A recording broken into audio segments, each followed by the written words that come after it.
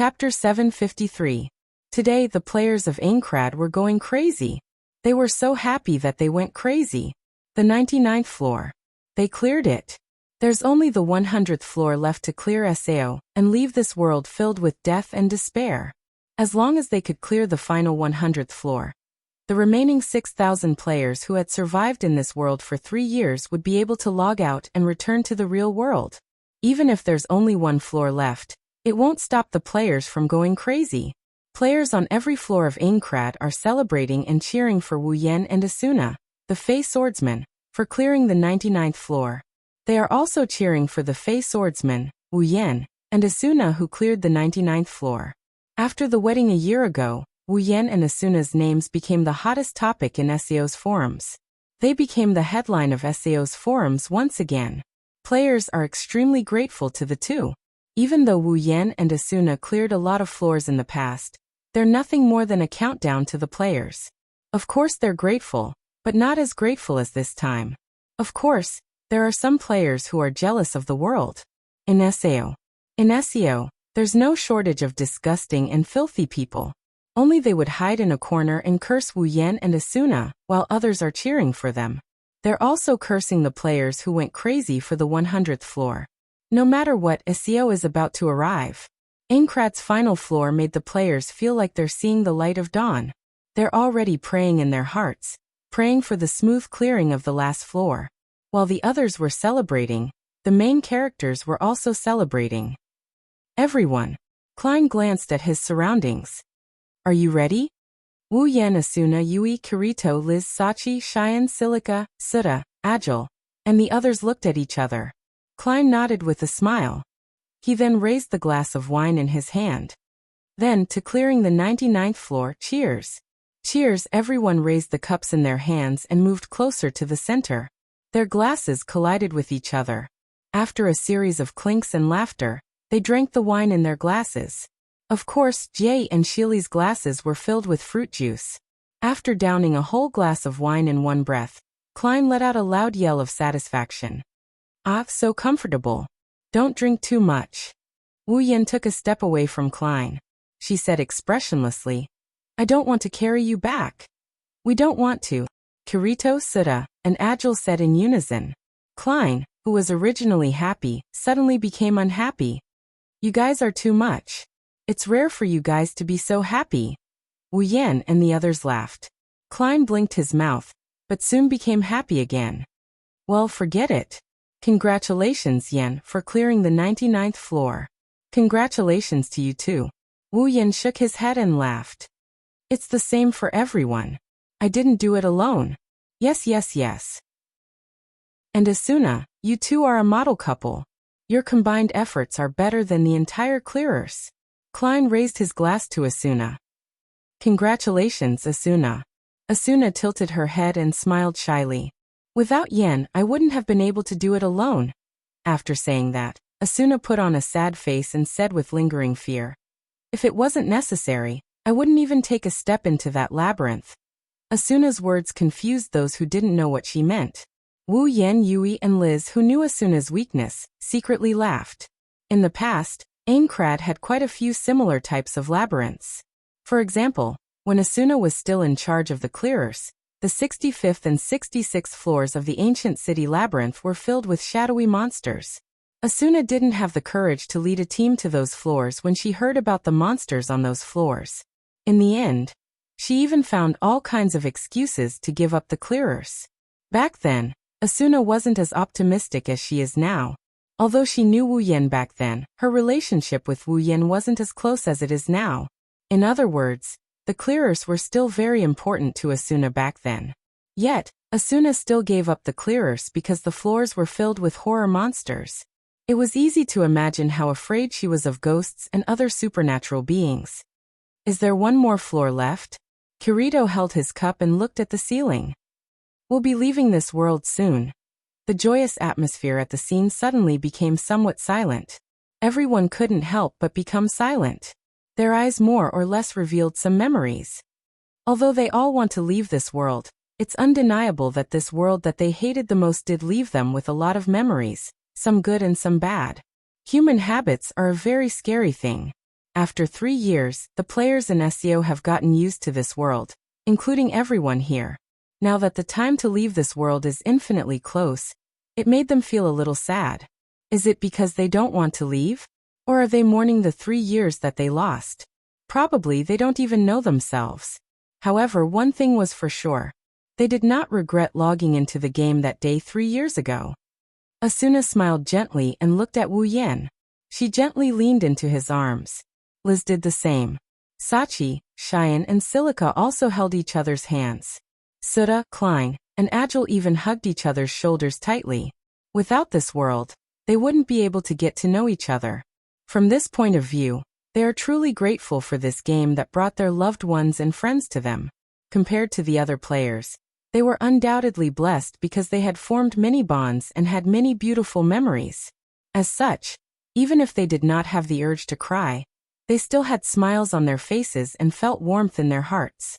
Yui, who was standing at the side, felt it the most. As a mental healing program, Yui's job was to make all the players in the game smile. However, the nature of the game turned everything into nothingness, and she almost broke down. But now everything is different. Although Yui can feel the negative emotions in SEO almost every day, the people around her are smiling from the bottom of their hearts. This makes Yui very touched and happy. She is also grateful to this world for allowing her to meet her parents. She was able to experience the positive emotions that were a luxury for her in the past. Looking at everyone who was smiling at each other, Yui suddenly felt a strong sense of reluctance. She might not be able to see them again after SEO clears the game. Suddenly, 2 hands gently patted her head. Yui quickly looked up and saw Wu Yan and Asuna's smiling faces. Yui smiled. Her smile was very happy and happy. At the same time, her smile was very firm. Chapter 754. Of course, memories are memories. It's weird to be immersed in those memories. It didn't take long for everyone to realize what's going on. Hey, Kirito. Liz raised her head and looked at Kirito with a serious expression. You have to come find me when we get back to the real world. Kirito scratched his head and mumbled in embarrassment under the gaze of so many pairs of eyes. I still haven't paid for the dark chaser you gave me. Liz nodded in satisfaction when she heard Kirito's promise. However, Kirito's embarrassed expression made everyone laugh. What the? Klein looked at Kirito with a teasing smile. You're still a kid. Stop bragging. Agile mocked him mercilessly. You can't even compare to a little brat. At least he's married. Klein's smile froze on his face. Seeing this, Suda held his belly and laughed out loud. Asuna was also laughing, but she seemed to have thought of something. Her chestnut-colored eyes slowly shifted to Wu Yan. There was an inexplicable light flowing in her eyes. Wu Yan felt a chill run down his spine. What a captivating sight. Wu Yan turned his head away in an unnatural manner. Asuna's gaze sharpened and her gaze turned frosty. Wu Yan bitterly laughed out loud. Hey, are you worried that I won't want you anymore? Wu Yan pursed his lips and tried to be as tactful as Kirito. I still owe you a wedding ring. Asuna finally showed a beautiful smile. Klein finally couldn't take it anymore. He rubbed his hair, as if he was going crazy. Hey. What's wrong with you two? Can't you wait until we get home to show off your love?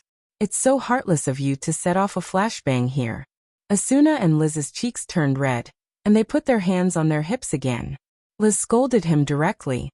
It's your fault for not getting a girlfriend. Klein immediately knelt down and cried out his grievances. You think I don't want to?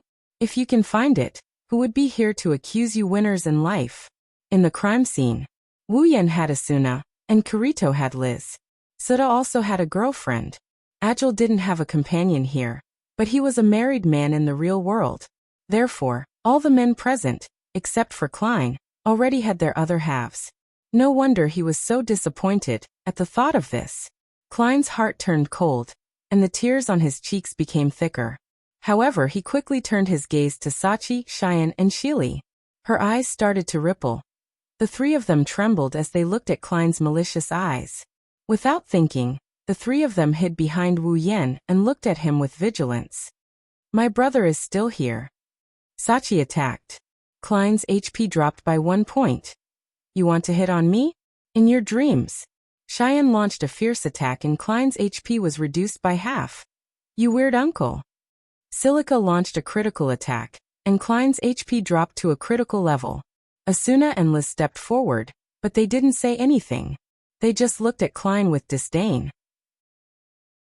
Silence is better than words, and no move is better than a move. KO. Clap. Klein's body bent forward in frustration. His back was covered in darkness. Is this necessary? Is this necessary? Is this necessary? Hearing Klein's cursing words, Jay couldn't bear it anymore and walked up to Klein. It's okay, I'm sure you'll find a girl you love. It was as if Klein had heard the voice of an angel. He raised his head and looked at Yui, who had a gentle smile on her face. Yui-chan, you're the best. Yui lowered her head in embarrassment and she smiled. Thank you, Uncle Klein. Klein froze on the spot, and his body turned gray and crumbled bit by bit. Only one sentence echoed in the air. Uncle, uncle, uncle, I'm an uncle. Wu Yan and Ko couldn't take it anymore. They shook their heads helplessly and they exchanged glances. Then they turned their heads away with an expression that said, "This is so embarrassing." They didn't want to look at Klein anymore. Oh right. Suda turned to Wu Yan, and his expression turned serious. Yen, tomorrow, go to the Knights of the Blood HQ in Granzam. Hearing this, everyone put away their joking attitude and cast their eyes on Keita. Klein also stopped fooling around, and his expression gradually became serious. Knights of the Blood's HQ. Asuna frowned. Is this an order from the leader? Suda nodded and Klein took over. Not just Yen, Kirito, Agile. You two should go to the Knights of the Blood HQ as well. The entire clearers will gather there tomorrow. The entire clearers will gather at the Knights of the Blood HQ? Kirito jerked his head up. Could it be? Wu Yan crossed his arms and looked at Klein and Suda. With such a large formation, I'm guessing tomorrow's gathering is for the 100th floor of Aincrad, right?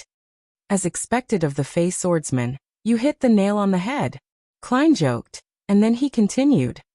Actually, the clearers have been working on this since before the 99th floor was cleared.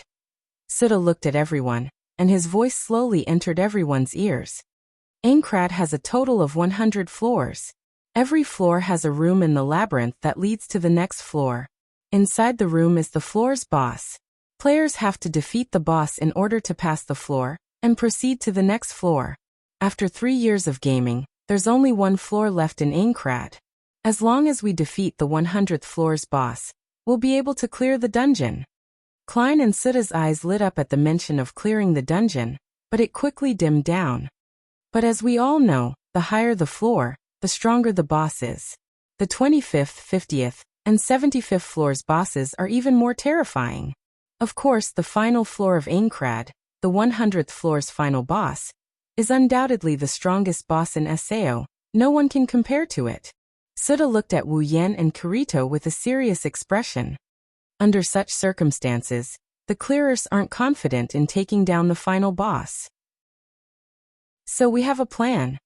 Gather all the top players in SAO and form an alliance with the clearers to take down the boss on the 100th floor in one fell swoop, and achieve the final goal of clearing the floor.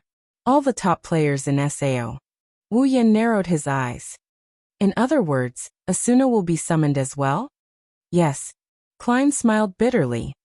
After all, this is our final floor, we have to get through it. But if we can't even get through this formation? Agile said with a gruff voice. In this world, we won't have any hope of clearing the dungeon. The atmosphere became heavy, everyone's expression was heavy, even Wu Yan. He knows that the final boss of Aincrad is Heathcliff himself. In other words, the final battle with Heathcliff has finally arrived. Once they reach the 100th floor's boss, Heathcliff will reveal his true identity. Wu Yan guessed that when the time comes, the players who went to the 100th floor to fight the boss will probably suffer quite a bit of a blow. Heathcliff wants to take down all the top players in one fell swoop? Wu Yan didn't know, but he knows that he's the only one who can win this battle. Chapter 755. Aincrad's 55th floor, Granzam. Players who usually roamed this floor of the City of Steel immediately noticed that the atmosphere in Granzam was a little different from usual. They couldn't pinpoint exactly what was different, but Gransam's teleportation gate was especially lively today. On the platform, the teleportation flashes would flash once every few minutes. Players with high-quality equipment were arriving one after another, and they were all heading towards the same direction. Among these people, some were in groups, some were alone, some had a terrifying aura, and some were dressed very low-key, but at a glance, they still gave people a feeling that they were not simple. However, these people all had one thing in common, and that was that their levels were very high. Some of the more observant players also noticed that most of the players who came to Granzam are very famous, or were once very famous. They're the kind of players you'd rarely see in the past.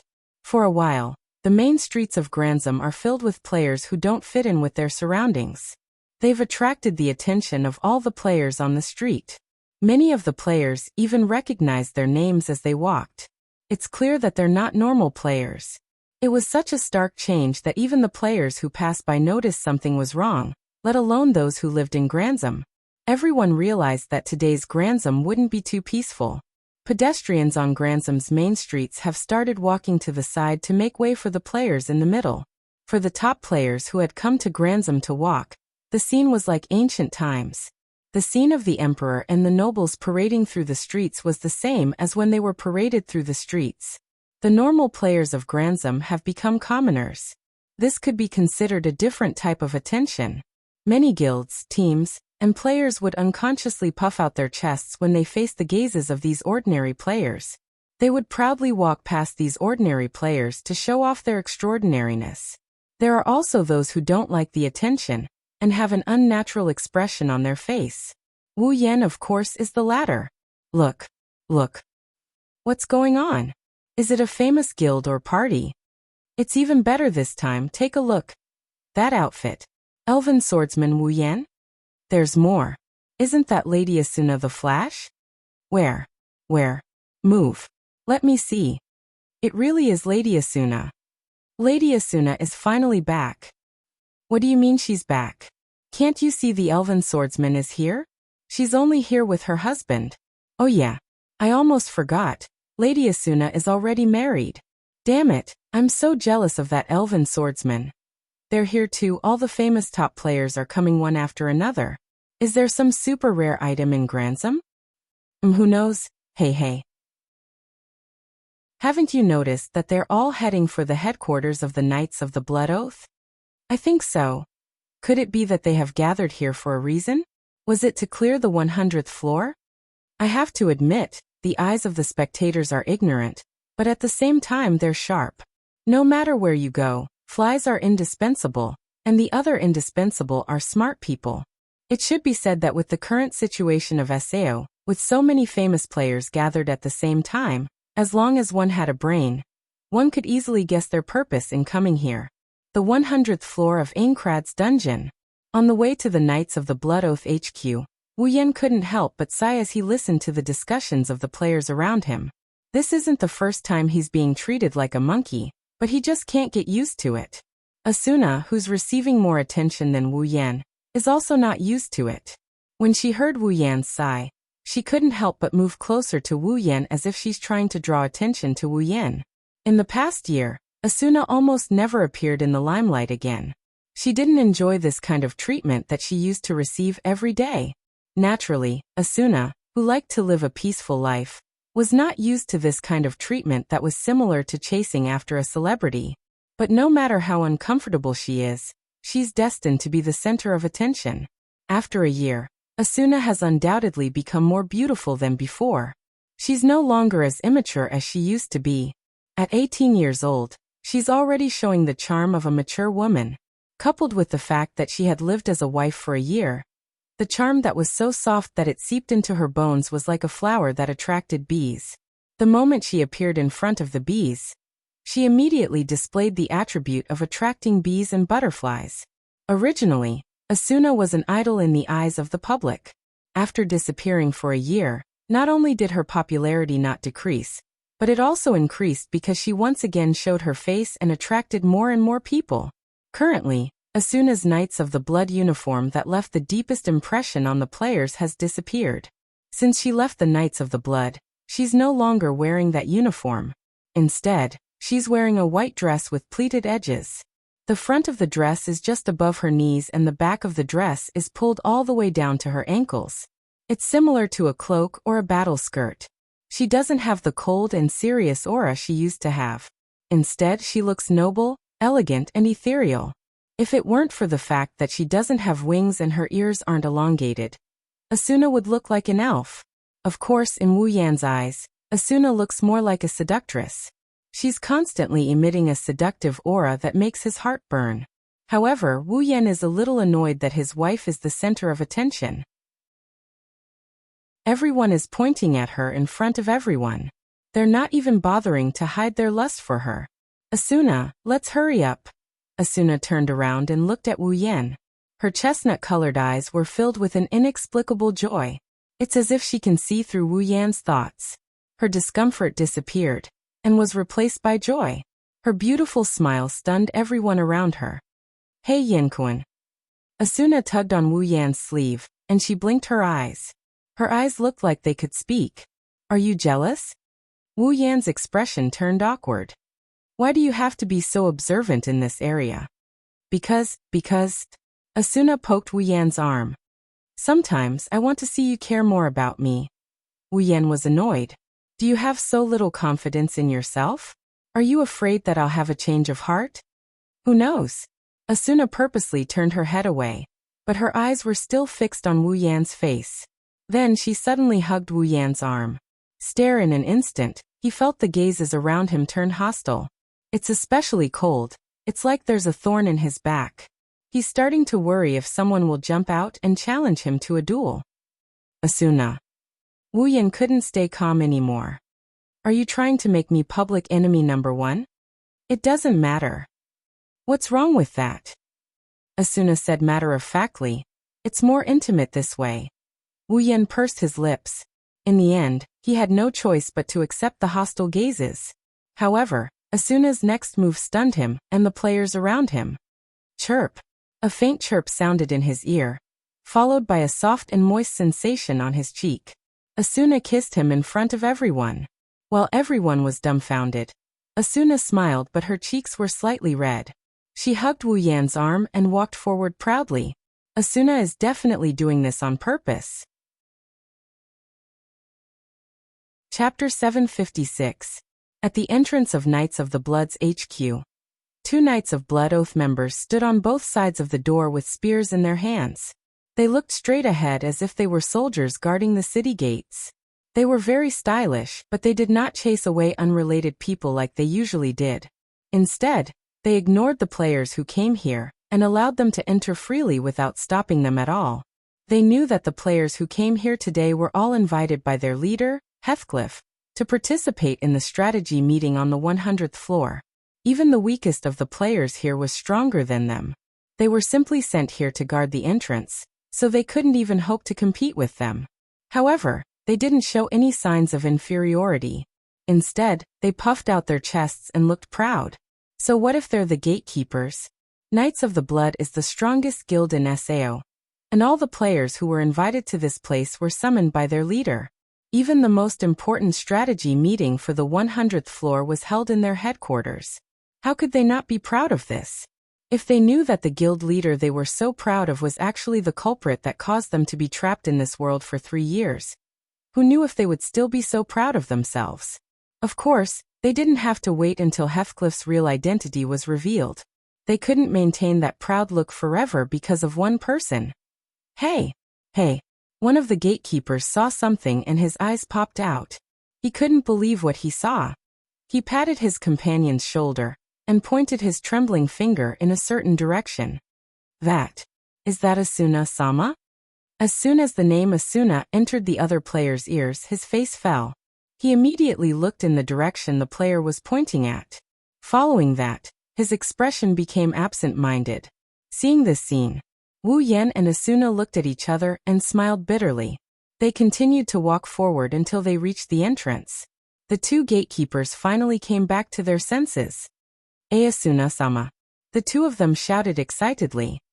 You're finally back? Asuna smiled awkwardly and shook her head. I just accepted the invitation. I didn't mean to come back. Ow. How did this happen? The two gatekeepers didn't even try to hide their disappointment. They lowered their heads as if they just heard bad news. Asuna's smile became even wider. Wu Yan's eyebrows twitched.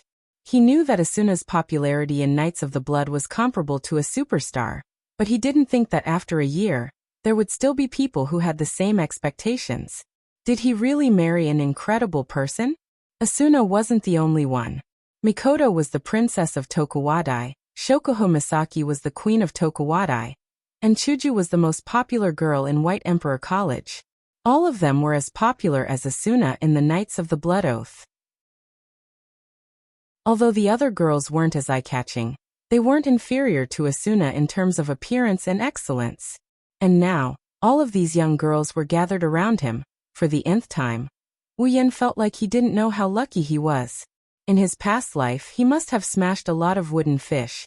He must have given a lot of recommendation votes to be able to cultivate such good fortune. Asuna-sama, the leader is waiting for you in the meeting room. The two gatekeepers said. Do you need us to show you the way? Both Wu Yan and Asuna's mouth twitched when they heard this. Heathcliff was waiting for all the invited players, but the gatekeepers made it sound like he was waiting for Asuna alone. They didn't even show anyone the way. Are they trying to please her? Wu Yan shook his head. He stepped forward and he told Asuna. Let's get out of here. Asuna nodded and looked at the two gatekeepers. We can go by ourselves. The two gatekeepers finally noticed Wu Yan's presence. Just like the rest of the crowd, they forgot that Asuna is already married to this man. Rather than saying that they had forgotten, it was better to say that they had all subconsciously chosen to forget. After all, who would want the object of their longing to become the object of another man's arms? The two gatekeepers glared at Wu Yan with hostility. Just as they were about to say something, one of the gatekeepers remembered something and pulled the other to the side, allowing Wu Yan and Asuna to enter the HQ. What are you doing? The gatekeeper grumbled. Why did you pull me back? I wanted to teach that ungrateful bastard a lesson. You can try if you don't want to live. The gatekeeper grumbled. Don't tell me you've forgotten who Asuna's husband is? The gatekeeper's face turned pale when he remembered, but he still forced himself to say. So what? This is the circle. Even if it's the circle. The other gatekeeper rudely interrupted him. Have you forgotten what happened a year ago when someone from our guild tried to give him a hard time? The gatekeeper gulped and turned his head away. He didn't want to talk about it again. A year ago, more than 20 guild members tried to give Wu Yan a hard time because of Asuna-sama. They were all taken down at the entrance of the Elven Swordsman. That incident became a big deal in Knights of the Blood Oath. Wu Yan and Asuna won't know what the two gatekeepers are talking about. The two walked through the corridors of the castle. It's not Wu Yan's first time here, and Asuna used to be the vice leader here. She has lived here for 2 years, so she's very familiar with the Knights of the Blood's HQ. Under the watchful eyes of the surrounding players, they walked towards the meeting room. During this period of time, Asuna was still the focus of everyone's attention. Her return after a year made her fans very excited. The members of the Knights of the Blood even started shouting, Asuna-sama is back. It was as if Asuna had run away from home, causing the two of them to feel very depressed. As they got closer to the meeting room, the number of players around them started to dwindle. Only the invited players are still following Wu Yan and Yao Si. Even though they're still looking at them, at least they're not gossiping anymore. This made them feel a lot more relaxed. Finally, the door of the conference room appeared in front of them. The scene inside the door also appeared in front of their eyes. It wasn't until the two of them walked in that the entire scene was imprinted into their eyes. It's still the same room with glass walls, but this time, it's not just a single desk. Instead, it's a circle of tables. Famous players, guild leaders, and party leaders are sitting in the middle of the room. Beside them are Kirito, Klein, Sura, and Agile. Wu Yan and Asuna's appearance instantly became the center of attention. Heathcliff smiled faintly and looked at Asuna. Long time no see, Asuna. I'm very happy that you were invited here. Asuna nodded and said, Long time no see, Commander Heathcliff. Take a seat. Wu Yan and Asuna looked at each other, and sat down next to Kirito and the others. Heathcliff glanced around.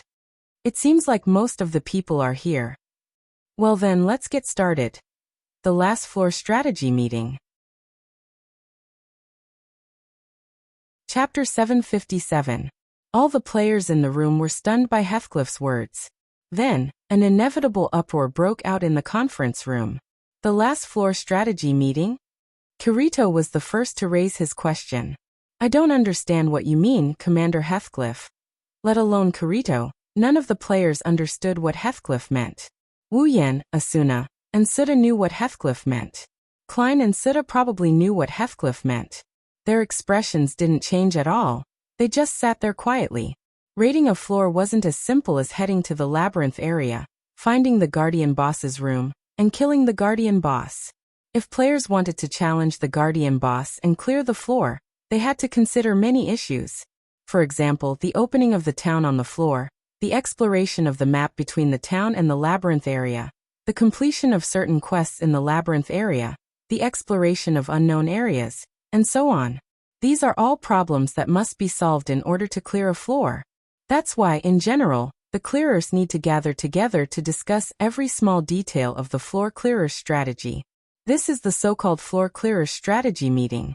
Due to such a problem, even some of the easier floors required at least 10 strategy meetings to be held before the final boss strategy meeting was held. Of the last 2 floors of Aincrad, the 99th floor had only been cleared a day or 2 ago, and the 100th floor was still being explored. The details of the new map were still being explored. The monsters' levels, skills, and attack patterns haven't been confirmed yet. Yet Heathcliff said something like, the last floor strategy meeting. How can this not be surprising? Kirito's question was the same as everyone else's. If it weren't for Heathcliff's confident expression, they would have thought that this gathering was just a joke. Heathcliff seemed to have predicted everyone's reaction. He leaned forward slightly, crossed his fingers, and supported his chin with the back of his hand. He was like a doctor who was announcing the life and death of a patient, causing the faint clamor of the players in the crowd to gradually die down. I know you're all wondering why I said something like that. But please believe your ears, you didn't hear wrong. Heathcliff repeated in a calm tone. After clearing the 99th floor, Knights of the Blood, Moonlit Black Cats, and Furing Kazan immediately sent out an exploration team to the 100th floor to gather information. After all, it was the last floor, and at this time, even our clearers couldn't do anything about it. Even the clearers couldn't wait to clear the floor as soon as possible. Everyone nodded in agreement. Only Wu Yan snorted in his mind. Heathcliff was the only one who said something like that. Heathcliff was the only one who said something like that. But seeing how serious Heathcliff was, Wu Yan couldn't help but sigh. Perhaps the only one who could truly love this world is Heathcliff, the creator of this world, Kayaba Akihiko. Look at him now. It's obvious that he's completely immersed himself in the role of Heathcliff, not Kayaba Akihiko. Perhaps the reason he transformed into Heathcliff wasn't just to observe the current state of the players in SAO up close, but also to enjoy the game he created. Heathcliff's explanation made everyone present finally understand why there was such an opening remark. The following is the information from the scouting parties of the 3 guilds that entered the 100th floor. Heathcliff looked around. Then he said something that surprised everyone. There are no wild areas, no monsters, and no labyrinths on the 100th floor of Aincrad. There's only one city on the 100th floor. What? Everyone was stunned on the spot, but those who were quick-witted instantly thought of a possibility. The layout of Aincrad gradually decreased as the number of floors increased. There were only 4 towns on the 99th floor, and it only took them 1 or 2 days to explore the wilderness. It was understandable that the 100th floor, which was even smaller than the 99th floor, only had 1 town. But there's no wild areas, no monsters, no labyrinths. If there's no wild areas, no monsters, no labyrinths, and only 1 city. Kirito frowned and looked at Heathcliff. Then where is the final boss of the stage? Everyone held their breaths, and Heathcliff glanced at Kirito indifferently. That's what I'm about to say. Heathcliff stood up and slowly said in front of everyone. The 100th floor of Aincrad is a single city. There are many NPCs living in the city. The hotels, restaurants, and buildings are exactly the same as the other floors. At the center of the city, there's a palace. Heathcliff raised his head. His eyes flickered with an indecipherable expression as he spoke word by word. Red Jade Palace. Everyone started whispering among themselves. Wu Yan, who has been listening to Heathcliff, suddenly spoke. The final boss is in the Red Jade Palace, right? The entire meeting room went silent. Like a duck being choked by its throat, no one dared to say a word. They all turned their gazes towards Wu Yan. He's the strongest player in SAO. Heathcliff looked at Wu Yan for a long time before he nodded. That's right. There's not a single monster on the 100th floor. The only monster is in the Red Jade Palace. In other words, our last enemy is the final boss. At this moment, everyone finally understood what Heathcliff meant when he said, the final floor strategy meeting.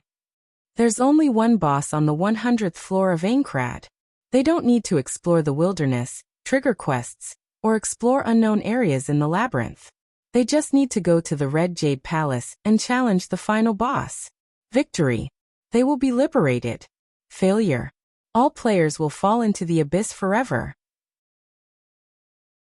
A heavy atmosphere spread in the air, causing every player to lower their head and ponder on the spot. Knowing that their last enemy was the true boss of the Red Jade Palace, no one was happy at all. Instead, they felt their hearts sink. The players here can be said to be the best players in the entire SAO. All of them. If they were to challenge the final boss, it would be fine if they won. Liberation was everyone's dream. However, if they failed, no one would be able to bear the consequences. If they lose the strongest players, who knows when the next batch of players will be able to challenge the final boss? If they have to form a bigger and stronger team, how long will that take? Moreover, no one is willing to sacrifice themselves, but the consequence of failure is total annihilation. While everyone was silent, Heathcliff knocked on the table. His voice was loud and clear, as if it echoed in everyone's heart. Tomorrow, it's time for everyone to challenge the final boss. Please be prepared and gather at the 100th floor's teleport gate. Heathcliff couldn't help but shift his gaze to Wu Yan, and Wu Yan also happened to look at him. The two looked at each other for a while, then turned their heads away as if nothing happened. Tomorrow, everything will be decided. Chapter 758. Aincrad, 22nd floor. The moonlight of the night covered the forest with a layer of silver gauze. The lake in the distance reflected a little bit of light during the turbulence. The mountain and the flowing water followed their mission since they were born. One quietly guarded the place without a trace of fluctuation. The other followed the fixed path slowly, without a trace of depression. The tranquil night became even more profound with this movement and silence. Even though the two scenes that could not be any more ordinary were confirming each other's existence, and even their way of survival were different, they still brought unimaginable peace. It was believed that even the most impatient person would be involuntarily lost in such a scene, and enjoy the sudden silence. The wooden villa's balcony slowly opened. Wu Yan walked out of the dark living room, and walked up to the wooden fence. He placed his hands on the fence and stared at the scenery in front of him. He has the same feeling that only Asuna had in the past. Is this world really an imaginary one? The vast forest is like a painting in front of him. The mountains and the flowing water complemented each other. The lake is calm at times and ripples at other times. The wind blew through the forest, the mountains, the flowing water, the lake, and Wu Yan, who is standing on the balcony. If everything in front of him was taken apart one by one, it would be no different from the forests, lakes, mountains, and rivers in the real world. Only when they were combined together, and turned into a beautiful fairyland-like scenery, would it be able to make people lose themselves in a dreamlike illusion, right? After all, this is the real world.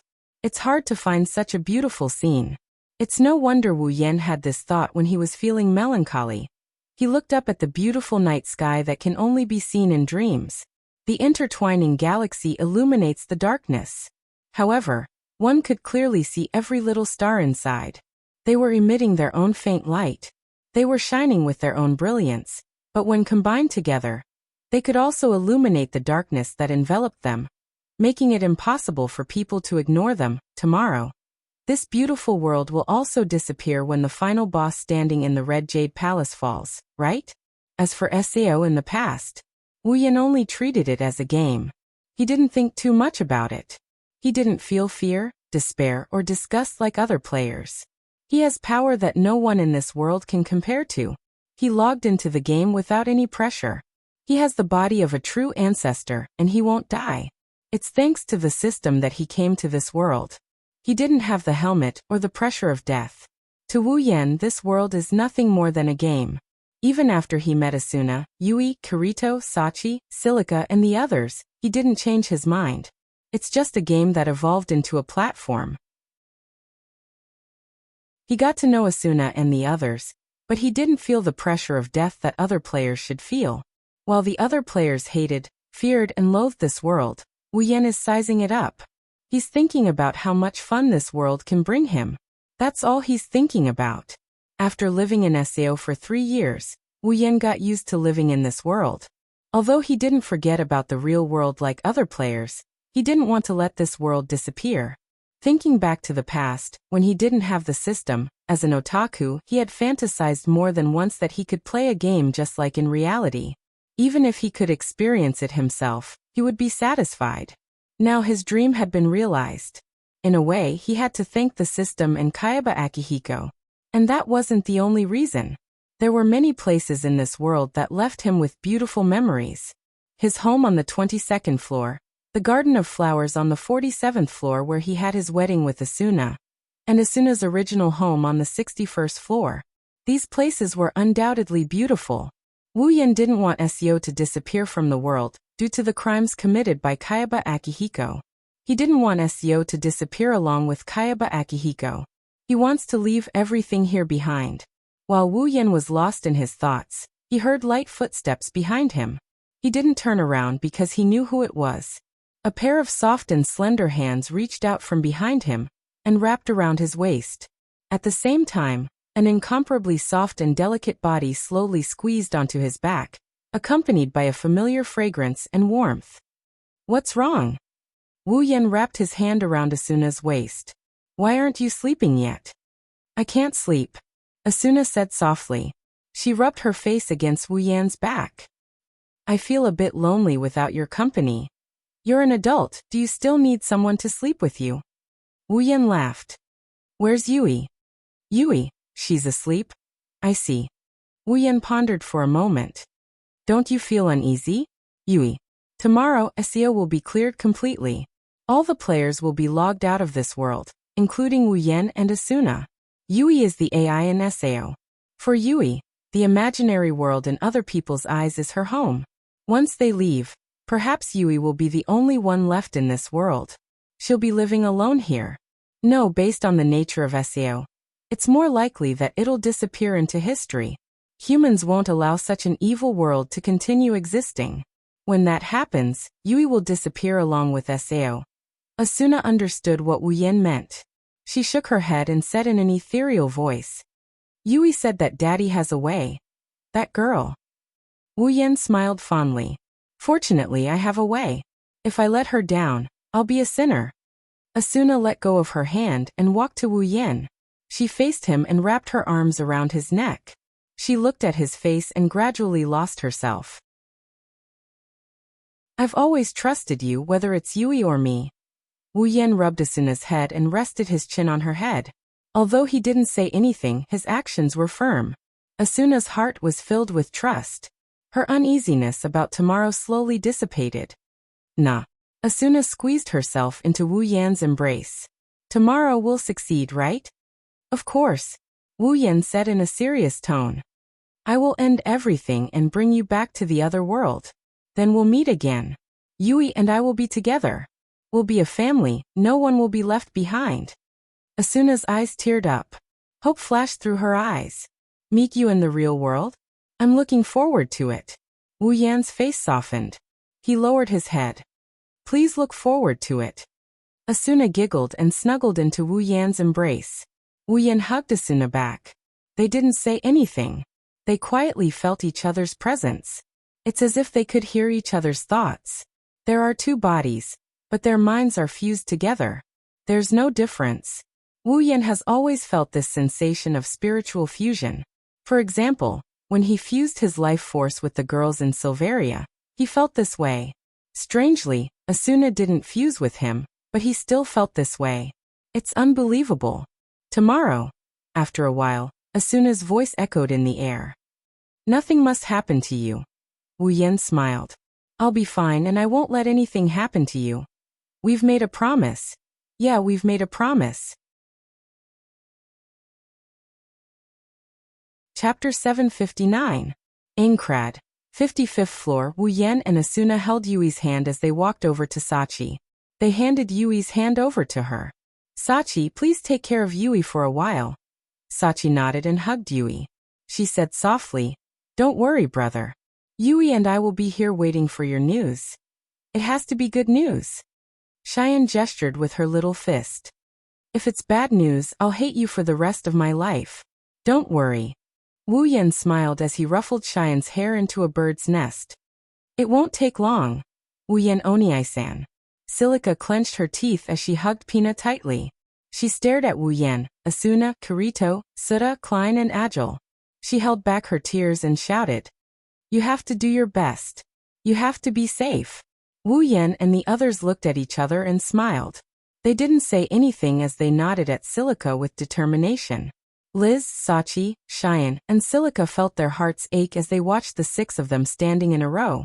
There's nothing more torturous than having to sit at home and wait for news while the people around you risked their lives.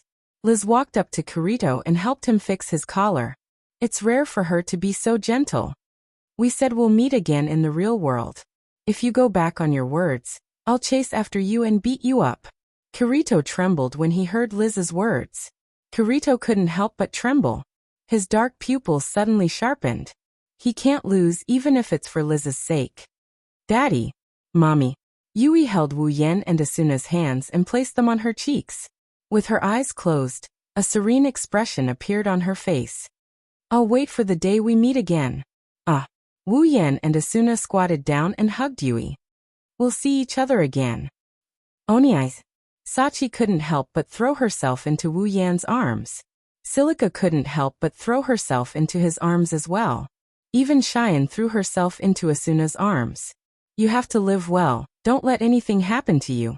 Sachi. Silica. Wu Yan rubbed Sachi and Silica's head. He said softly. I'm sorry. You call me Oniai-san, but I've never done my duty.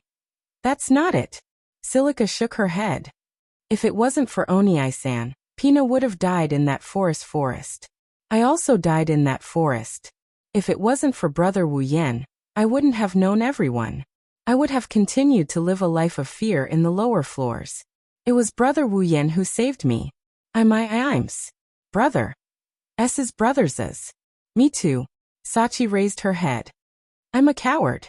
I've been hiding in the town of beginnings ever since the game started.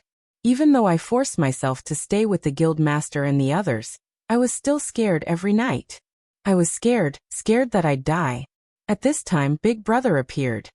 Sachi revealed a beautiful smile and said, You defeated the final boss by yourself and became the strongest existence in the world.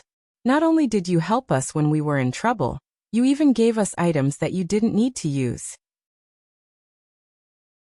I know that Big Brother has always cared about us. It's because of Oniai-san that I was able to help the guild master and the others. I didn't lose my usefulness, and I didn't have to go to the battlefield. I've been living under Oniai-san's wing, so, Oniai-san, you're my idol for life. Sachi shouted with unprecedented boldness. Oniai-san, you've always been the strongest. You won't be defeated by a monster created by a program. I believe in you too. I believe in you too. Cheyenne, who was hugging Asuna, couldn't help but shout.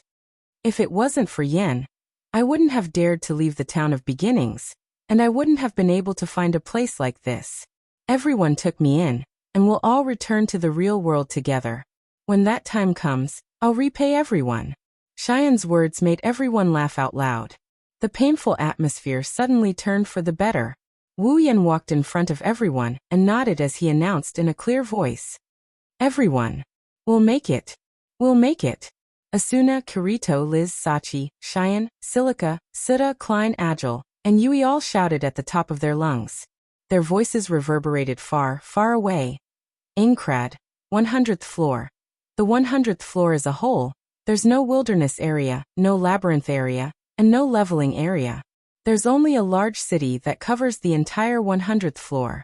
After passing the 99th floor, almost every player would come here to take a look, because they wanted to know what the final floor was like. At the same time, they also wanted to tell others that they too walked to the end and lived to the end. By now, almost every player in Aincrad knew that there were no monsters on the 100th floor. There was only one monster in the Crimson Palace at the center of the city, the final boss. After defeating it, the players will be truly liberated.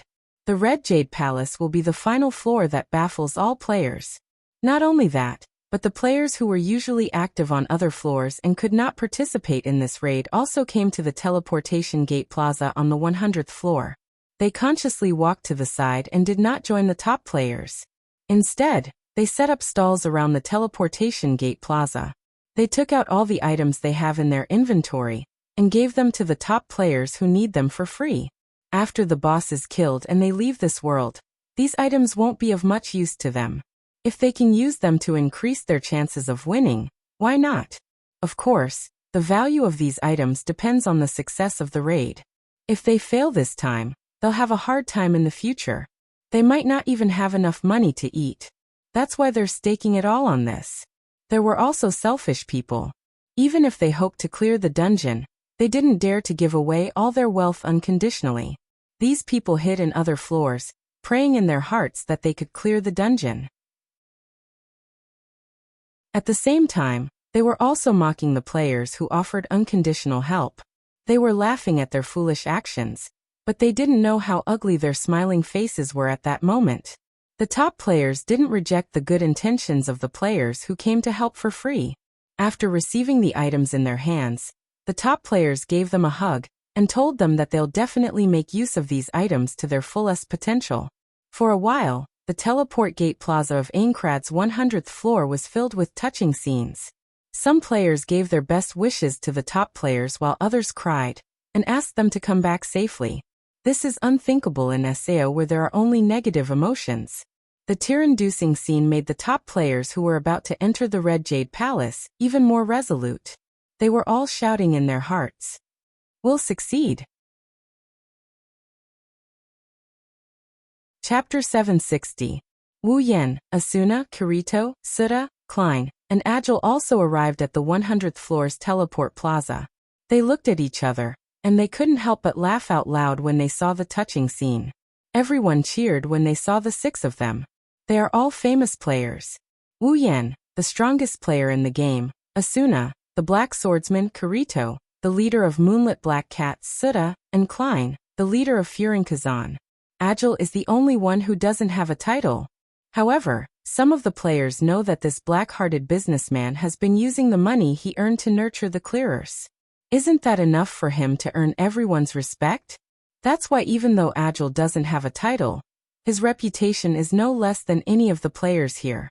Coupled with the strength of the six of them, there was no doubt that they would become the main force in this final boss battle. They were also the ones who could rely on them. This is really... Agile walked down from the platform as he listened to the cheers around him. He touched his bald head embarrassedly. "This is the first time I've been treated like this. Who told you to be so black-hearted?" Klein laughed and puffed out his chest. "Look at me, I've been treated like this all my life. Too bad there's not a single girl in this treatment," Kirito said maliciously. Klein's hair stood on end. "You bastard, will you die if you don't talk about girls for a day?" "I can't help it." Suda also cracked a joke.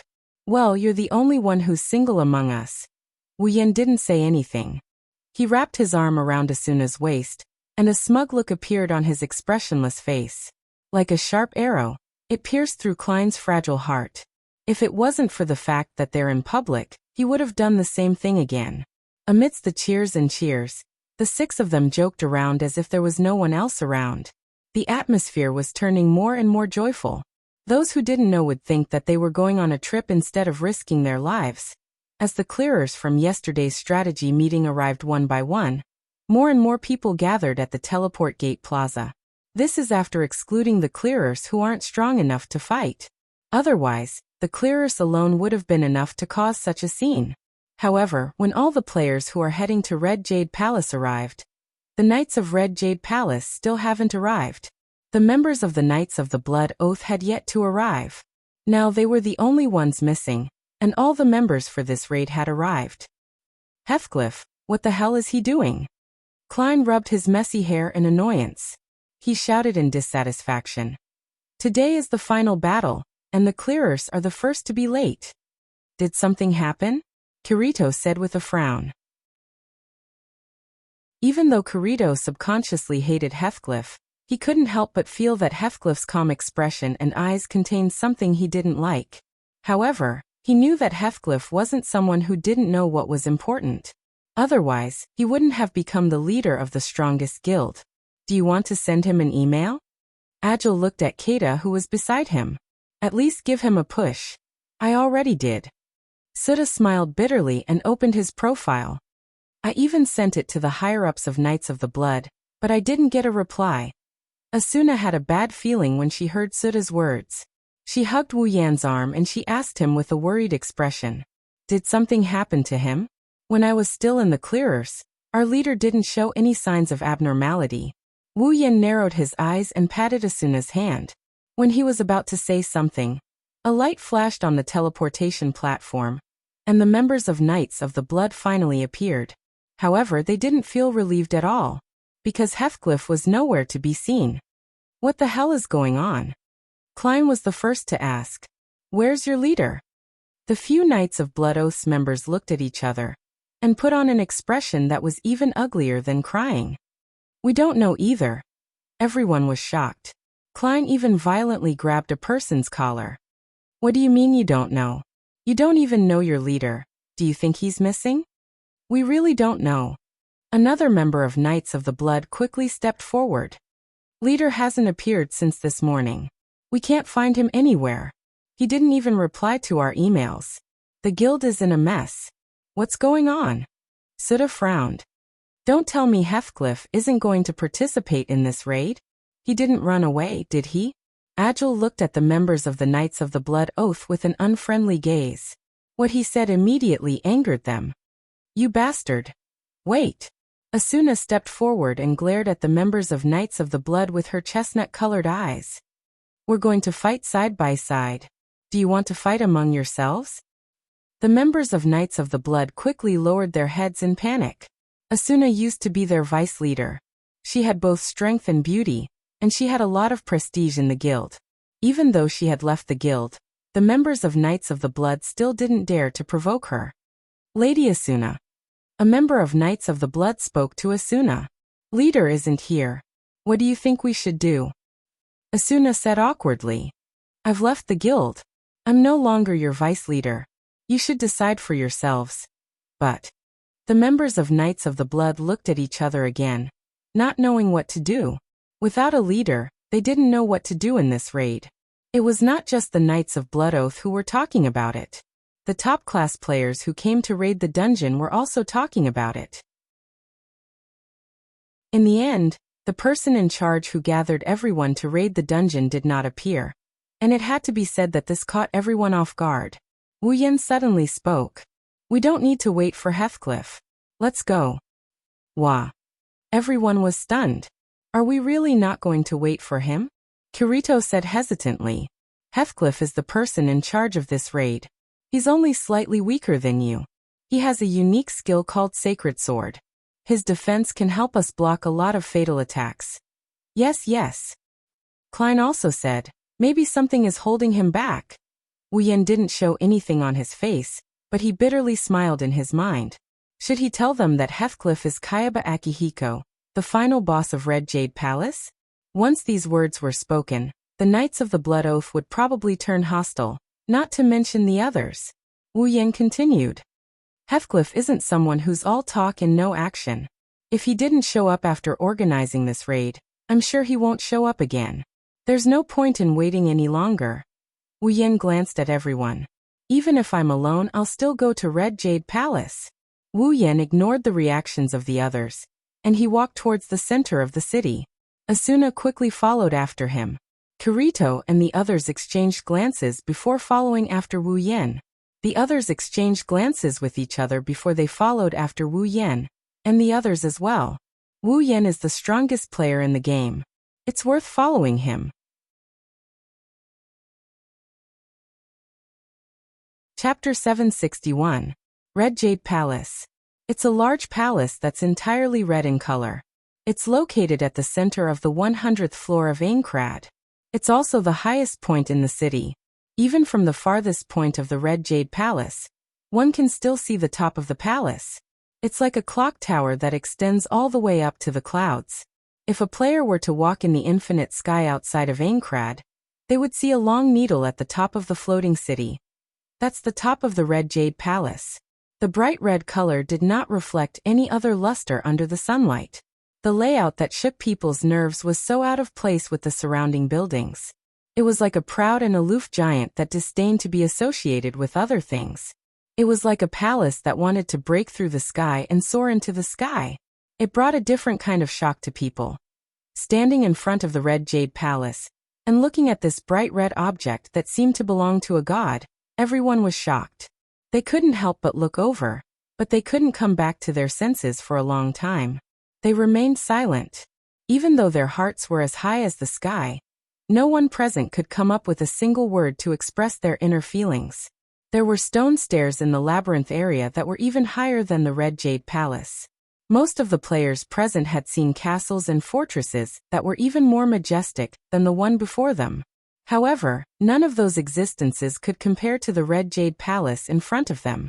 They could not help but be stunned. It's not that they're overthinking it, nor is it because they know there's a final boss inside. It's just that they can't ignore the bright red color that fills their eyes. Looking at the bright red palace, they can almost see the existence inside laughing at them, showing off something. It's like they're small and insignificant.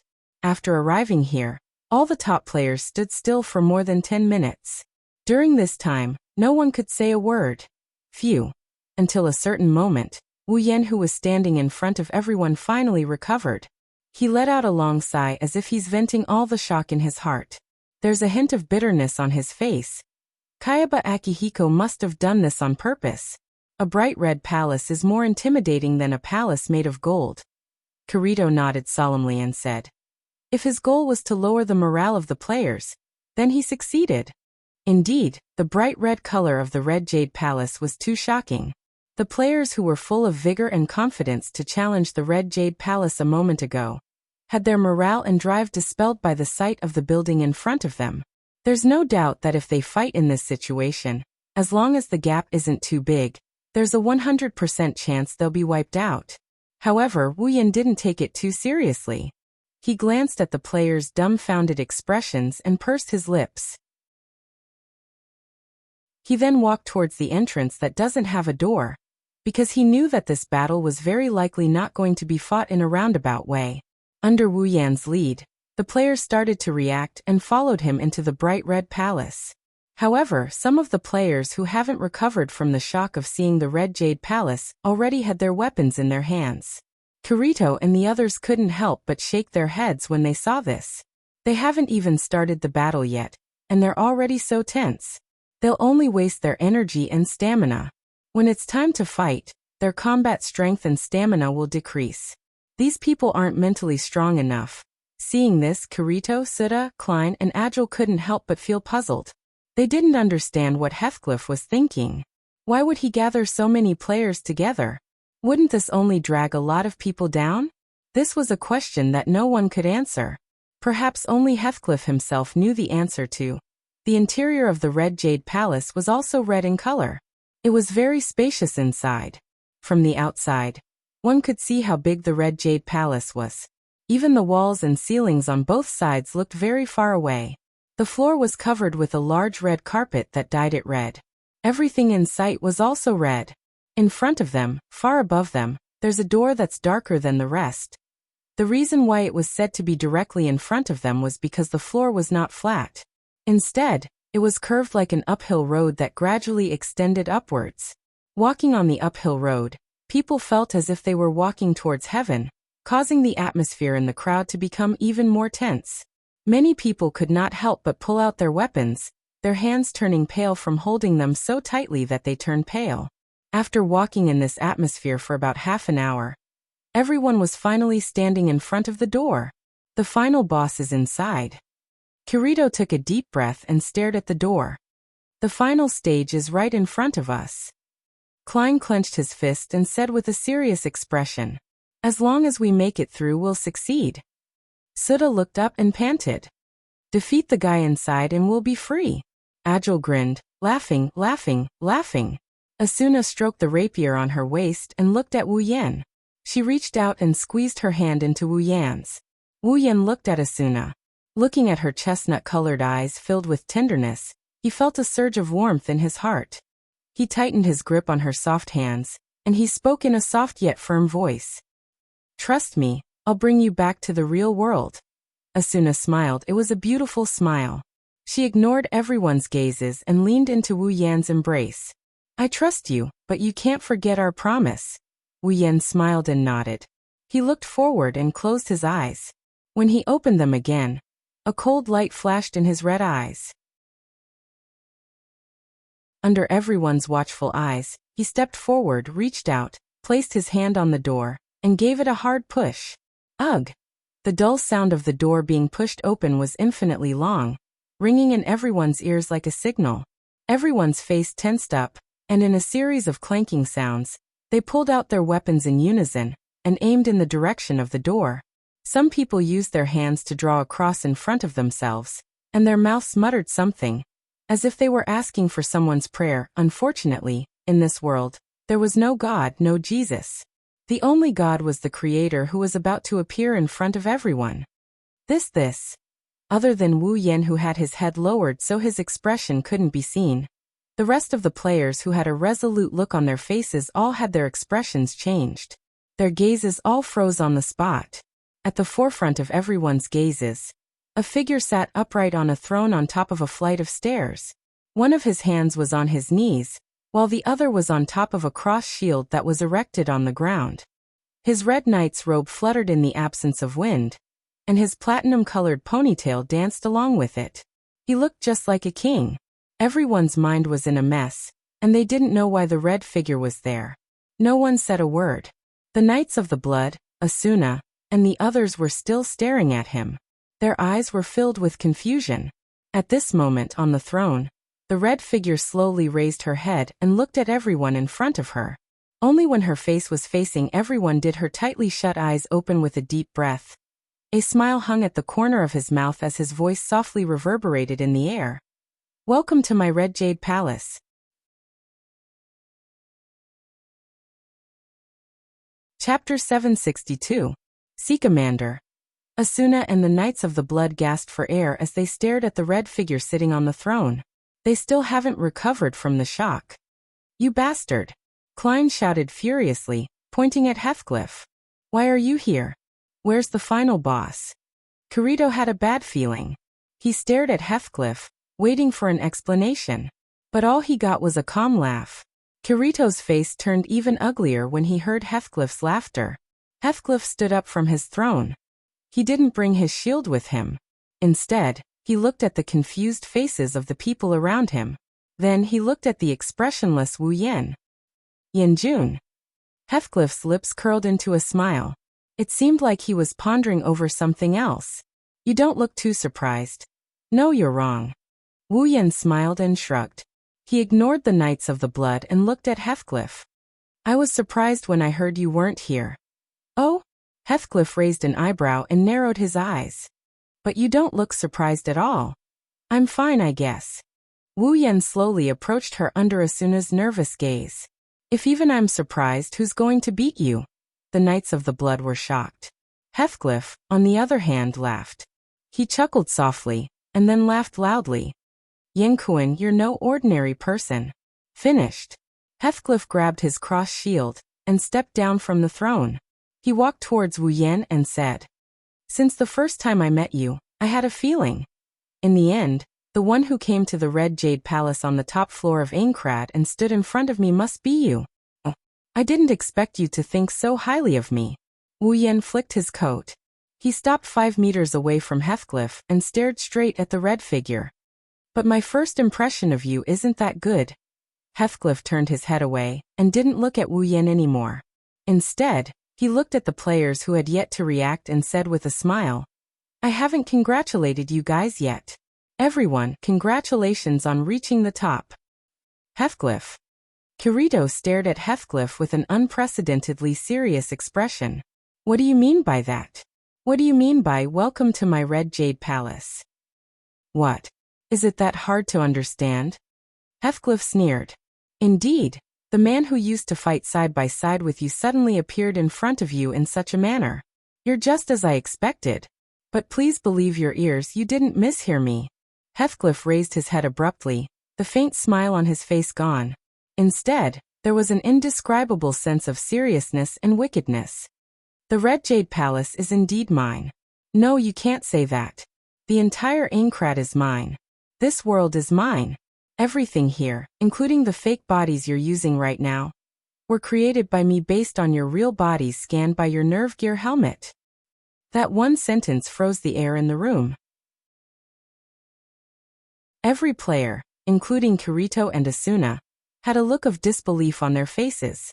Some of the players couldn't even stand properly, and fell to the ground with a dazed look on their faces. Heathcliff's words were very clear. If you can't understand what he's trying to say, you'll have to believe it from the bottom of your heart. In SEO, there's only one person who has the right to say that the entire world belongs to him. And he can even create a fake body for everyone. Is there anyone else other than one person who has the right to say that Aincrad is his?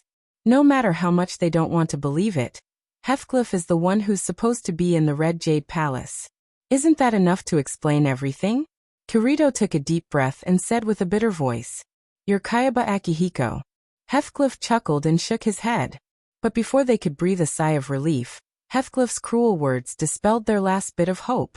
Kirito-kun, it's forbidden to ask about the real world in SAO. I may have created this world, but I still want to follow the rules of this world. So, just call me Heathcliff. Leader. Asuna covered her mouth and took a step back. You really are. Heathcliff didn't answer her question. Instead, he continued. In my original plan, I wanted to reveal my true identity when you reached the 95th floor and wait for you to arrive, but Heathcliff turned to Wu Yan and his smile disappeared.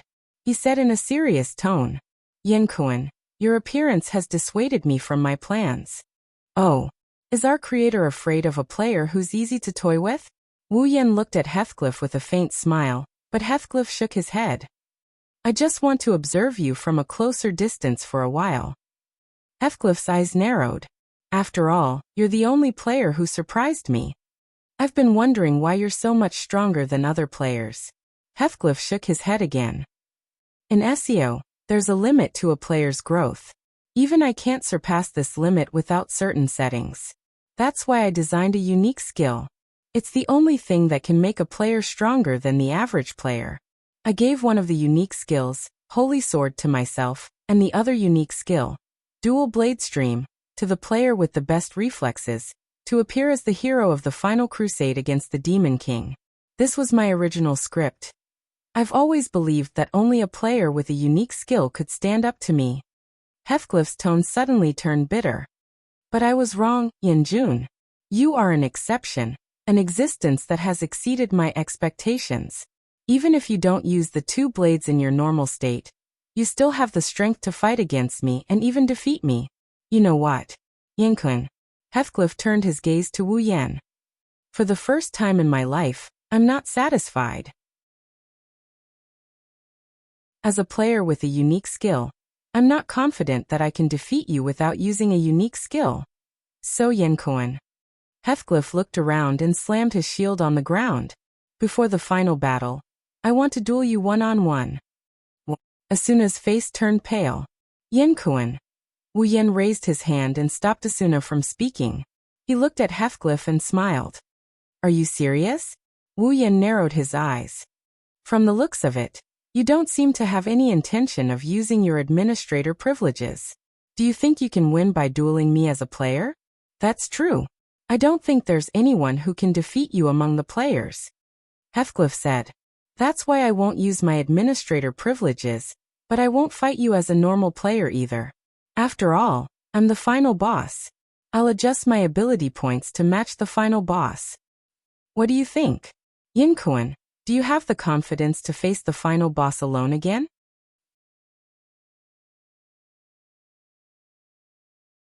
Chapter 763. What do you think? Yin-kun, do you have the confidence to face the final boss alone again? A cold chill spread through the air, causing all the players present to feel an inexplicable chill in their hearts. Their anger towards Kayaba Akihiko was completely suppressed when they heard Heathcliff's words, and they could no longer vent it. They held their breaths. Even though they were panting violently because of the sudden reality, none of them dared to let their breaths carry any sound. Asuna, Kirito, Suda, Klein, and Agile were the ones who were panting the most. They were praying that Wu Yen wouldn't agree to the challenge. It's not like they don't know how strong Wu Yen is. Just like Heathcliff said, there's no player who can match up to him. Wu Yan's strength is way above the rest of the players because the gap between them is just too big. If it was the old Heathcliff who issued the challenge, they would have 100% confidence in Wu Yan. But now Heathcliff is no longer the old Heathcliff. He may be a player, but he has the ability of the final boss. Wu Yan once fought against Heathcliff. Even though Wu Yan won the battle, Wu Yan admitted that he was able to defeat Heathcliff because his ability was way above Heathcliff's. Even though all his attacks were blocked by Heathcliff, Wu Yan was still able to inflict considerable damage to Heathcliff. If they had the same ability, Wu Yan wouldn't have been able to predict the outcome of the battle. He had extraordinary combat experience and skills. Wu Yan is confident that Heathcliff won't even be able to touch him. However, his attacks won't be able to penetrate Heathcliff's tortoiseshell-like defense. If both of them are equally matched in terms of ability points, they might just end up in a draw. Now Heathcliff made it clear. His ability value would be adjusted to the level of the final boss, which would undoubtedly far surpass Wu Yan's ability value as a player. In SAO, other than combat skills and sword skills, ability points were everything in a battle. Under such circumstances, could Wu Yan still win? They didn't know. But they knew that it would be very dangerous. Yen. Asuna couldn't hold back her anxiety and shouted desperately, "Don't agree to it." That's right. Kirito stepped forward and glanced at Heathcliff. Since he is the final boss, he should follow the rules of VRMMO and accept challenges from all players. There is no need to fight him alone. Hearing this, Heathcliff's expression didn't change. He just stared at Wu Yan. That's true. According to the rules of the game, the boss should accept the challenge of all players. There's no such thing as a boss that proposes a one-on-one duel. Heathcliff smiled and said, "But Yen-jun, I don't think you'll refuse." Wu Yan pursed his lips helplessly. "Then let me ask you, why do you feel that way?" "It's because of the feeling you give me. You don't feel like a player." Heathcliff didn't mind what he said and continued to stare at Kirito. "You give me the feeling that you're more like an expert. Unlike in the game, even in a death game like SEO, you can see blood, look death in the eye, and even kill people with your bare hands. That's why. You won't refuse my challenge, even if it's a boss. A strong person will never shy away from a challenge." In the Red Jade Palace, Heathcliff's words echoed in everyone's ears like an echo. They fell silent, not knowing what to say because this conversation had long gone beyond their comprehension. Wu Yan's wine-red eyes were a little dazed. Then he laughed self-deprecatingly. "Heathcliff, I have to say, you're overestimating me." Heathcliff frowned. He opened his mouth and was about to say something when Wu Yan interrupted him. Wu Yan raised his head and looked at the ceiling. His voice was a little faint. A strong person should not be afraid of any challenge. They should move forward bravely and gradually grasp the essence of power. "But I'm not a strong person." Wu Yan closed his eyes. "I'm just an ordinary person. Although I have a little bit of power, I don't have the essence of a strong person. I only have power for one reason: to protect the most important people around me." Thinking back, Wu Yan was just an ordinary otaku. After he got the system and came to the Spalier world, he gradually gained power. But he wasn't a strong person. Initially, the reason he wanted to possess power was only so that he could have the means to survive in an unfamiliar world. That was until the appearance of a group of young ladies whose lives were intertwined with his. If he doesn't have power, He won't know who will kill him one day. When that happens, those girls whose lives are intertwined with his will die with him. That's why, until now, Wu Yan only wants power to protect the girls who came to his side, to protect himself. His life doesn't belong to him alone. Yin. Asuna clenched her fists and placed them in front of her chest. Listening to Wu Yan's words echo in her heart, she's completely lost. Asuna had a strong urge to get to know Wu Yan in the real world. She wanted to know what kind of past Wu Yan had in the real world. She wanted to know why Wu Yan was able to move her heart so easily. Kirito and the others were silent as well. At this moment, they suddenly realized that the strongest person in the world, the person who stood in front of them and faced their most terrifying enemy, was actually carrying more burdens than all of them. Heathcliff, on the other hand, smiled. His smile was brighter than ever. I see. No wonder you're so strong. Now I understand why you want to protect someone. People who have this kind of mentality are indeed very strong. If that's the case, Yin-kun. Heathcliff glanced at Asuna before turning back to Wu Yan. Since you're such a person, I'm sure you won't reject my challenge, right? Wu Yan sighed and curled his lips. Why do you still have this kind of mentality? If you want to protect Asuna, the better choice is to join forces with the others and attack you together. That's the best way to win. Unfortunately, I can't answer your question with absolute theory this time. Heathcliff tilted his head and smiled. This time, it's purely my intuition. That's an irresponsible answer. I can't believe you're a researcher. Wu Yan chuckled. Behind him, Wu Yan slowly pulled out the Heaven Gazer. Heathcliff also unsheathed the sword in his cross shield as if he had expected this. Looking at the two of them, how could the others not know what Wu Yan's choice is? Asuna's palms were sweating. Trust me, Asuna. Wu Yan lowered his head and pulled out the elucidator as well. I will definitely bring you back to the real world. Asuna stared at Wu Yan straight back. After a while, her expression became firm and she nodded. I trust you. Yen. You. Kirito stood a cline, and Agile gave up trying to persuade him. You can't lose. Of course. Wu Yan raised his head in a haughty manner. No matter if it's a player or a boss, I've never lost. Heathcliff changed his usual calm demeanor and laughed out loud. At the same time, a majestic aura of oppression surrounded them. It was as if a storm was brewing. Two figures, one black and one red, suddenly disappeared. Bang! Chapter 765. A gust of wind blew through the area, blowing away all the dust in the middle of the battlefield. Two figures, one black and one red, stood facing each other from a distance. The elf healer descended from the sky and healed Wu Yan's lost HP, then retreated to the back. Heathcliff also glanced at his HP bar, but his expression didn't change much. Although Heathcliff didn't have a tamed monster that could regenerate HP like Wu Yan, he still had 10 HP. Compared to Wu Yan, his HP was terrifying. Even if he didn't regenerate HP, the amount of HP he lost was just a drop in the ocean for him.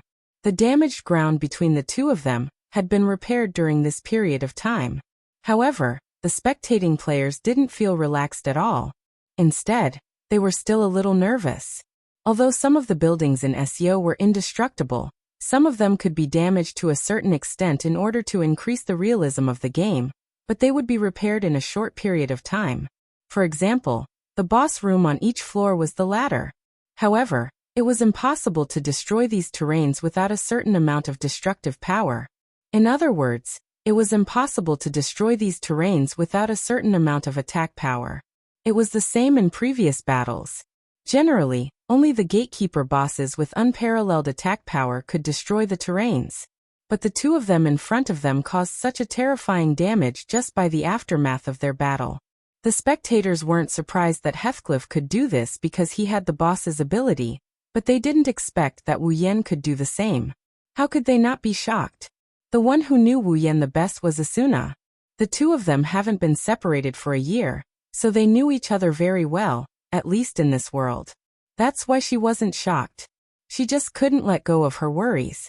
Wu Yan seemed to have sensed Asuna's worried gaze. He gripped the two black swords in his hands, pointed them to the ground, and took a step forward. It was a very casual movement. It looked like he was taking a step without any pressure. It looked like he was looking down on Xian.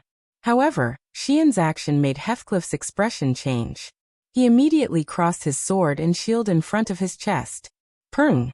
A slight vibration appeared in the air as soon as Heathcliff finished his action. The black figure seemed to tear through space and rushed in a straight line in front of him. The unadorned black one-handed sword was raised high, and the face and wine-red pupils that entered his sight slashed straight at him. At the edge of the sword, the airflow in the air was fiercely split apart. Boom! Heathcliff blocked the blow with his sword and shield. The sound of the collision was like the sound of a bomb explosion. The powerful force caused Heathcliff's feet to sink a little, and his face twisted slightly. Wu Yan's eyes turned cold. He raised the elucidator in his hand and pointed the sword at Heathcliff. Demon sword invasion. As soon as he finished speaking, the sword flashed and Wu Yan stomped on the ground. Elucidator instantly turned into a straight black light. Like a black viper spitting out its forked tongue, it slashed towards the corner of Heathcliff's shield, brushing past the edge and heading straight for his chest. Clang! The two swords collided fiercely, and sparks flew everywhere. It was Heathcliff who blocked Wu Yan's demon sword invasion. There was no need for words. The two figures, one black and one red, each took a step forward, and the sound of the air being torn apart resounded in the red jade palace. Pung! The black figure and the red figure collided again. Sword and shield intertwined, and the tip of the sword met the tip of the sword. Sparks flew everywhere, and it was dazzling to see. Pung pung pung pung. Clang! The heaven gazer left a long trail of sparks and deep marks on Heathcliff's face, taking away a little bit of his HP. Heathcliff looked at the approaching black figure and gritted his teeth. Wu Yan's speed, combat experience, and skills were too strong. If he fought with Wu Yan head-on, he would definitely win because he had the boss ability, but if he really fought with Wu Yan, Heathcliff would only be at a disadvantage. Therefore, he could only rely on his familiarity with SEO to block Wu Yan's attacks, and look for an opportunity to counterattack. Just as Wu Yan was about to reach him, Heathcliff finally made his move. His body was like a fierce bull in the wind, and he dashed towards Wu Yan. In the blink of an eye, Heathcliff crossed paths with the black figure, and slashed his sword horizontally, aiming for Wu Yan's neck. Wu Yan took a deep breath and suddenly stopped. He raised the heaven gazer slightly, and with a clang and some small sparks, Heathcliff's rare opportunity to attack was once again blocked by Wu Yan. Whoosh! With a wave of his arm, the heaven gazer smashed towards Heathcliff's back. His red robe was pressed tightly against his skin, and his platinum ponytail fluttered in the wind. Feeling the pressure behind him, Heathcliff frowned and thrust his sword forward. The light longsword left an arc in the air in front of him, and the sharp tip of the sword seemed to have penetrated the air. With a clang, the sword hit the heaven gazer. As soon as the two came into contact, the heaven gazer's huge sword immediately pressed down on Heathcliff's slender one-handed sword. The sword was pressed down at an angle that shouldn't be possible in this world, as if it was going to break Heathcliff's weapon. Heathcliff's face was filled with surprise. It wasn't that his stamina was not as good as Wu Yan's, but that the heaven gazer's sword was stronger than his own, and that was why it was so oppressive. However, this was still a game. Although the long sword was bent at such a dangerous angle, the only thing it consumed was its durability. When the tip of the sword was about to touch Heathcliff's cheek, Heathcliff suddenly exerted force, and the strength of the longsword skyrocketed. Bang! The heaven gazer bounced back, and Heathcliff immediately jumped up, raised his shield, and rushed straight into Wu Yan's arms. Bang! The heavy shield slammed into Wu Yan's stomach. The powerful force contained in the shield almost sent Wu Yan flying, and his HP dropped slightly. Even though the pain had been reduced to a minimum because of the game, Wu Yan still felt a little pain. Wu Yan gripped the hilt of the heaven gazer tightly, and pressed it hard against the shield. His body spun half a circle in the air, and then he smashed down heavily. The heaven gazer's blade glowed with a green light. Clang!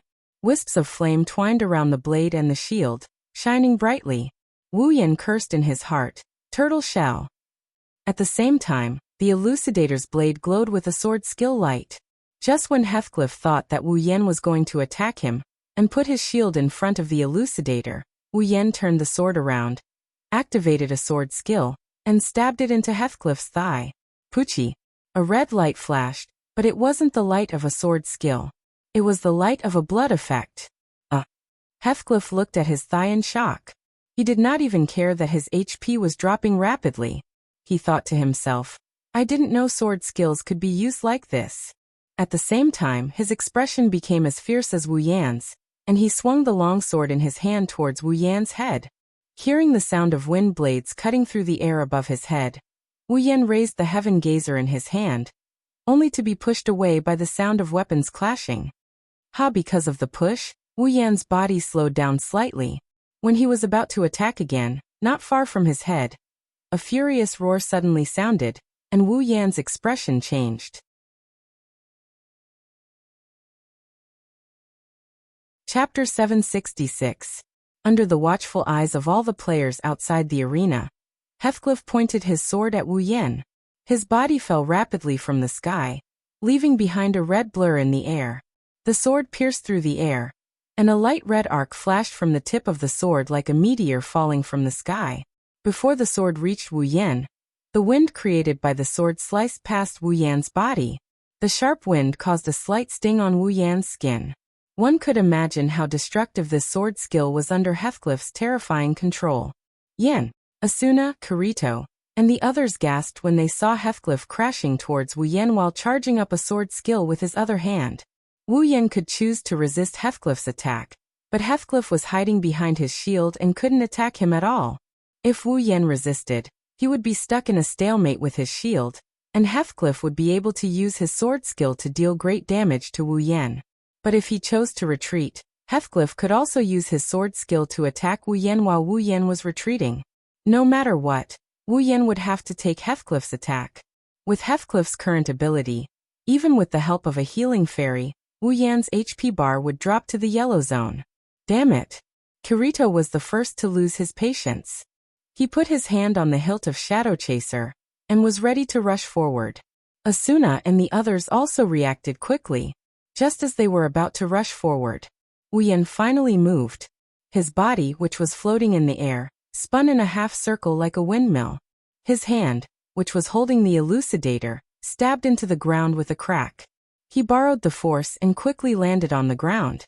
He then let go of the elucidator in his hand and swung his empty hand horizontally. Whoosh whoosh whoosh whoosh whoosh. Wu Yan swung his hand. 5 tiny streaks of light shot out from his hand and flew towards Heathcliff, who was hiding behind his shield in midair, and had nowhere to land his attack. What? Heathcliff's expression changed. Those were 5 slender steel nails. Throwing skill. Ding ding ding ding. For crisp sounds of impact rang out one after another when the steel nails hit Heathcliff's shield. Heathcliff's expression changed again, and again when he saw that the nails did not inflict any damage on him. The steel nails hit his shield. There were only 4 of them. As for the 5th nail, it went straight for his only eye that was exposed outside the shield. At this moment, time in the world seemed to have slowed down countless times. The sharp tip of the steel nail was clearly reflected in Heathcliff's eyes, causing his pupils to slowly shrink to the size of a needle tip.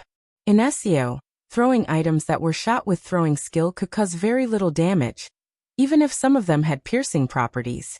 As long as they hit the target, they would stay in the target's body and continuously reduce the target's HP. The same was true for throwing items. Logically speaking, even if Heathcliff's eyes were hit by throwing skill, his HP wouldn't be reduced at all. After all, players were not monsters, and they didn't have weak points to attack. This was also the reason why Wu Yan hit Heathcliff's thigh with his sword. This was also the reason why Heathcliff could deal so much damage. However, Heathcliff wasn't a monster, and having no weak points to attack wasn't a good thing either. If a sharp object were to stab your eyes, how would you react? Subconsciously, your first reaction. You would definitely raise your hand to block it or dodge it. And as a human, Heathcliff faithfully obeyed his instinctive command. Looking at the steel nail that was aimed at his eyes, Heathcliff didn't hesitate to move his shield up to cover his whole face. In the next moment, after a ding sound, the steel nail's attack was successfully blocked. But at the same time, a burst of cyan sword skill light suddenly burst out from Heathcliff's side. Heathcliff's face turned pale. He turned his head and looked at the source of the light. A black figure flashed there, and the green light on the black greatsword in his hand was flashing. Whoosh! Heathcliff swung the Heaven Gazer, and under the shocked gazes of all the players outside the arena, the Heaven Gazer smashed into Heathcliff's waist with great force. Bang! As soon as the two weapons collided, a dull sound rang out. The bright green light lit up the sky like a furnace, and some players couldn't help but close their eyes. When they opened their eyes again, Heathcliff's red figure was sent flying backward in the green light. He flew over the players' heads and smashed into the wall behind him. Ugh! Heathcliff couldn't help but howl from the impact. Although he didn't feel much pain, the impact caused his brain to short-circuit.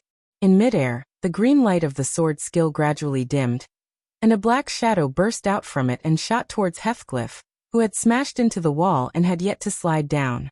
The sound of the shadow whistling through the air pierced everyone's eardrums, causing them to feel a sharp pain. The speed of the black figure's attack made Heathcliff realize that now was not the time to be distracted. He forced his slightly short-circuited brain to work, and used the momentum to flip himself over the wall. As if he was sliding, he stepped on the wall and instantly retreated 10 meters away. Boom! The black figure landed heavily on the wall where Heathcliff had smashed into. A violent sound reverberated in the battlefield, and debris flew everywhere. Thick smoke and dust covered the area.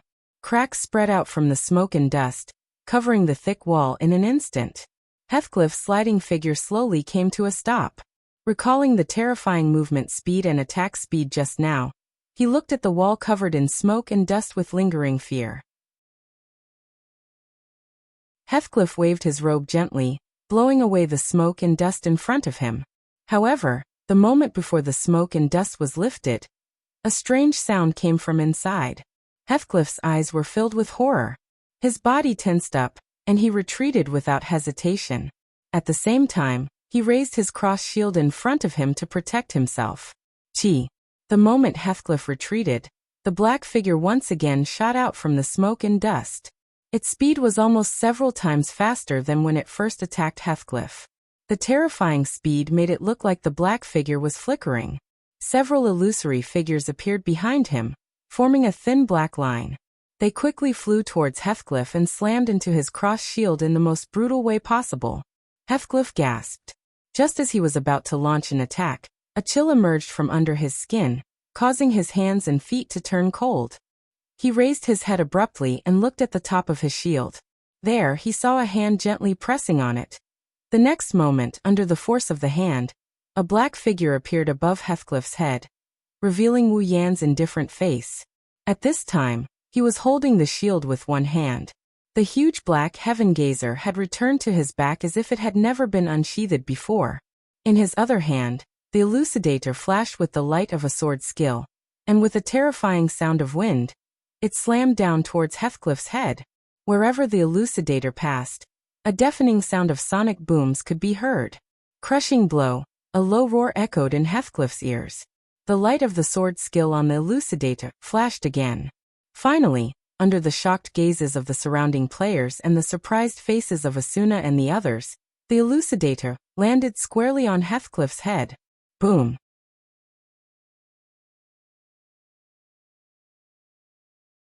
Chapter 767. Boom!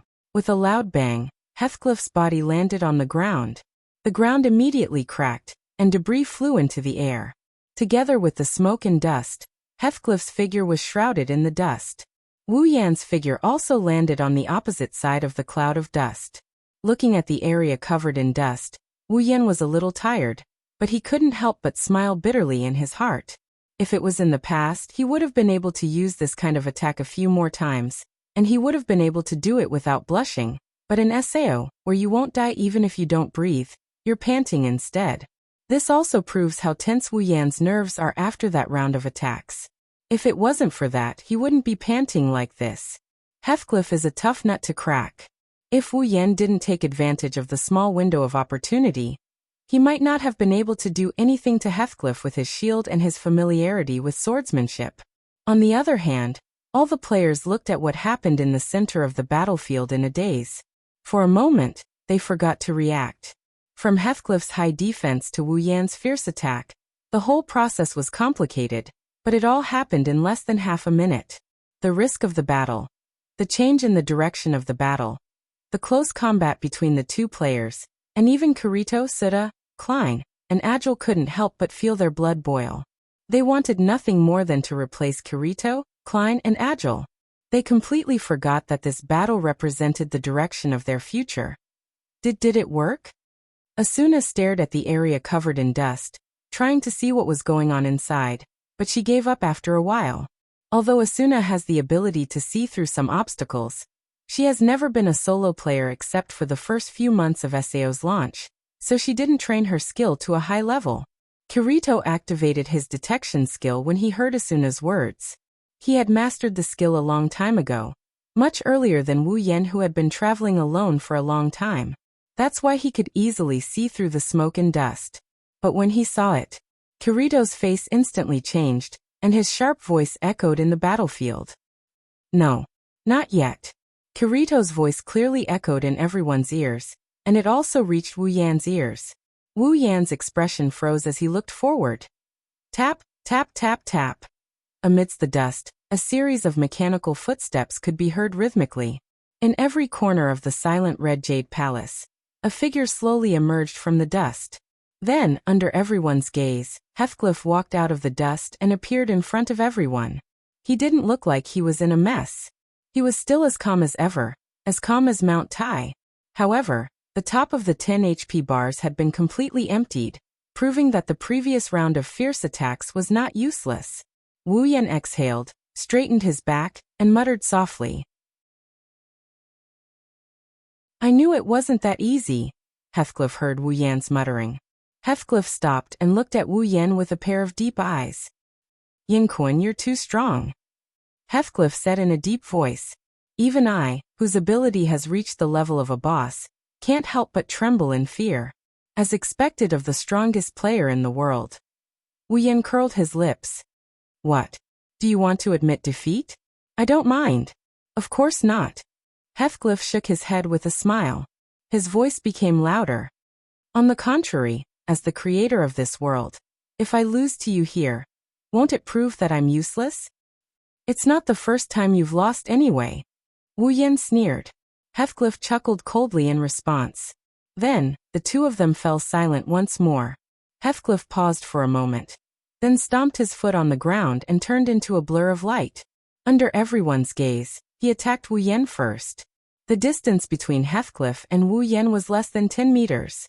Although Heathcliff's speed was not as fast as Wu Yan's, he had the ability of a boss, so he was no slower than anyone else except for Wu Yan. In just a few seconds, Heathcliff's body flashed and reappeared. He swung his sword like a drill, and it pierced through the air with a piercing sound, aiming for Wu Yan's chest. Wu Yan grabbed Heaven Gazer's hilt and pulled it out of its sheath. Without dual sword Ryu, he wouldn't be Heathcliff's match. Thus, Heaven Gazer and Elucidator fell into his hands in an instant. Just as the sword was about to reach him, Wu Yan swung Heaven Gazer and moved half a step away, nimbly dodging Heathcliff's attack. Heathcliff was not surprised that Wu Yan dodged his attack. His left hand spun quickly, and the shield in his hand spun like a windmill in the blink of an eye. Ha! With a light shout, the shield in Heathcliff's hand spun rapidly and flew towards Wu Yan like a bolt of lightning. The rapidly spinning shield pierced through space and appeared in front of Wu Yan in a flash. Then, it suddenly trembled and spun towards Wu Yan like a boomerang.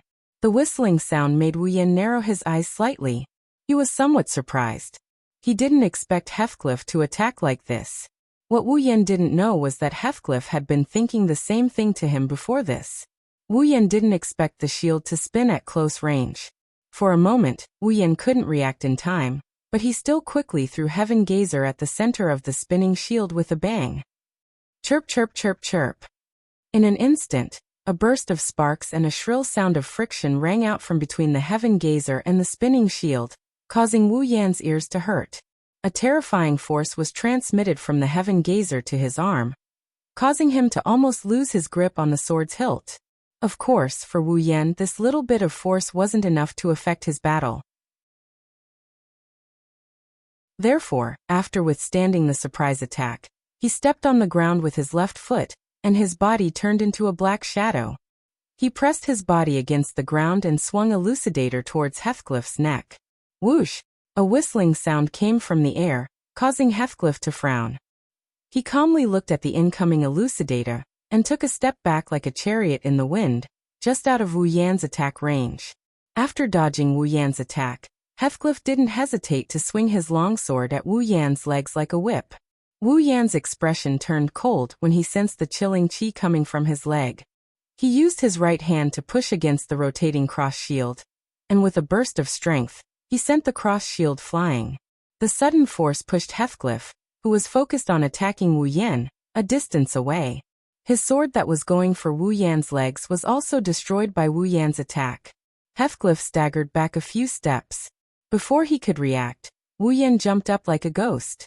The Heaven Gazer and Elucidator in his hands danced like a gust of wind, turning into a continuous stream of sword shadows. One sword after another fiercely attacked Heathcliff like a volcanic eruption. Bam bam bam bam bam. A series of muffled sounds echoed in the surroundings. The Heaven Gazer and Elucidator continuously landed on Heathcliff's raised shield.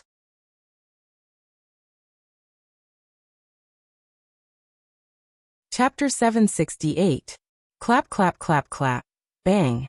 Bang. Bang. Boom. Clang in the center of the field. A black and a red figure began a fierce battle. Sword shadows reverberated in the air, and a dazzling light fluctuated in the air. Strong winds constantly swept out, and sparks flew in all directions. Everywhere they went, smoke and dust filled the air. The two turned into flashing shadows, and they fought in every corner of the Red Jade Palace. Boom!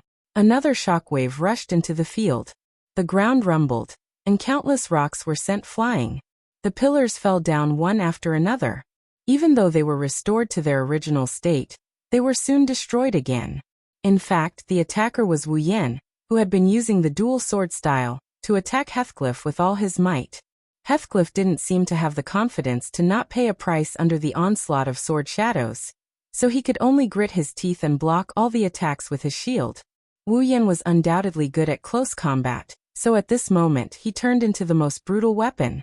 Every time he swung his sword, the Heaven Gazer and Elucidator, there would be a fatal vortex, indicating how much strength he was using at this time. As he swung his arms and swords, the terrifying power and speed caused the surrounding void to resound with continuous sonic booms. Every time he missed, a deep sword mark would be left on the ground, and occasionally the ground would be overturned. His attacks were terrifying. In the face of Wu Yan's ferocious attacks, although Heathcliff couldn't do anything to him, he didn't show any weakness. Relying on his superior defense and his familiarity with sword skills, he repeatedly blocked Wu Yan's attacks. As long as there was a chance, the long sword in his hand would be swung without hesitation. His aura was awe-inspiring, and the light of his sword technique flickered repeatedly. Similarly, countless cuts were left on the ground around him. In the battlefield, as the battle between the two gradually entered a fierce confrontation, their powerful strength was fully displayed. It was almost as if the battle was gushing out. In everyone's eyes, the battle was surging, and it became more and more intense. As the swords collided with each other, strong collision sounds were constantly heard in the sky above the Red Jade Palace. Various sword skill effects flickered. Blazing explosive vortexes and sharp sword glows continuously shot out from the two intertwined figures. The two figures constantly flashed and shifted in the field at a speed that caused people to be dumbfounded. Clear sword clashing sounds and collisions continuously rang out from the places where the two of them clashed. The power of their attacks also became more and more frenzied as the battle intensified, causing people to feel more and more shocked. Looking at the two blurry figures that constantly flickered and intersected with each other, the expressions of the surrounding players were somewhat sluggish. In the midst of that fierce exchange of attacks, they could clearly see that in a short instant, the two of them had executed no less than 5 types of sword skills, and there was even a heavy sword skill among them. It was common knowledge in SEO that the user would be stunned when using sword skills, and the more powerful the sword skill was, the faster the user would be. The more consecutive attacks, the longer the stun time would be. Therefore, in normal battles, players had to be extremely cautious when using sword skills. Because if they're not careful, they might be defeated during the duration of the stun. However, such common sense did not apply to the two super powerhouses in the arena.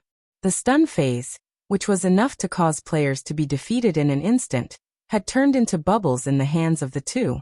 The two of them were not stingy with their sword skills at all. They used them more frequently than water, as if they were free. It's not that the two didn't get stunned. It's just that Heathcliff's ability value is way beyond the range of a player or even a boss. As the final boss, Heathcliff's ability value is enough to reduce the duration of the stun to 0. As for Wu Yan, his stun duration isn't as short as Heathcliff's, but he can predict Heathcliff's attack. Before the stun takes effect, he can adjust his body to gravitational and centrifugal force, so that Heathcliff's attack will miss.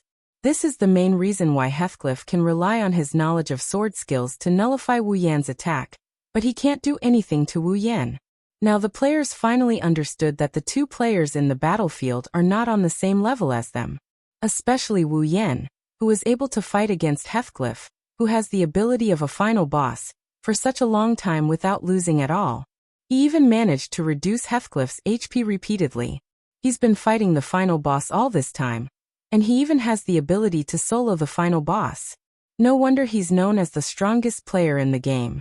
In the Red Jade Palace, everyone held their breaths. Their gazes followed the movements of the two indistinct figures. The battle was getting fiercer and fiercer. Many people felt as if their hearts were in their throats and in their palms. They clenched their fists tightly and continued to exert force. Watching the battle between the two of them, they no longer had any confidence that they could defeat Heathcliff if they went all out. If Wu Yan is defeated, they will lose their last hope. They can only run away and wait for the next opportunity, or they will all be killed on the spot. Therefore, they have already placed their hopes on the black figure in the battlefield. As time passed, the HP bars of the two players fluctuated. One of them was constantly dropping, almost reaching the lowest point, while the other was going up and down, increasing and decreasing, decreasing and increasing again. It was because of this that the two of them were able to engage in such a fierce battle. Wu Yan gritted his teeth and swung his two black longswords with his numb arms. Heathcliff also tried his best to block Wu Yan's attacks. They were both waiting for an opportunity to wipe out the other's HP bar in one go. Until then, their HP could only decrease and rise and fall as they fought against each other. After such a long battle, the two players' nerves were stretched to the limit. Now it was time to see who would give up first. For two players with similar strength, it was no longer a competition of strength, but of willpower. This can't go on. Wu Yan kept attacking while looking at Heathcliff, who is hiding behind his shield like a turtle. Wu Yan couldn't help but feel anxious. If this continued, he wouldn't be afraid of losing HP since he had a healing fairy, but in terms of stamina, there was no way he could last longer than Heathcliff. The logic was simple. One was attacking while the other was defending. As long as the gap between the two sides wasn't too big, the attacker would definitely lose in the end. Therefore, while Heathcliff could afford to drag this out, Wu Yan couldn't. I have to find an opportunity. In his anxiety, Wu Yan's wine-red eyes turned rapidly, looking for a way out. Otherwise, he would lose without a doubt. At this moment, Wu Yan saw the healing fairy dancing in the air. Immediately, Wu Yan's eyes lit up and he had an idea. Ha! With a loud shout, Wu Yan's starburst airstream landed on Heathcliff's shield. Heathcliff's body also became stiff. Seeing this, Heathcliff immediately used his sword skill and swung his sword. Heathcliff didn't have high hopes for this attack. He saw how Wu Yan predicted his attack and dodged it to buy himself some time from the stun effect. To Heathcliff's surprise, Wu Yan didn't move at all. He didn't even flinch when he was frozen. Could it be that he's already at his limit? Heathcliff was overjoyed. His eyes flashed, and his lips curved into a victorious smile. He thrust his longsword towards Wu Yan's heart. Thanks to the sword skill, Heathcliff's momentum became even fiercer. He was already aiming for Wu Yan's heart. The winner was decided. No, outside the arena, Asuna felt a wave of dizziness wash over her. Her eyes were wide open as she leaned forward and rushed forward. Heathcliff, Kirito, Suda, Klein, and Agile roared and rushed to the center of the arena. Catch up! The 5 of them rushed forward together, but they couldn't stop Heathcliff from swinging his sword down. Seeing this, Wu Yan's eyes flashed with a touch of emotion. Then he became determined.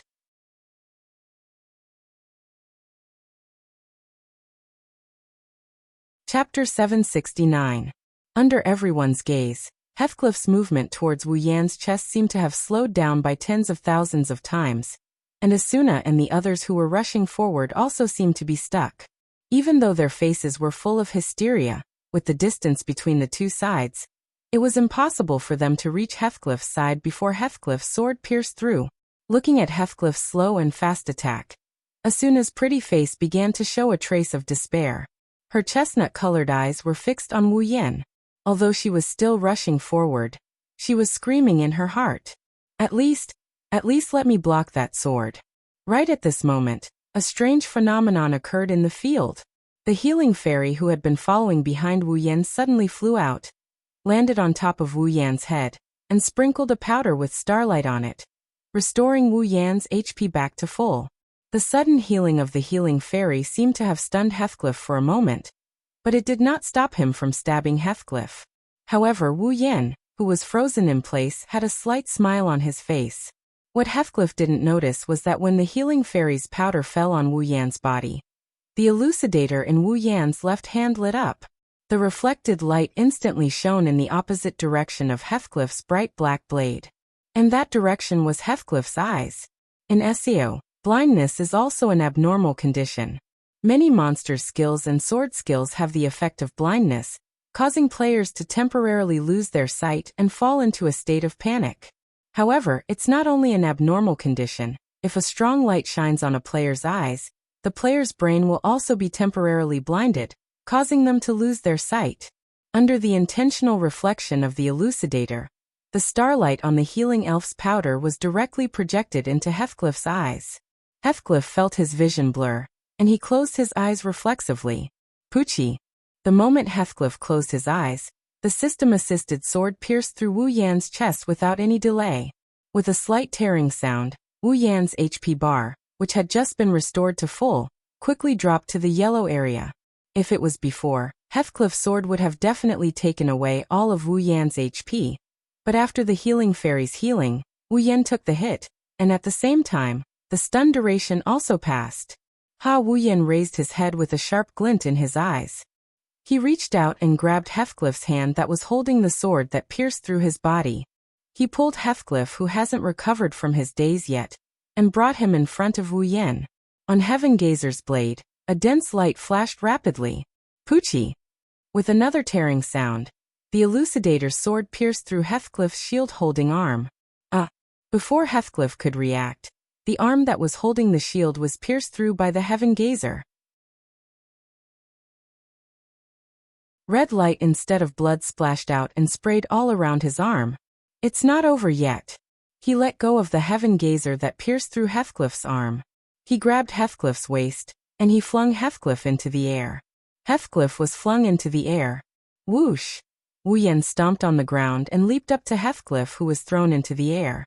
He clenched his fist and the familiar sword skill effect flashed once more. The sword pierced through the air, and before anyone could react, Wu Yan plunged the sword into Heathcliff's stomach.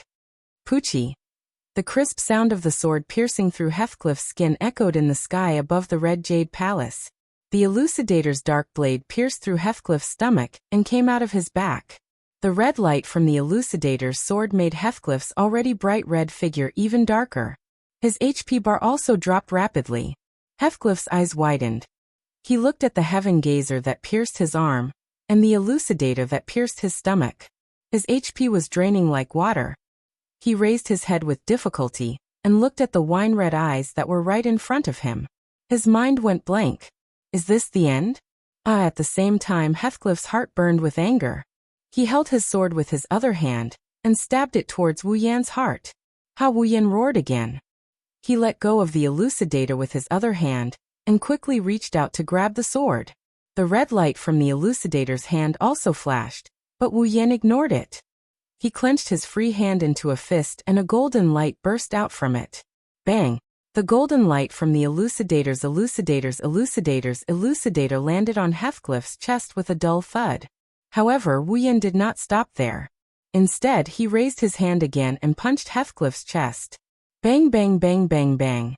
Two figures, one black and one red, began to fall from the sky.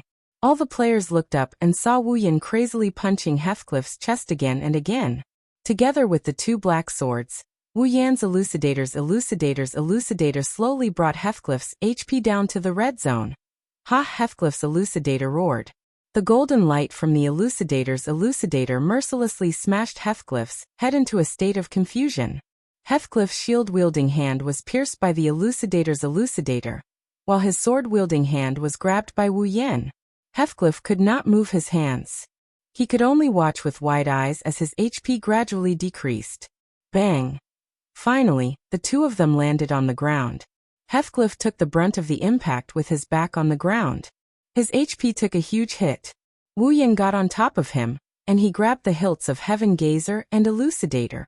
He pulled them out of Heathcliff's body and he raised them up high. Psst! The Heaven Gazer and the Elucidator both plunged into Heathcliff's chest at the same time. Time seemed to have stopped at this moment. Asuna and the others stopped and watched the sudden turn of events with the surrounding players. For a moment, they just stood there in a daze. The entire Red Jade Palace fell silent. Heathcliff regained his composure, and he stared at the two swords that pierced through his body. He struggled to raise his head and he looked at Wuyan. He smiled bitterly and he looked like he had given up. He slumped down on the floor, and he looked at Wuyan. It's over. Wuyan looked into Heathcliff's dull eyes and he sighed. Heathcliff's voice was as soft as a mosquito's whisper. Yeah, it's over. Heathcliff's eyes lit up. He looked at the players around him, and he shook his head. Then he turned to Wuyan and said, Wuyan, I'm not sure what you're talking about. I'm not sure what you're talking about. I've never regretted it.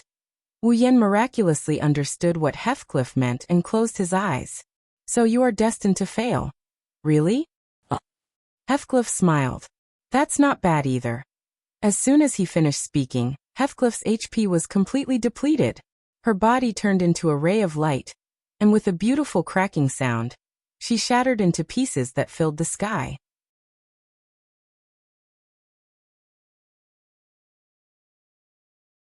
Chapter 770. The crisp sound of shattering echoed in everyone's ears. Looking at the scattered fragments and Wuyan who was bathed in them, the players stood there like puppets, including Asuna, Kirito, Suda, Klein, Agile, and the others. It's over. After a while, a voice filled with uncertainty and disbelief sounded from the crowd. It's over? The rest of the players repeated their words in disbelief. Their eyes were glued to the shattered pieces of Heathcliff's body. They still couldn't believe that those were Kayaba Akihiko's body parts. Is it over? This sentence appeared in everyone's mind more than once while they were in a daze. Their bodies trembled, and their fists were clenched so tightly that their knuckles turned white. It was as if they were trying to hold something back. Finally, two streams of tears flowed down one of the players' faces. It's over, it's over. Yeah, it's over. It's all over. It's over. All the top players who participated in the final battle shed tears. It doesn't matter if they know or don't know the people around them. They all hugged them and cried. They're ecstatic that they've cleared the game. The pain from the past, the fear of death, and the hope for the future all turned into the most direct of teardrops. They scattered on the spot as if they were venting their emotions, causing the entire Red Jade Palace to be filled with heavy sobs. After living in SEO for 3 years, they were finally liberated from their torment. At the same time, a mechanical sound echoed throughout the entire floating city of Aincrad. The message was slowly transmitted to the ears of all the players, telling them that the game had been completely cleared. Red Jade Palace.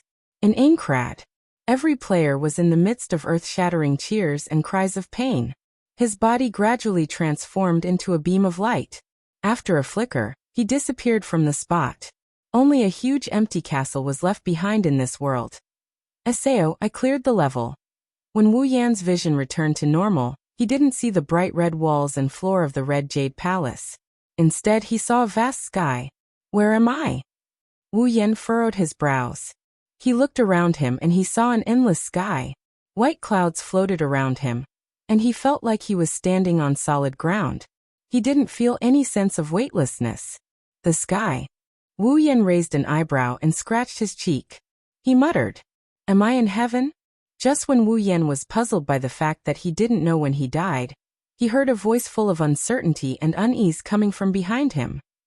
Yan. Wu Yan turned around when he heard the voice. He saw a chestnut-colored figure floating in the sky. She looked at him with her hands covering her mouth. Tears flowed down her cheeks. Asuna. Asuna pursed her lips as she tried her best to hold back her sobs. She couldn't hold it in any longer, and she threw herself into Wu Yan's embrace. Idiot! Idiot! Idiot! Idiot! Asuna cried as she shouted, "Do you know how worried I was about you? Don't cry! Don't cry!" Wu Yan hugged Asuna helplessly. Looking at her tear-stained face, Wu Yan's heart ached. "It's my fault, it's all my fault." Wu Yan clumsily wiped Asuna's face with his hand. "As long as you don't cry, you can scold me however you want." Asuna looked up and saw Wu Yan's panicked face. She giggled. "You really are an idiot." Asuna buried her face in Wu Yan's chest. "I almost thought you were going to die under the commander's sword." Wu Yan flinched and he bitterly smiled. "I'm sorry I made you worry. As long as you're okay." Asuna rubbed her head against Wu Yan's chest a few times before she looked around. "Where is this place?" "You're asking me." Wu Yan shook his head. "I don't know either." All of a sudden, a young yet incomparably familiar voice echoed from afar, coming closer and closer. "Daddy! Mommy!" This voice. The two who were in each other's embrace were stunned for a moment. Then they quickly turned their heads and saw Yui, who was wearing a white dress just like the first time they met, standing not far away from them. Her pair of big eyes were inevitably filled with tears. She was like a child who had done something wrong and ran away from home. After returning home, she did not dare to enter the house. She was so timid that she did not dare to approach them. "Yui!" Asuna exclaimed. When she came back to her senses, her face was filled with joy. "Yui!" She ran to Yui's side and hugged her in her arms. Asuna's tears that she had just stopped started to flow again. "Mommy!" Yui hugged Asuna tightly. Her eyes were misty. When she heard the system notification, Yui thought she would be left alone in this world. She didn't know when she would be saved. But when she opened her eyes, the person she wanted to see the most was right in front of her. At this moment, Yui was satisfied. Even if she couldn't leave this world, she would still be satisfied. "Seeing you like this, I guess it was the right decision to bring you here." The mother and daughter hugging each other shuddered.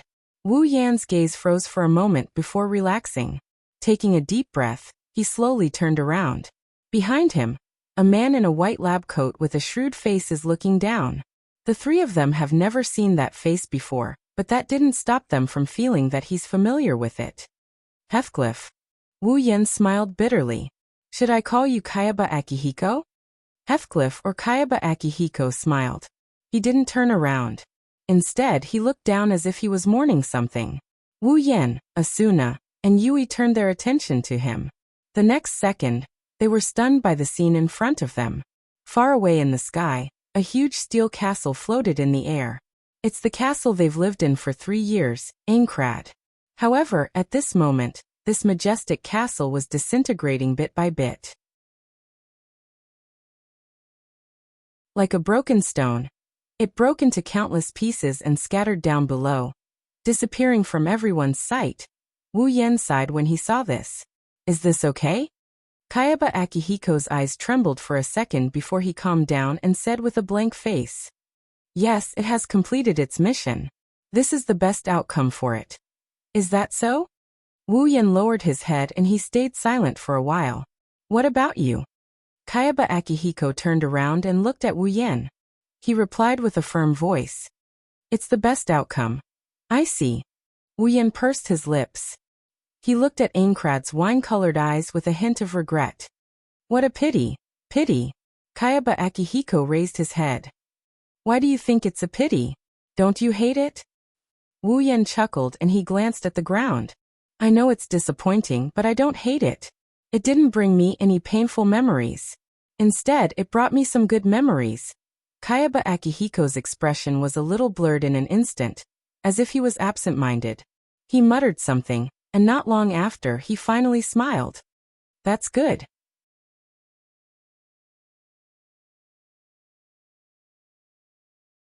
Chapter 771. Asuna and Yui looked at each other. They finally recovered from their shock, and they stood up and they approached Wu Yan. Asuna hesitated for a moment and asked. We should have cleared the level, right? Kayaba Akihiko closed his eyes, and the white coat on his body fluttered in the wind. We have cleared the level. He waved his hand in the air, and the main menu appeared in front of him.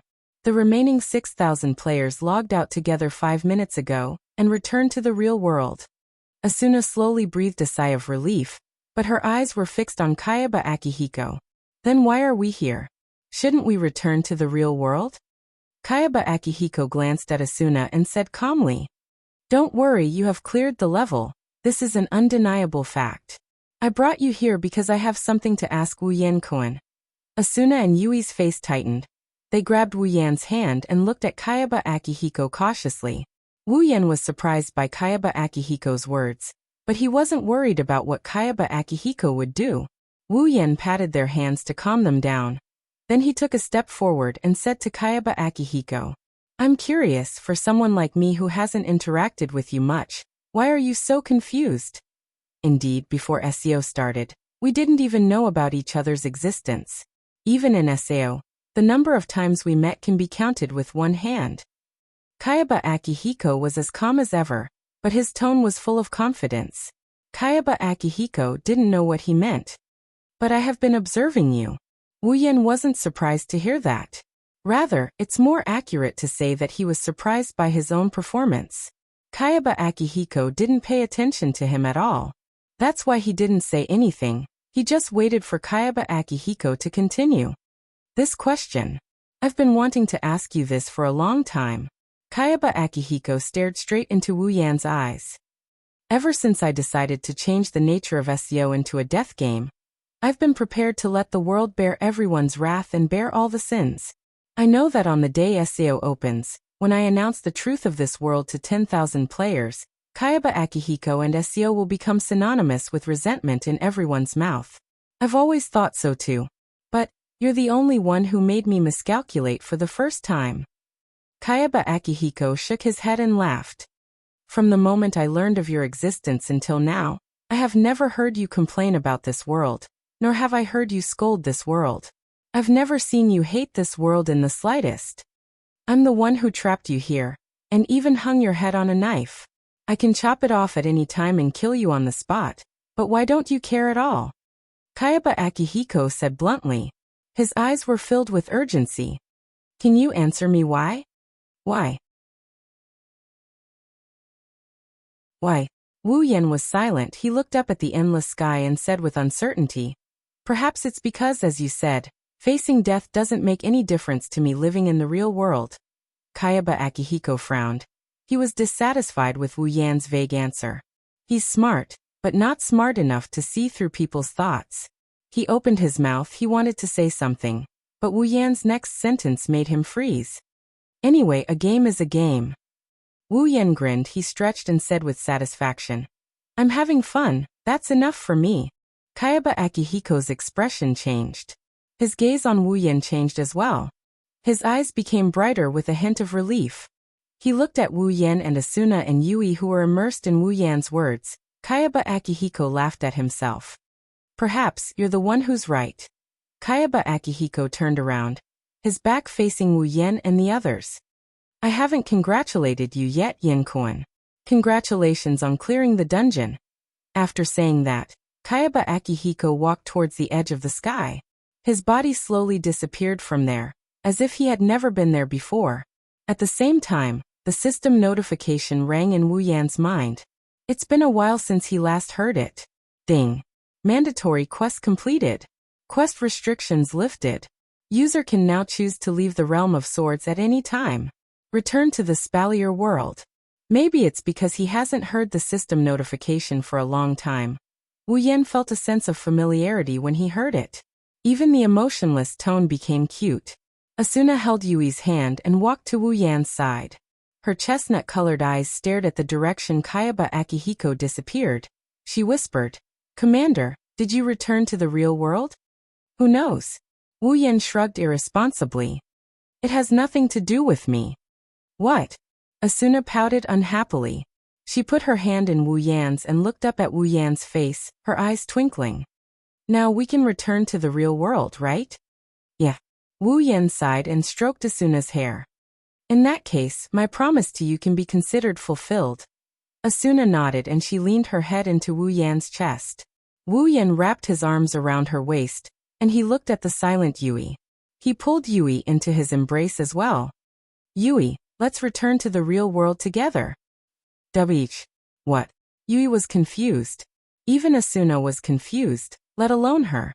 Wu Yan didn't explain and said to Yui, "Yui, you will need to sleep for a while, but you will wake up soon, so don't be afraid." Yui reacted and looked at Wu Yan with her big eyes. She didn't know what Wu Yan wanted to do, but as long as she could stay by their side, she was willing to do anything. "I got it. Daddy. Good girl."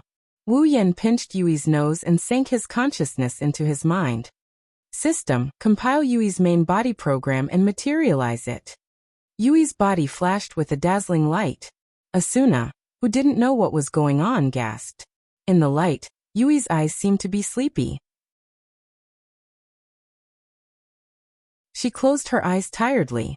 Her body quickly elongated in the light, and then shrank into a dot of light. The specks of light floated down from the sky like water droplets smashing into a rock. Then, a small blue crystal bead fell down and landed in Wu Yan's palm. This. Asuna was stunned by the sudden change. Her brain short-circuited for a long time. Wu Yan smiled bitterly. "Don't worry, you will be able to see our daughter in the real world soon." Wu Yan hugged Asuna and he asked her in a soft voice. "So, my future wife Sama, can you tell me your real name?" Who is your future wife?" Asuna lowered her head shyly, but then she looked up again. "Asuna, Yueching Asuna. Yueching Asuna." Wu Yan giggled. "Still doesn't sound as good as my Asuna." Asuna glared at Wu Yan. "What, it sounds the same. But I like Asuna better." Wu Yan patted Asuna's back. "Be a good girl and wait for me to find you." Asuna smiled. Her beautiful face blushed as tears of joy rolled down her cheeks. "I will wait for you."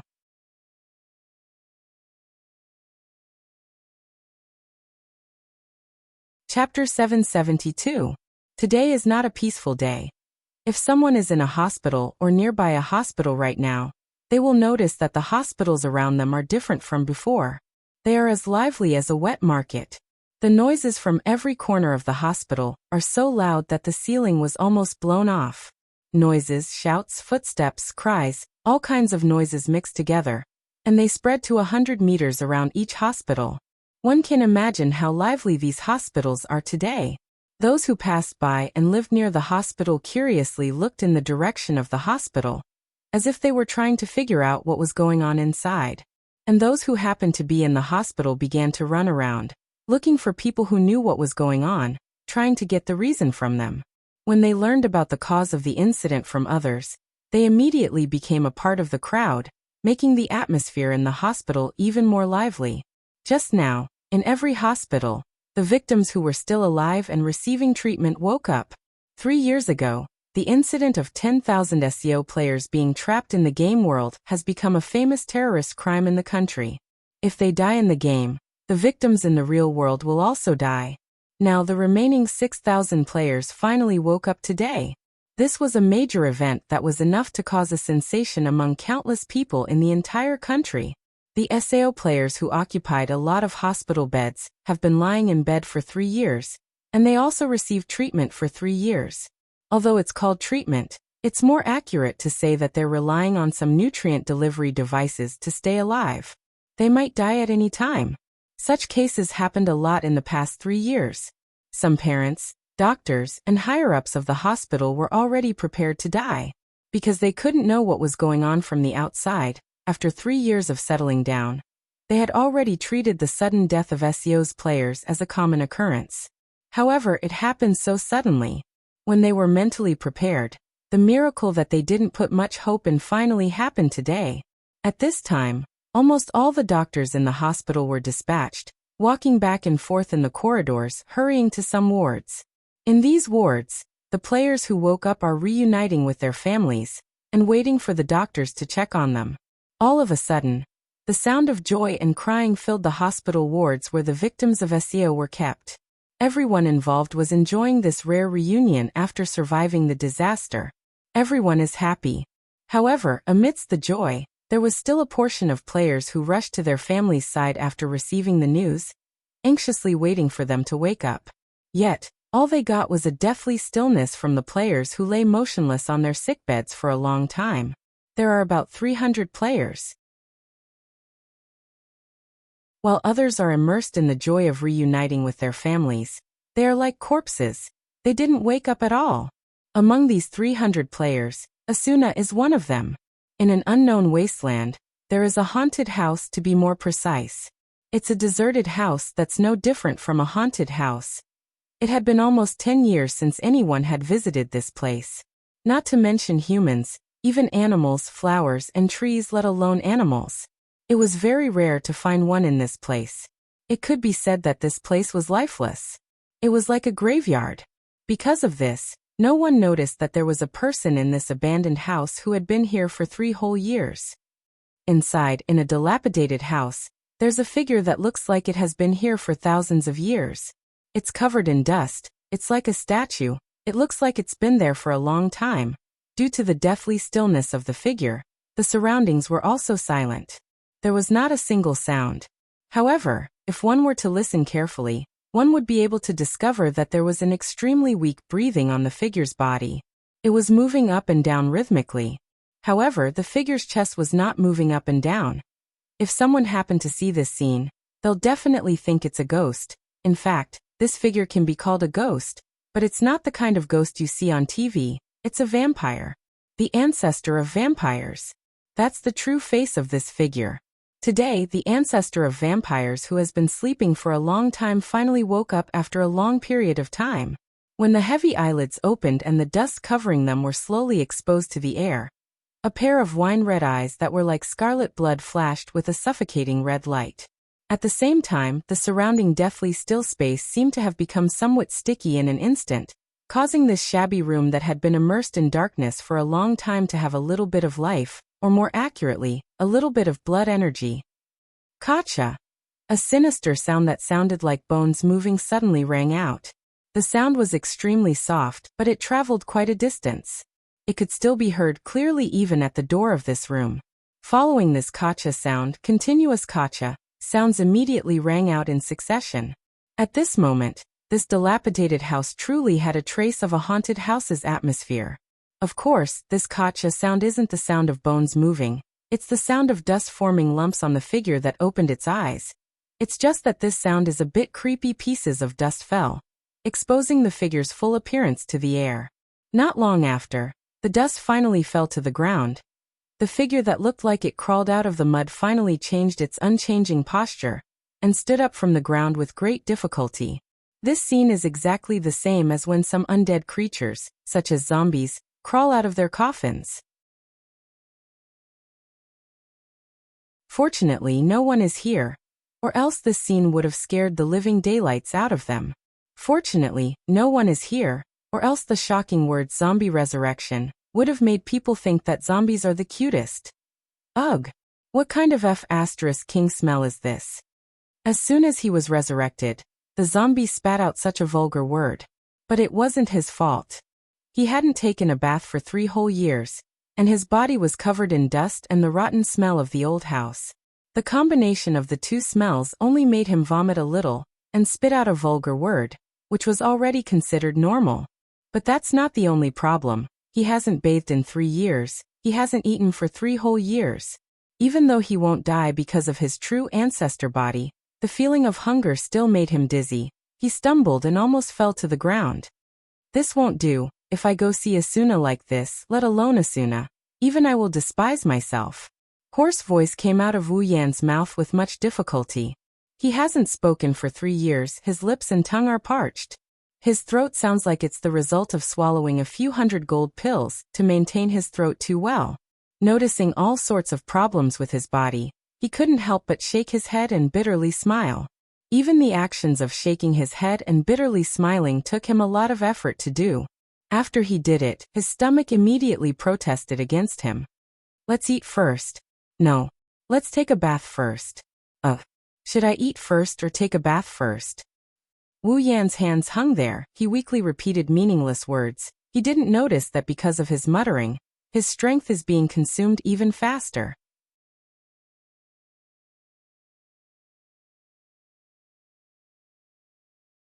Chapter 773. In a hospital, there was a room that was surrounded by the refreshing fragrance of flowers. Many decorative flowers filled every corner of the room. Along with the vases, they eliminated the hospital's unique disinfectant smell. The room was filled with a warm atmosphere. It's like a hotel room. If you look at it from the outside, you won't be able to tell it's a sick room. Inside the room, there was a curtain hanging from the window, blocking the view from the door. Behind the curtain, there was a very high-end intensive care bed. The white sheets reflected the sunlight coming in through the window, exuding a faint warmth. Lying on the bed was a young girl with a stunning appearance. Chestnut-colored hair scattered around the mattress like flowing water. Her skin was white and translucent. It's like she was wrapped in a layer of pearls. It's very eye-catching. Although she's a bit sick, she didn't give off a weak feeling. Instead, it's more like she's delicate and delicate. There's even a bit of blush on her cheeks. Sleeping Beauty. It's not an exaggeration to use such a word to describe her. Unfortunately, an ice-cold helmet that covered 2/3 of the young girl's head mercilessly shattered this beautiful scene. Nervous gear, the world's first tool that allows humans to completely sneak into an imaginary world. It's also the tool that bound the young girl's soul and 6,000 players for 3 years. At this moment, on the LED indicator of the nerve gear, 3 faint lights were flickering like stars, proving that the machine was operating normally. It also proved that the girl was still living under the shackles of the machine in a certain imaginary world. Although the lights were weak, it was a symbol of the girl's survival. If one day, these lights all go out, then the beautiful girl lying on the bed will also fall into a deep sleep forever, leaving this world that she dreamt of returning to. What's wrong? Still no signs of waking up? 2 men in suits are standing next to the bed, looking at the young girl lying on the bed. One of the older men had an ugly expression. He turned to look at the third man in the room, who was the doctor in a white coat. His voice was very calm. Although his voice is calm, it's not hard to hear the anxiety in his voice. The doctor in the white coat couldn't help but sigh and lower his head. It's been 3 hours since all the victims in the country woke up. We've been observing the patients for the past 3 hours, but there's no sign of them waking up. The middle-aged man's expression turned ugly when he heard the other party's words. Why? All the victims woke up. Why is Asuna still like this? It's not only Miss Asuna who has this condition. The doctor in the white coat explained. Now, other than Miss Asuna, there are 300 more victims. There are about 300 victims in the country who are still in this condition. It's no different from before. The middle-aged man's expression changed. After a while, he looked at the doctor. Can't you find out what's wrong? The doctor was silent for a while, and then said with a helpless expression, the only thing we can confirm is that Miss Asuna should be fine for now. The nervous gear's indicator light is still flashing. In other words, as long as it's in this condition, the girl on the bed, Asuna's life will be fine. The middle-aged man also understood this fact, so no matter how unwilling he was in his heart, he could only turn his emotions into a trace of disappointment and wave his hand. I understand. I'll have to trouble you to take care of my daughter. It's my duty. After saying that, the doctor in the white coat left the room, leaving behind the middle-aged man, Asuna's father, Yukizako, and his adopted son, Sugo Nobuyuki, standing by the side of the bed, not saying anything for a long time. After an unknown amount of time, Sugo Nobuyuki suddenly spoke. Do you agree to that matter? Yuki Akisan raised his head and looked at Sugo Nobuyuki, who had his head lowered. Yuki Akisan frowned. Have you really decided? It is very likely that Asuna will continue to be like this. If you marry her. Yes, marriage. Sugo Nobuyuki wants to marry Asuna. This wasn't the first time Yuki heard about Sugo Nobuyuki wanting to marry Asuna. Yuki himself didn't object to this because Sugo Nobuyuki was indeed a very talented person. He became an employee of the development company RECT at a young age, and was responsible for the operation of an imaginary game. Sugo Nobuyuki is Asuna's adopted son, so Asuna is well aware of Sugo Nobuyuki's achievements. Sugo Nobuyuki has earned his trust, so he would be satisfied if his daughter marries Sugo Nobuyuki. However, Yuki didn't expect Sugo Nobuyuki to not dislike his daughter, even though she's already a zombie. Sugo Nobuyuki pushed up his glasses. The lenses reflected light and covered the expression in his eyes. Otherwise, Yuki Akisan would have noticed that something was wrong with Sugo Nobuyuki's eyes. Sugo Nobuyuki smiled kindly and nodded. It doesn't matter what Asuna becomes, it won't change my mind. Upon hearing Sugo Nobuyuki's words, Yueching Shozo didn't say anything else. However, there was a hint of admiration in his eyes. If that's the case, I won't object. Asuna said without hesitation. I agree to your marriage with Asuna. Sugo Nobuyuki's eyes lit up, and he bowed respectfully to Yueching Shozo. Thank you very much for your help. No, I should be the one apologizing. Asuna shook his head. Asuna is already like this. You're willing to take care of her for the rest of her life. Not only do I have to apologize, I have to thank you. No, please don't say that. Sugo Nobuyuki said.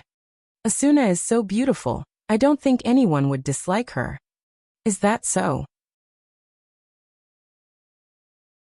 Yuki Shozo couldn't help but smile. That's good.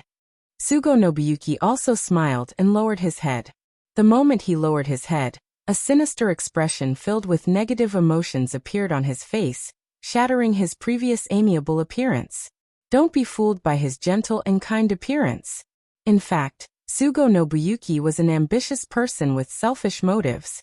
Yueching Akisan didn't know that the so-called excellent adopted son in his eyes not only had a completely different personality from what he showed on the surface, he was also evil and perverted. At the same time, he was also the main culprit that caused Yueching Asuna to still not wake up. Very few people know that Sugo Nobuyuki used to work in the same laboratory as Kayaba Akihiko when he was a student. He was the one who imprisoned the consciousness of the players who were liberated from Sao, including Yuki Asuna, into his imaginary world to conduct illegal and inhumane brain experiments. This was already a crime that was enough to cause a human experiment to become a lunatic.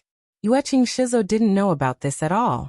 Only when he imprisoned Yueching Asuna did he dare to propose. Otherwise, Yueching Asuna would never marry a disgusting and perverted person like Yueching Shizo. I have to admit, Asuna's taste isn't very good.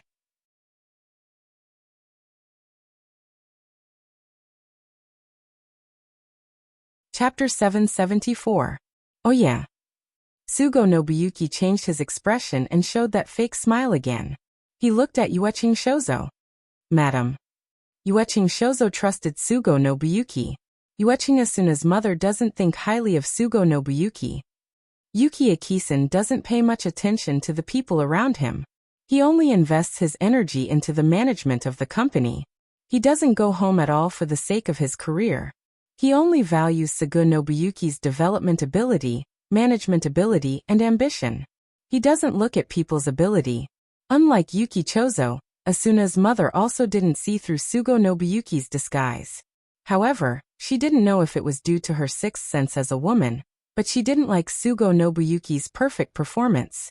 So, if she knew that her daughter would be marrying Sushiong Nobuyuki, even if her mother wouldn't object, she would definitely not agree. She would probably drag it out. If that happened, it would be very disadvantageous for Sushiong Nobuyuki, who trapped Asuna in the imaginary world and wanted to take advantage of the situation to get his hands on her. Yuki Shozo also thought about his wife. He frowned and felt a little helpless. He didn't know why his wife didn't like Sugo Nobuyuki, but he also thought that his wife wouldn't easily agree to marry Asuna to Sugo Nobuyuki. Yueching Shozo didn't regret his decision. He said to Sugo Nobuyuki, "Don't worry about it, I will convince her." Yueching Shozo patted Sugo Nobuyuki's shoulder. Everyone has seen your achievements and capabilities. I believe that Asuna's mother is the same. As long as you continue to work hard, she will definitely not reject you. When the time comes, she will also not object to your marriage with Asuna. I see. Sugo Nobuyuki smiled. It's good that no one objects. Just as Sugo Nobuyuki finished speaking, a voice that was completely different from the two people present, full of laziness, rang out in the entire ward. No, I object. Yuki Shozo and Sugo Nobuyuki, who were completely unaware of the sudden appearance of another person, were taken aback. They quickly turned their heads to look at the source of the sound. They saw a young man with black hair and red eyes, who was wearing black casual clothes, sitting beside Asuna's bed. He gently caressed Asuna's face, which was the only part of his face that was exposed. Looking at this youth who had appeared out of nowhere, Yuki Shozo and Sugo Nobuyuki's heart skipped a beat. They took 2 steps back, not knowing what to do. They were standing right in front of the door. If someone came in, they would have to walk past them to get to Asuna's bed.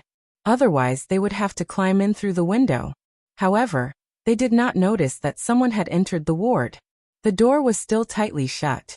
If someone had opened the door and entered, they would definitely not be able to hide it from them, let alone quietly passing by them without being discovered.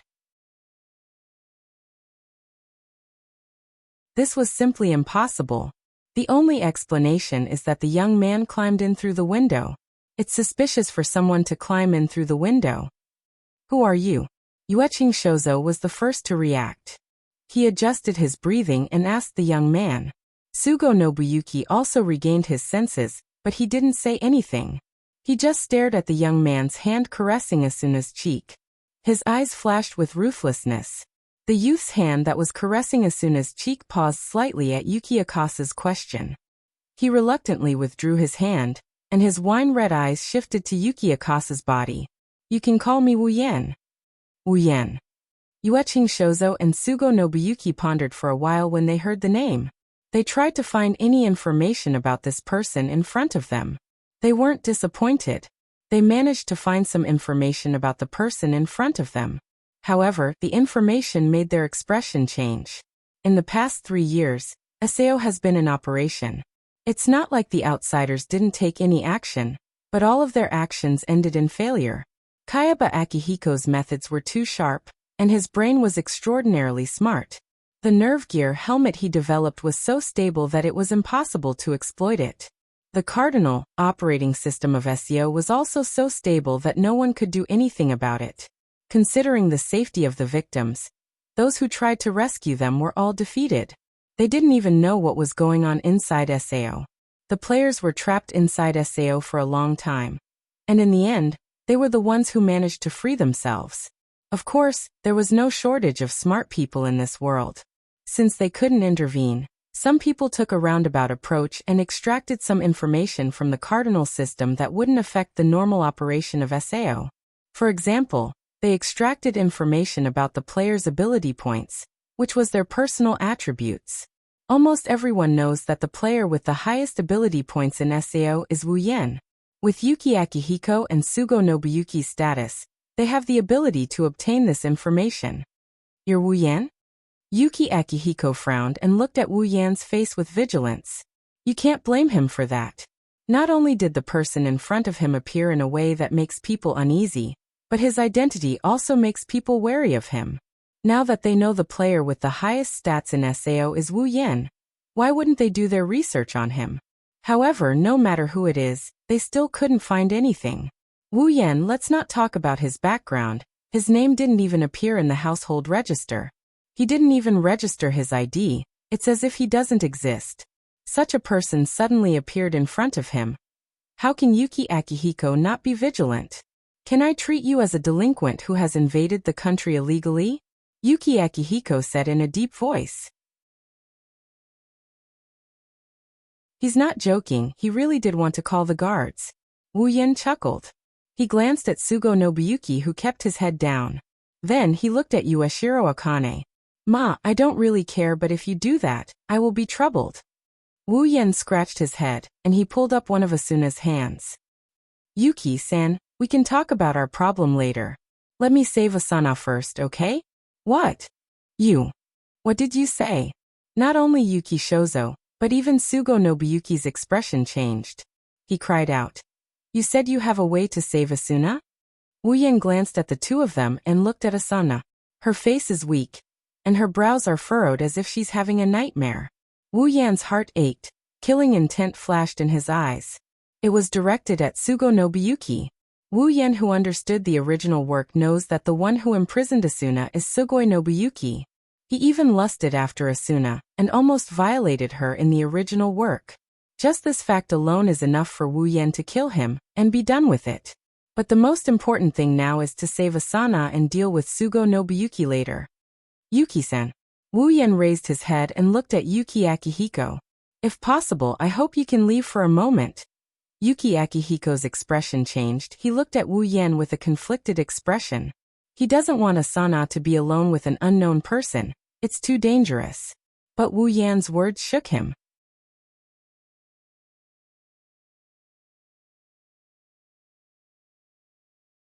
Chapter 775. Sugo Nobuyuki stared at Wu Yan intensely. He wanted to find a flaw in Wu Yan's story, and expose his lie about saving Asuna. It wasn't that Sugo Nobuyuki was wavering. He was panicking. No one knew better than he did what he did. Imprisoning Asuna in the imaginary world, and using the 300 players as experimental subjects to study the method of changing the human brain. Once all of this was exposed, not only would he lose his current position, but he would also become a criminal comparable to Kayaba Akihiko. He would never be able to make a comeback. Of course, Sugoi Nobuyuki could not let this happen, so he hid his experiments and actions very well. He even set the experimental site in the imaginary world just in case. With his authority in the imaginary world, he only needed to press a button to eliminate all evidence of his crimes. However, if tomorrow night were to wake up, then the fact that he had imprisoned the consciousness of the 300 players would be exposed.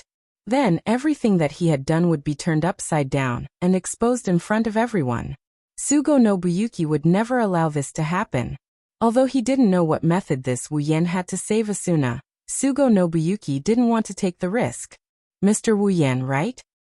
Sugo Nobuyuki stood up and hid his emotions deep in his heart. He lowered his head slightly, and hid the only thing that could reveal his thoughts under the reflection of his glasses. He put on his usual kind expression. Although your proposal is very tempting, I'm sorry, but I think that it's a waste of time. Even so many doctors and specialists were unable to solve this problem. Leaving it to you who doesn't even want to reveal your background, I'm really worried. So please forgive us for not being able to hand Miss Asuna over to you just like that. Although Sugo Nobuyuki's words were simple and easy to understand, the hidden meaning was to tell Yuki Shozo that the other party was a person of unknown origin, and was not worthy of his trust. Indeed, Sugo Nobuyuki's words calmed down Yuki Shozo's heart. He also started to lean towards Sugo Nobuyuki. He took a deep breath. I'm sorry, please leave, Yuki Shozo said. Wu Yan was a bit annoyed and helpless at the same time. If he wasn't Asuna's father, he would have already killed them. He would have saved Asuna's life and then come back to talk about other things. Wu Yan turned around and looked at Asuna's pale face. He slowly held her hand and held it.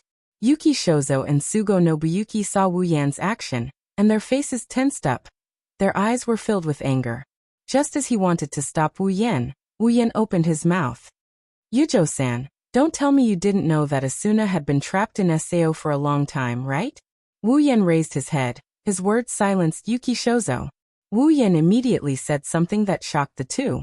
In that world, Asuna and I are husband and wife. Wu Yan ignored their sudden change of expression and continued. We lived together for a year. Wu Yan's wine-red eyes dimmed. He looked at Yuki Shozo and said in a low voice. Yuki-san, if it were you, your wife would be lying on the bed like this. She doesn't even move. We don't even know where her consciousness is, but you have a way to save her. He raised his head and looked straight ahead. Wu Yan looked into Yuki Shozo's eyes and said word by word. What would you do? Yuki Shozo opened his mouth. He wanted to say something, but when he looked into Wu Yan's eyes, he was speechless. Even if Wu Yan's words are very sincere, Yukizaku's eye for people isn't that good to begin with. Naturally, he didn't know if the words of this mysterious man are trustworthy or not. On the other hand, Sugoi Nobuyuki's expression changed after hearing Wu Yan's words. His expression turned ferocious and a bit envious. Did Yuki Asuna lie in this man's arms for an entire year in that trashy game? Husband and wife. No wonder that woman didn't want to compromise when she found out about his situation. Sugoi Nobuyuki's heart was filled with violent emotions. He wanted to tear this man to shreds, but he hid it well. He even had a sick smile on his face. Wu Yan-san, your words are troubling me. Sugoi Nobuyuki adjusted his glasses. His smile had a hint of joy. You don't know? Just now, Miss Asuna's father agreed to let Miss Asuna marry me. In other words, Miss Asuna is now my fiancée. Sugoi Nobuyuki looked at Wu Yan, expecting to see Wu Yan's shocked and angry expression. Even if you lived with Ms. Asuna in that game for a year, that fake world doesn't count. Your relationship with Ms. Asuna is the same. As Sugoi Nobuyuki's voice spread, the entire room became silent. Only the sudden drop in temperature was left in the room. Yuki Shozo and Sugoi Nobuyuki were caught off guard. They felt a chill in their hearts and unconsciously shuddered as they took a step back. Sugoi Nobuyuki's words worked. Wu Yan looked at this clown for the first time. He didn't have the shock and anger that Sugoi Nobuyuki expected. There was no mockery or disdain in his eyes, only calm like the surface of an ancient well. It made Sugoi Nobuyuki feel uneasy. You said Mr. Yuki agreed to let you marry Ms. Asuna? Wu Yan smirked. He tilted his head. But I said I was against it, right? Yes. Wu Yan-san, I know you're unhappy. Sugoi Nobuyuki lowered his head and smirked. But this is Ms. Asuna's father's decision. I hope you can understand. Enough. Wu Yan waved his hand impatiently, stopping Sugoi Nobuyuki's words. You don't have to say anything nice. I hate those hypocritical words. Sugoi Nobuyuki's eyes hardened. Before he could speak, Wu Yan turned to Yuki Shozo. Let's wait until Ms. Asuna wakes up, then we'll decide. Yukinori's frown deepened. It's clear that he's struggling internally. He's not willing to trust Wu Yan, but he's also filled with anticipation. It's a complicated situation. Maybe he saw through Yukinori's hesitation. Wu Yan sighed helplessly. He pulled the curtain aside and covered himself and the bed. Just stand there, don't move, it'll be over soon. Wu Yan didn't say anything else. This is his last concession. If they keep pushing him, Wu Yan will have to knock them out before dealing with Asuna.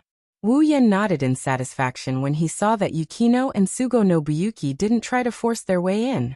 He looked at Asuna, who was lying on the bed. He played with her hair and he smiled. I almost offended my future father-in-law because of you.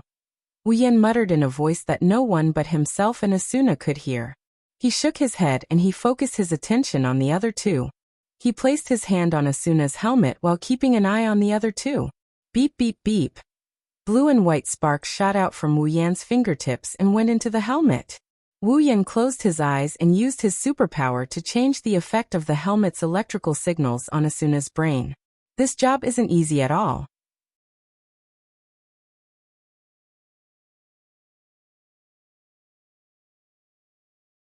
Chapter 776.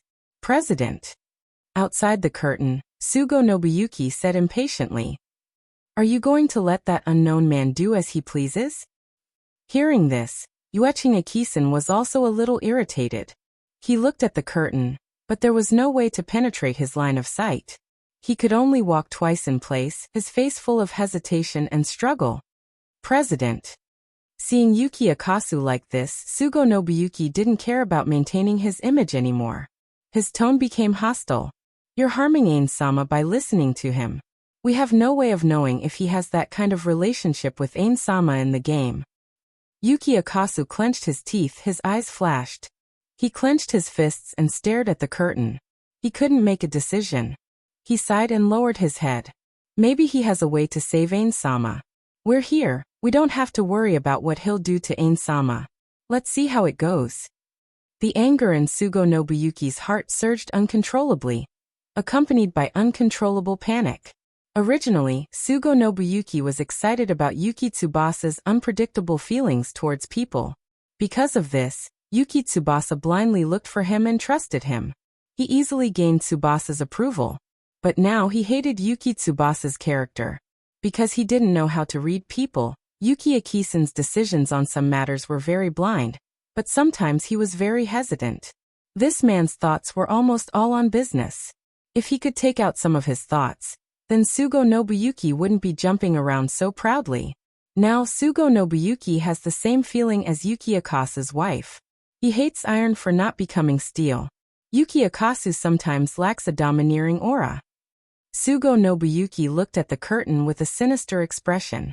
He wants to rush in. He wants to stop that man from doing what he's doing. But he knows that if he overacts, it will backfire. He can't leave Yuki Akasa's trust. Sugo Nobuyuki cursed in his heart. He cursed Wu Yen for bluffing. He cursed him for failing even if he has a way. However, Nerve Gear's performance reassured Sugo Nobuyuki. Even if he doesn't want to admit it, he's comforting himself with Kayaba Akihiko's excellence. It's kind of ironic. Just like that, the two of them quietly looked at the curtain with different emotions. They're looking forward to the result. On the other side, behind the curtain, the electric current in Wu Yan's hand is getting brighter and brighter. The crackling sound is getting louder and louder.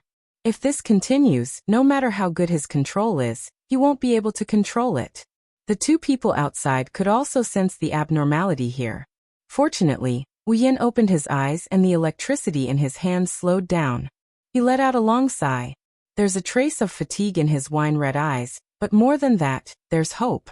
Wu Yan held Asuna's hand as if he's trying to wake her up from her slumber. Wu Yan called out to her softly as if he's trying to wake her up. Asuna. This shout seemed to have penetrated deep into the heart of the girl lying on the bed. Her eyelids fluttered and her weak breathing gradually became stronger. The jade hand in Wu Yan's palm twitched and a snort came out from her nose. Seeing this, Wu Yan tightened his grip and he yelled again. Asuna. Asuna. The girl seemed to be responding to Wu Yan's calls. Every time Wu Yan called out to her, her eyelids would twitch violently. Finally, her eyelids fluttered and she slowly opened her eyes. Asuna was very confused and scared. When Asuna was released from SAO, she thought she would be able to see the sunlight of the real world as soon as she opened her eyes. She also thought she would be able to see the miserable state of her body that she hasn't taken care of for 3 years. She thought she would be able to see it again. Then all I need to do is to wait for a while, and Wu Yan's familiar figure will appear before me, filling up the last piece of the puzzle that I need to return to Wu Yan. Unfortunately, reality was cruel. When Asuna opened her eyes, what appeared in front of her wasn't the hospital room she had imagined, nor was it the sunlight of the real world. Instead, it was a scene from another imaginary world. It was like a birdcage that imprisoned her. While Asuna was still in a state of confusion and fear, the guy who claimed to be Sugo Nobuyuki appeared in front of her and told her what was going on. Asuna couldn't believe it. She didn't expect Sugo Nobuyuki to do something like this. Am I going to become his toy and live in this birdcage forever? Am I never going to see the man who promised me a lifetime? Asuna was terrified. She prayed with all her might, praying that Wu Yan would appear in front of her again and take her away. While Asuna was praying, she suddenly felt a wave of dizziness. Her vision started to blur, and her body started to lose all sensation. Her consciousness started to float in the air, and when she regained her consciousness, a sense of weakness spread throughout her body. At the same time, she also felt that her eyelids were blocking her vision. That's why Asuna was confused. She was confused about what was happening to her body. She was afraid that if she opened her eyes again, she would find herself in another birdcage. However, at this moment, an incomparably familiar voice, as if appearing in a dream, entered her heart. Hearing this voice, the doubt and fear in Asuna's heart disappeared in an instant. Her heart trembled violently. It's him. He's here. In her excitement, Asuna ignored the weakness in her body and tried her best to open her eyes. She wanted to see that figure. Even if this is a dream, at least let me see, just let me see. With the help of endless motivation, Asuna finally managed to gather a little bit of strength, and used it all on her eyelids. Then she opened her eyes. Her chestnut-colored eyes were the most beautiful color in the world.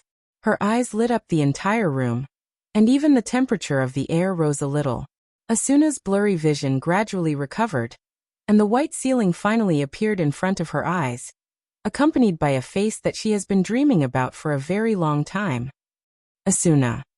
Wu Yan smiled at Asuna, who is looking at him in a daze. Her eyes are filled with uncertainty and fear. He held her hand tightly. Good morning.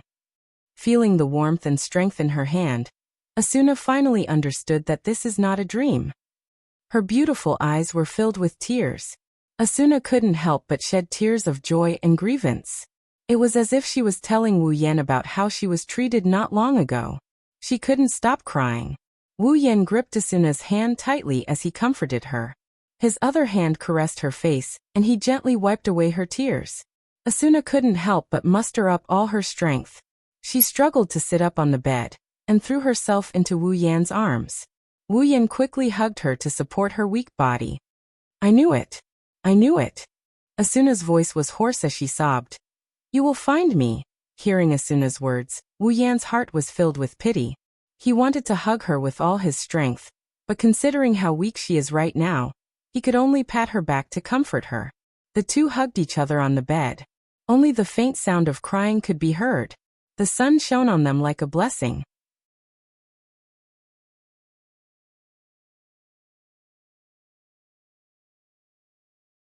Chapter 777. As time went by, Yuki Shozo and Sugo Nobuyuki became more and more restless.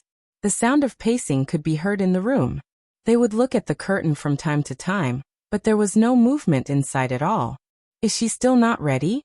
It wasn't the first time Yuki Chizo asked this question. Although his expression was still calm, his eyes were full of anxiety. President, this is taking too long. Sugo Nobuyuki quickly said. That man, I don't think we can trust his words. Chozo's face changed drastically. As the CEO of a large manufacturer, he rushed to the hospital when he received the news that the victims of SEO had woken up. He thought that his daughter had finally woken up, but he didn't expect to receive the worst news. Now a person suddenly appeared and said that he could save Asuna, leaving him waiting outside the hospital. It was a torture for him. Yuki Akeso is having a hard time. Sugo Nobuyuki is having a hard time as well. He can feel a sense of unease creeping up on him. The more time passes, the greater the sense of unease. His heart is beating like a drum. He's afraid that Wu Yan has the ability to save Asuna. Therefore, Sugo Nobuyuki could only tell himself that such a thing would never happen. The victims of SEO were trapped in the imaginary world for 3 years. For 3 years, no one was able to save them even with the help of the entire country. Now the imaginary world that Sugo Nobuyuki used to trap 300 players, including Asuna, used the same cardinal system. Although it's an old version, it's still very stable. Plus, no one has been able to break through Nerve Gear's stealth system for 3 years. It's not impossible to use an external force to intervene, but that's the only way. That's right, it hasn't been created yet. When he thought about it, Sugo's uneasiness calmed down a lot. Unfortunately, the method Wu Yan used to save Asuna isn't any other method. It's a mysterious ability in this world. That's why Sugo's fate is sealed. While the two of them had different thoughts and were waiting anxiously, the curtain covering the entire bed slowly opened, instantly attracting the attention of Yuki Shozo and Sugo Nobuyuki. The two of them suddenly turned their heads to look at the direction of the bed. The next moment, it was as if they were struck by lightning. Both of them were stunned on the spot. This. Yuki looked in front of him in disbelief. After confirming that he's not mistaken, he trembled with excitement. Asuna. Dad. With Wu Yan's help, Asuna sat on the edge of the bed and looked at Yuki. Her eyes were red and swollen from crying. Dad. Asuna. It's really Asuna. Yuki suppressed his trembling body and walked step by step to Asuna's side. You finally woke up, he shouted excitedly. Sugo Nobuyuki had a face full of disbelief, but unlike the excited Yuki Shozo, he took a few steps back. He kept shaking his head as if he's hysterical. Impossible. This is impossible. Sugo Nobuyuki's words instantly fell into the ears of the 3 people present, waking them up from the joy of reunion. Asuna's gaze fell on Sugo Nobuyuki. She pointed at him angrily and shouted at Sugo Nobuyuki. Father. That's him. He's the one who imprisoned me in an imaginary world. I can't wake up. What? What did you say? As if a bucket of cold water was poured on his heart, the excitement on his face disappeared without a trace. His head stiffly turned to Sugo Nobuyuki. His eyes were filled with disbelief. Sugo Nobuyuki regained his senses and clenched his teeth. He pretended to be calm and pushed up his glasses. Miss Asuna, what are you talking about? I don't understand what you're saying. Asuna woke up from a long slumber, so she couldn't hear Sugo Nobuyuki's voice. Other than Wu Yan's voice that miraculously reached her heart, she couldn't hear anything else. However, based on Sugo Nobuyuki's expression, it's not hard for her to guess that he's trying to weasel his way out of this. Asuna glared coldly at Sugo Nobuyuki before turning to look at Yueching Akane. Dad, this person used some underhanded means to imprison me in an imaginary world called Aloe, and he's the administrator of that imaginary world. President. Sugo Nobuyuki took a deep breath and lowered his head. It seems like Miss Asuna has been sleeping for a long time. Even her thoughts are a little messed up. Yuki stood up and looked at Asuna, who was looking at Sugo Nobuyuki with a cold expression. Then he looked at Sugo Nobuyuki, who had his head lowered. He couldn't see Sugo Nobuyuki's expression and frowned. I think it's better to let Asuna rest for a while. Hearing this, except for Asuna, who couldn't hear anything for the time being, everyone knew that Yuki still chose to believe Sugo Nobuyuki. Sugo Nobuyuki grinned. Wu Yan narrowed his eyes and glanced at Sugo Nobuyuki. He took the nerve gear from Asuna's hand. Yuki-san, I don't think there's a need for that. Wu Yan weighed the helmet in his hand and smiled. Yuki paused. Sugo Nobuyuki's expression changed. He turned around and chose the stupidest way to deal with the situation. Run. However, just as he raised his foot, a figure suddenly appeared in front of him with a cold and bright smile on her face. Where do you think you're going? Sugo-san. You. Sugo Nobuyuki took a step back in fear. He looked at Wu Yan, who was sitting on the bed a second ago. His heart was filled with fear. President. Sugo Nobuyuki yelled at Yuki. Don't be fooled by him. He must have done something to Miss Asuna. President, you have to believe me. Don't be in a hurry to deny it. Wu Yan stepped forward and pursed his lips. Now, with Asuna as a witness, I believe there will be people investigating that Aloe world very soon. Before that, it's better for you to stay here obediently. Don't jump around everywhere. Bastard. Sugo Nobuyuki was in complete despair. His eyes flashed with madness. He grabbed a fruit knife and stabbed it at Wu Yan. Asuna was scared out of her wits. Stop. Yuki Shozo exclaimed. Wu Yan raised his head. He didn't even look at the fruit knife coming for him. His wine-red eyes glowed red. Before the fruit knife could reach Wu Yan, he felt a force that could topple mountains and overturn seas raining down on him. As if he had hit an invisible wall, Sugo Nobuyuki flew back at a speed faster than when he had rushed over and smashed into the wall beside him. Ah! The impact made Sugo Nobuyuki dizzy. He howled in pain. Then, a foot appeared in front of his eyes. It was getting bigger and bigger. Bang! 2 streams of blood flowed down Sugo Nobuyuki's nose. His glasses were completely shattered and hung loosely on his face. A few teeth flew out of his mouth. His head tilted to the side and his eyes bulged as he fainted. Seeing this, Asuna let out a sigh of relief and a smile appeared on her face. On the other hand, Yueching Akisan stared at Sugo Nobuyuki's ugly face. Yueching Akisan's shoulders drooped as if he had suddenly aged a lot.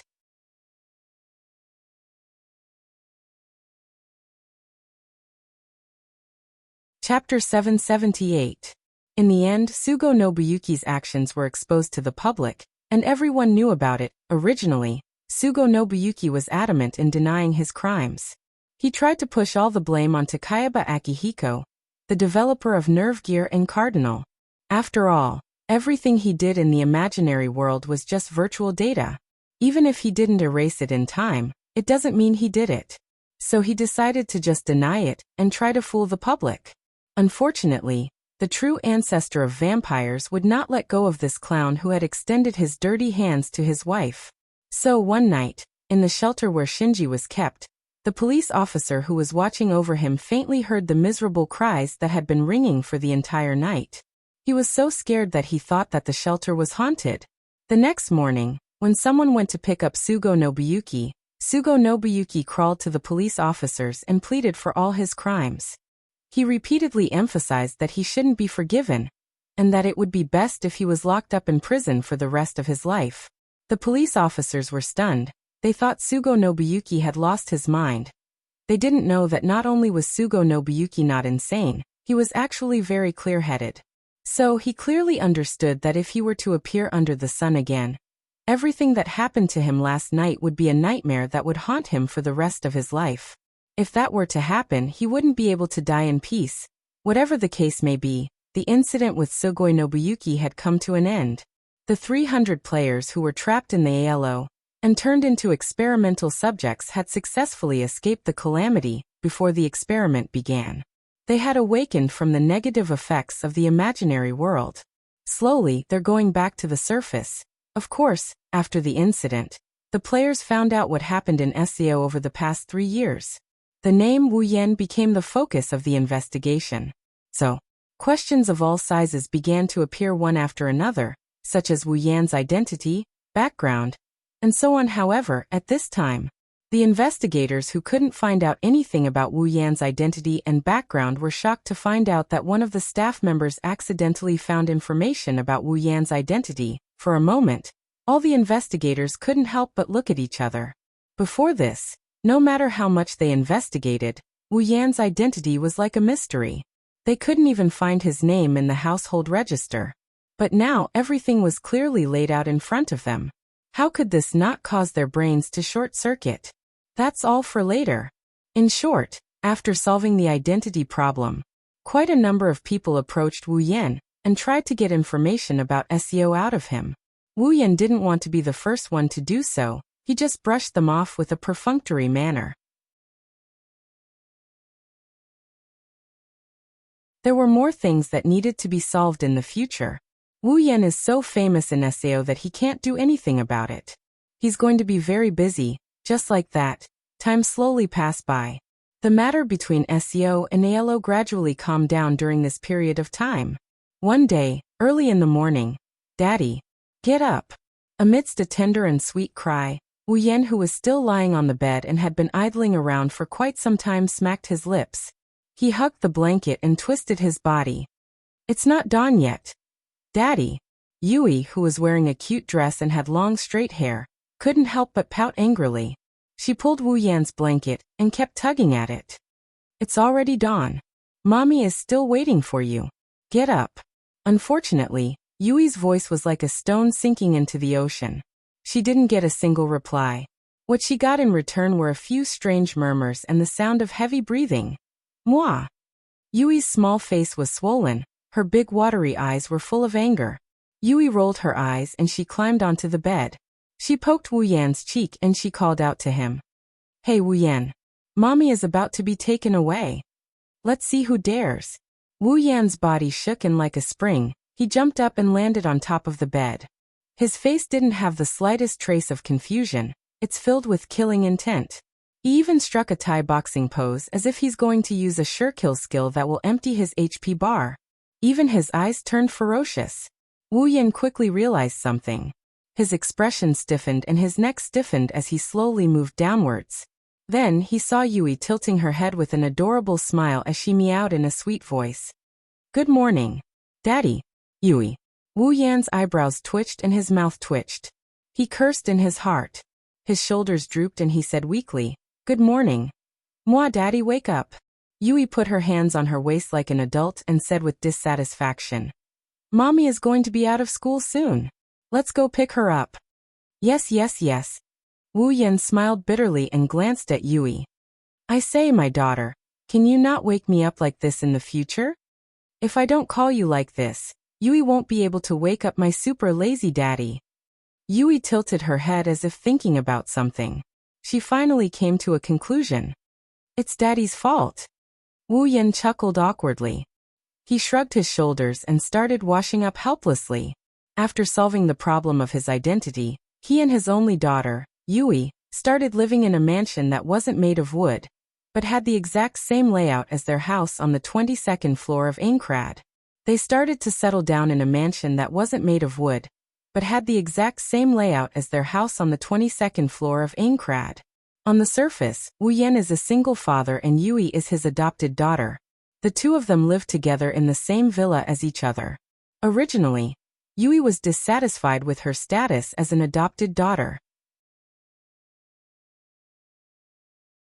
She'd rather be Wu Yan's biological daughter than an adopted daughter. However, Wu Yan looks like he's in his 20s. He can't imagine how people would look at him if he has a daughter who's around 10 years old. No matter how dissatisfied Yui is, she had no choice but to accept it. Yui is actually quite satisfied. She's able to appear in the real world and accompany her parents. What's there to be dissatisfied with? Of course, as for how she was able to appear in the real world, and even become a person with flesh and blood, Yui didn't understand at all. Every time she asked her father how he did it, he would only give her a mysterious smile and then smile perfunctorily. Fortunately, Yui is very obedient. She knows what to ask and what not to ask. She didn't ask any further. The result is good, isn't it? And so the two of them lived a peaceful and happy life together. Asuna also came to visit them almost every day. She already considered this house as her own. If it weren't for her parents' disapproval, she would have moved in with them. In Liz's words, Asuna is in a hurry to get married. Speaking of Asuna, she can't live with Wu Yan and Yui like she used to. She's living in her own home. She went to a school for the survivors of SAO and she became the prettiest girl in the school. She's now the most popular girl in the school. This is why Yui always uses the excuse that her mother was taken away from her to wake Wu Yan up. Wu Yan isn't a student, so he's not in school. He knows that there are a lot of people chasing after Asuna.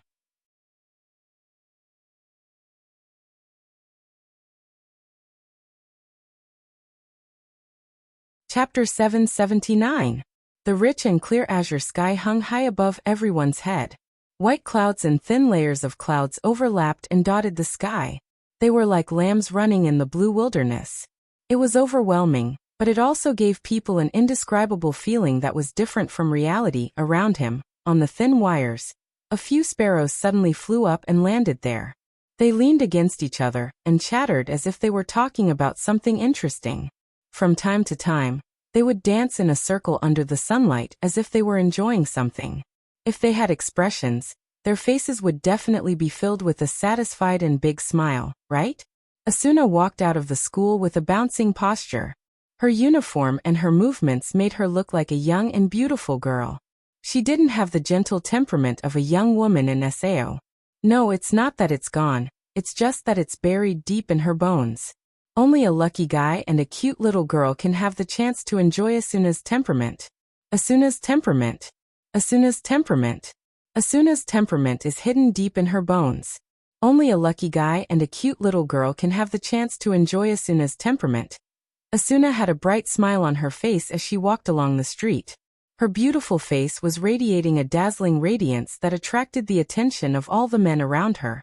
Asuna, on the other hand, was enjoying the scenery around her as she walked along the street. The wind was still as gentle as ever, and the noise of the students after school spread to the scene bit by bit. Asuna's body and mind were immersed in this ordinary scene. She even started humming a song. This kind of noisy and ordinary scene can't be replicated in SAO no matter how skilled Kayaba Akihiko is. Just like in SAO, Asuna, Wu Yan, and Yui lived next to their home for a year. It's also impossible to replicate the beautiful scenery in the real world. Both worlds are worth Asuna's attention. Asuna still feels like she's in a dream. She can't believe she's back in the real world. That's why she cherishes her time here. But sometimes, Asuna couldn't help but recall her memories in SAO. Usually at this time, Asuna would have a smile on her face that would make the men around her unable to react for a long time. Asuna is glad that she met Wu Yan in that world. Wu Yan gave her so many wonderful memories, and made her life in this world more colorful than it already was. Without Wu Yan, Asuna couldn't imagine what would happen to her life in Sao. She couldn't even imagine what would happen to her if she didn't have Wu Yan by her side. Asuna's heart couldn't help but melt at the thought of having a house in this world that was exactly the same as the one in the forest on the 22nd floor of Aincrad. She also had a loving husband and an adorable daughter. She was so happy that she couldn't help but feel her heart melt. Of course, other than bliss, Asuna also felt bashful and confused. Bashful because in the real world, Wu Yan is only her boyfriend. But just like what Liz said, she couldn't leave Wu Yan's embrace. She couldn't stop thinking about how she could return to her old life and be Wu Yan's wife. This urge to marry Wu Yan made Asuna hide under her blanket in the middle of the night. She would toss and turn while rubbing her pillow. As for their doubts, they are doubtful of Wu Yan's inhuman methods. Why would Yui, an AI, appear in the real world? She's weak, but why did she become so energetic after drinking Wu Yan's potion? It's like she hasn't been in bed for 3 years. These are the questions in Asuna's mind. However, like Yui, Asuna didn't ask Wu Yan anything. After all, she and Wu Yan have only known each other for a few months in the real world. They don't know each other as much as they did in Sao. It's better to avoid certain things for the time being. Besides, Asuna trusts Wu Yan a lot. She believes that no matter how mysterious he is, he still loves her. Asuna's thoughts started to wander as she stood at the school gate. Unconsciously, a charming smile appeared on her face. It's obvious that she's reminiscing about the happy days in Sao. Ayaya, Yui, I'm guessing that Mom must be thinking about us again. Mom. Mom is the best. A familiar voice echoed in Asuna's ears and woke her up. She couldn't help but turn around. She saw Wu Yan holding Yui's hand and standing in front of her with a smile on his face. She smiled back at him, but her face quickly tensed up. You two are going to bully me again, right? Asuna's face was filled with fear as she puffed out her chest. This isn't home. I can scream at any time, and the school's guards will come out and chase you away. Wu Yan and Yui glanced at each other, and they both lowered their shoulders. What should we do? Wu Yan looked like he was abandoned by the world. He held Yui's hand. Mom is going to chase us away. She doesn't want us anymore. Mom is a bad person. Yui cried pitifully and hugged Wu Yan's arm. Dad, don't be sad. Mom doesn't want Dad. Yui wants Dad. Wu Yan was touched. All right, from now on, we'll rely on each other and despise our mother together. Let's look down on Mom together. Yui, who was just saying Mom is the best, just now said. You. Asuna's lips trembled.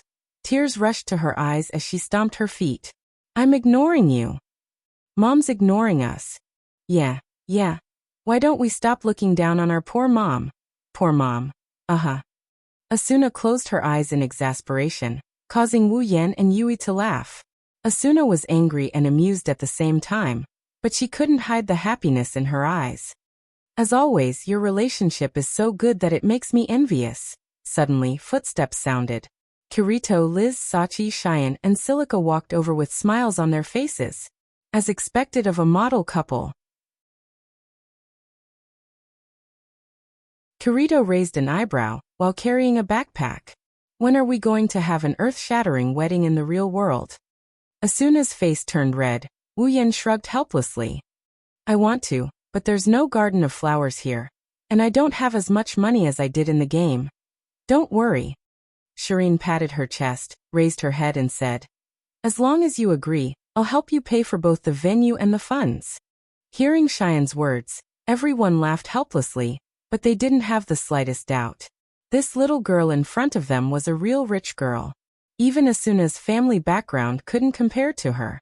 She could be considered as a super rich girl among the rich. It's worth mentioning that Cheyenne's real name is Yuki Cheyenne. She's also a distant relative of Asuna's family. Yuki Cheyenne's father has helped her a lot. Of course, the daughter of a rich family also had her own troubles. This could be seen from the two fierce-looking bodyguards who got out of a super luxurious car not far from her. Hey, hey, hey, don't tell me you're going to bring them with you? Everyone looked at Cheyenne speechlessly. Sachi and Silica hid behind Wu Yan. Cheyenne hurriedly explained. Of course not. Cheyenne immediately said to the two bodyguards. You guys can go back first. Yes, miss. The two bodyguards respectfully saluted, then hid in the car and drove away in a whirring sound, stirring up a cloud of dust. Everyone coughed until they choked. When the dust dispersed, they looked at each other and couldn't help but laugh.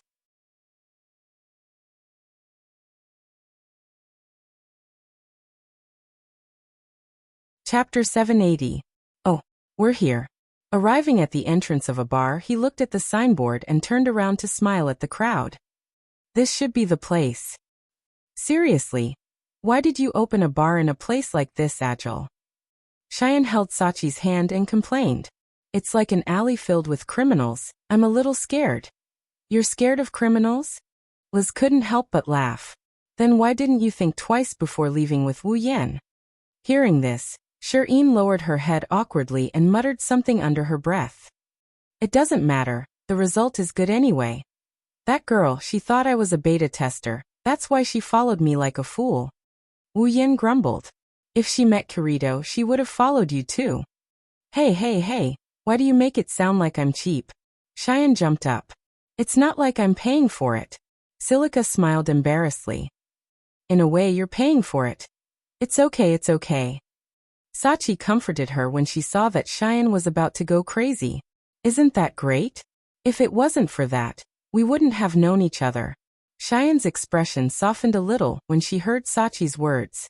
She snorted and turned her head away. Everyone chuckled. You guys. Is it fun to chat at the door? The door in front of them was pushed open. A man with some stubble on his chin and a headband on his forehead, who looked a little old, held the door handle and teased. Could it be that because you're a minor, you don't even dare to enter the door of the bar? Klein, you bastard.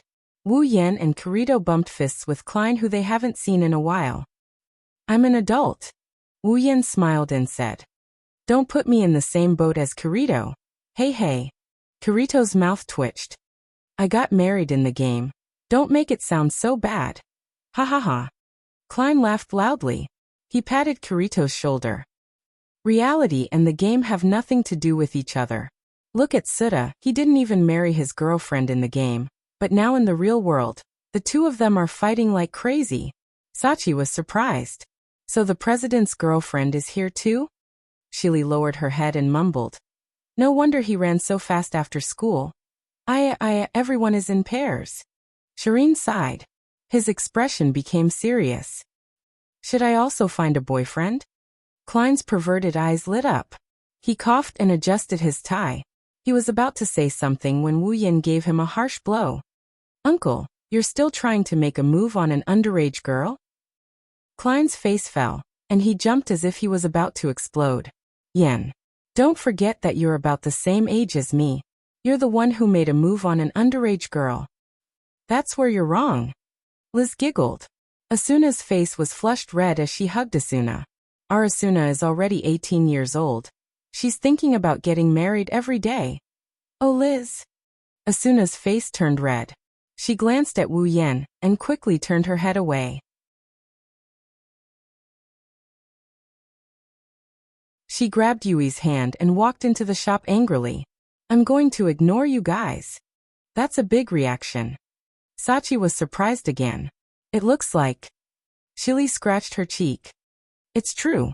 Shireen shook her head. She wants to get married. Liz giggled. You guys?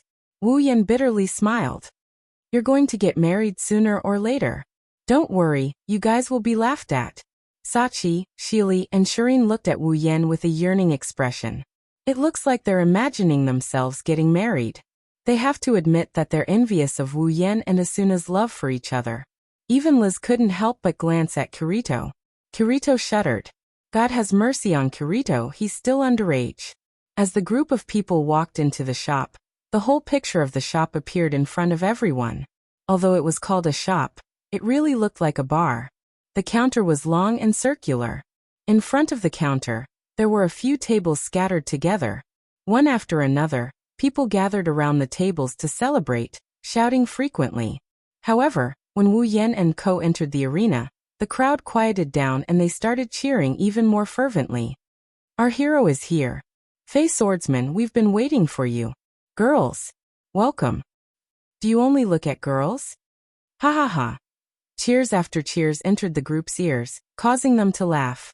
After that, an offline party for the survivors of SEO began. Yo, winners in life.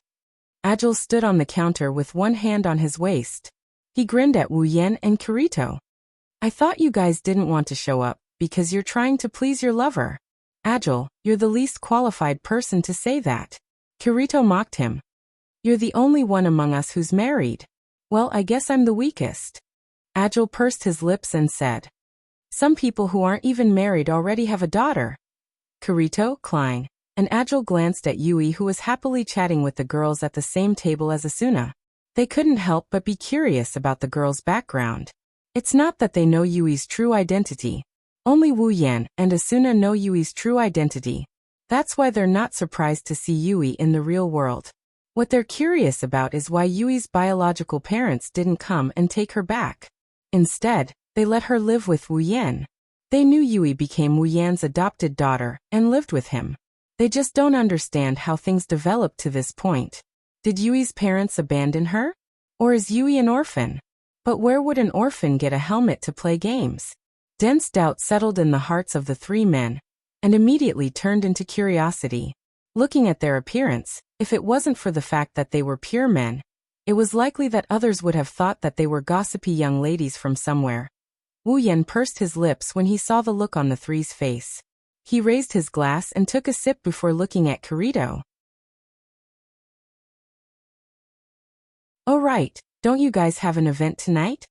Wu Yan found out that after Sugo Nobuyuki was arrested, Kirito logged into Allo just like he did in the original work. They didn't know why Kirito logged into the game. They only know that after Kirito logged out, he gave a world seed called These to Agile. In other words, just like in the original novel, Vermo is the main theme of this world, and Allo is also the main theme. Tonight, Kirito and the others will challenge the new Aincrad. Once again, Kirito's expression turned serious as he looked at Wu Yan. Are you sure you don't want to come with us? Well, Wu Yan scratched his head. If there's a chance, I'll make a cameo appearance, but I don't think I'll be joining tonight. I see. Kirito nodded and said regretfully. That's a shame, it's not as fun without you. He's a hero now, he's looking down on us. Klein said in a sour tone. Then he raised his wine glass and handed it to Wu Yan. Heartless bastard, I'll teach you a lesson today. Kirito and Agile nodded in agreement. Wu Yan didn't know whether to laugh or cry at this.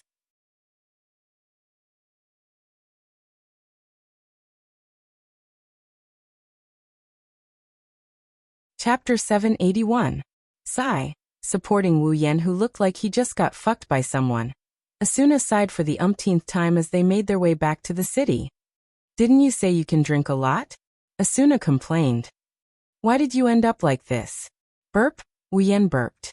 Asuna frowned when she smelled the alcohol on his body. Wu Yan smiled bitterly and apologized. I'm sorry, Asuna. I didn't think I would end up like this. But you can't blame me for this. Wu Yan quickly pushed all the blame away from him. I don't know what drugs those bastards from the Knights of the Blood Oath have taken, but they're drinking so hard that they're taking turns to fight. How despicable. Asuna pouted.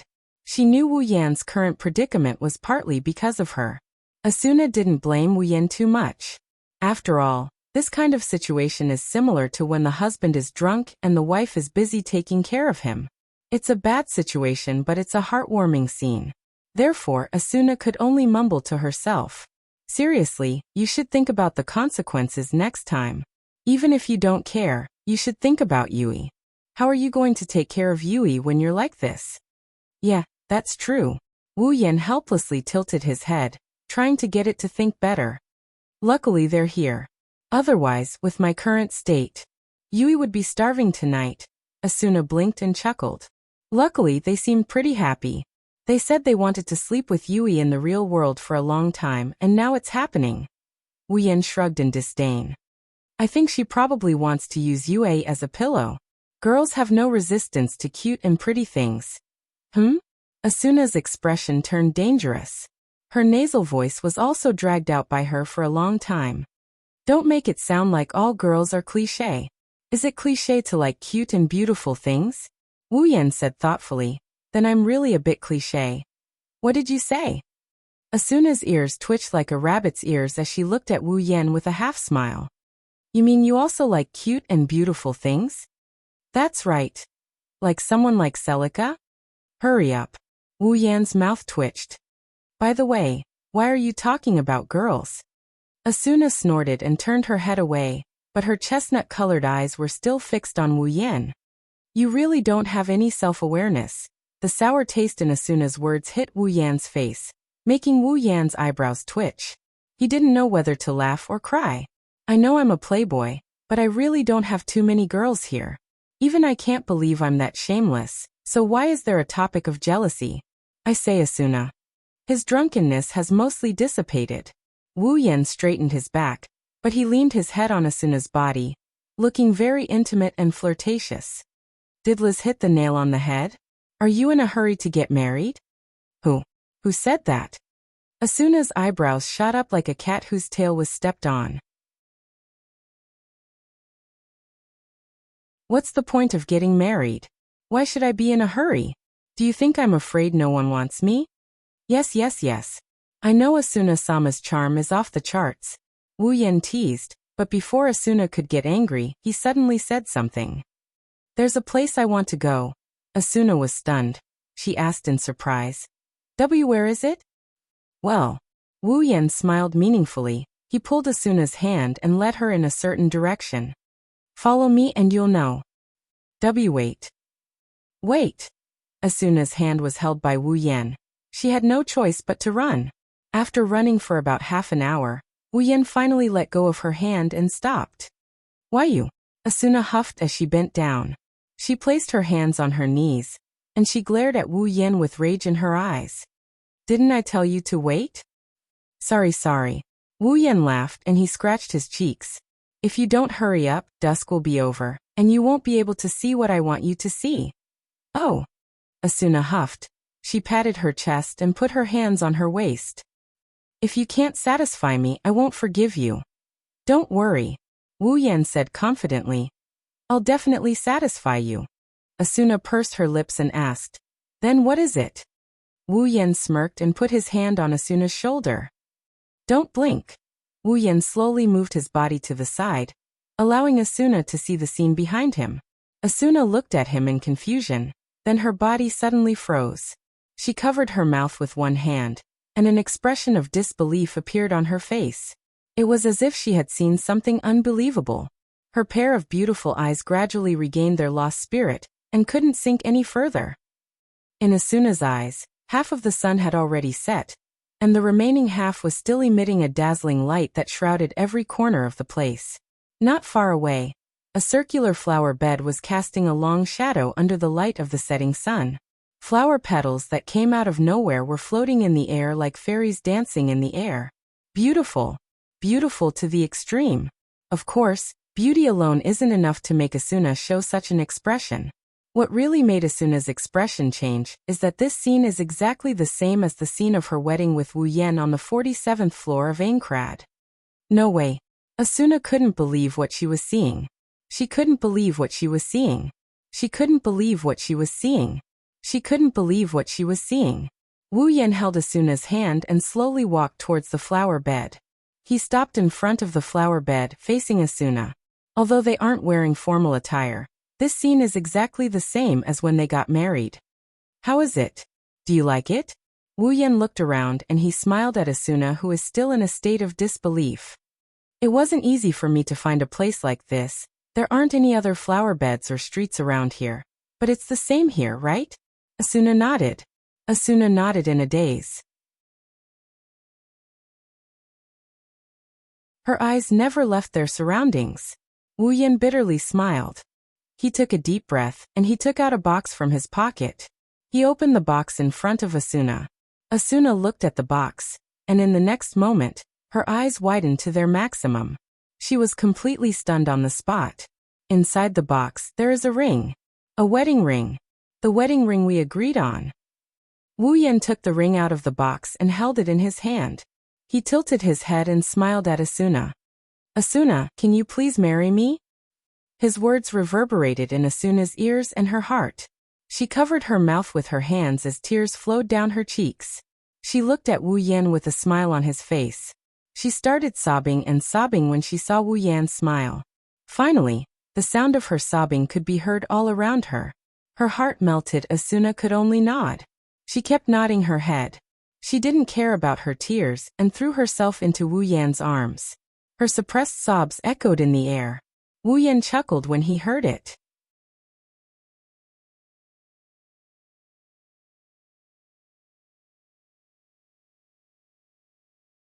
Chapter 782. The dusk scene has completely dissipated. It's done its job.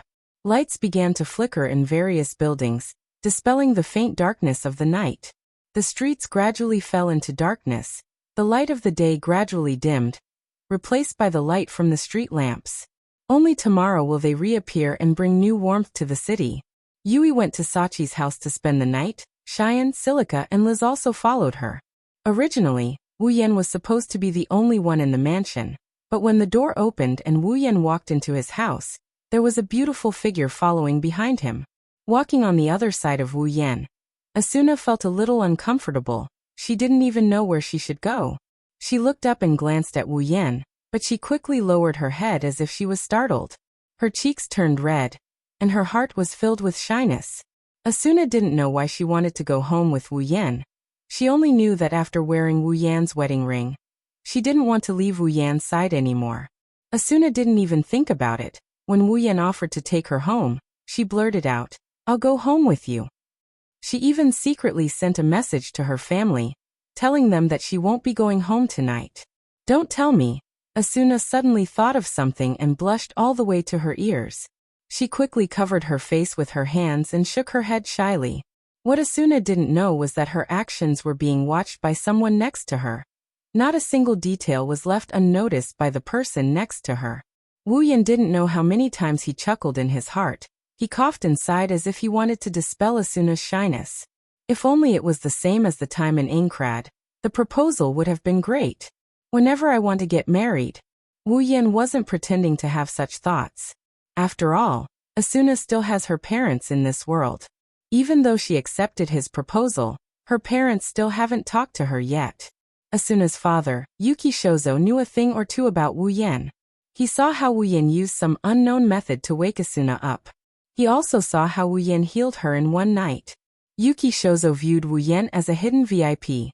If Asuna asked to marry Wu Yan, Yuki Shozo might not agree immediately, but he would definitely consider it. I believe that the next time they meet, with Wu Yan's heaven-defying skills, it wouldn't be hard to get Yuki Akeso to agree to his request. The problem is Asuna's mother. Asuna's mother isn't as gullible as Yuki Shozo. As a university professor, she has a better eye than Yuki Shozo. Otherwise, she wouldn't have rejected Sugo Nobuyuki, who didn't show any flaws. However, she's a bit snobbish. If you want to marry Asuna, you don't have a good personality or a good family background. Asuna's mother won't easily agree if you don't have a good background.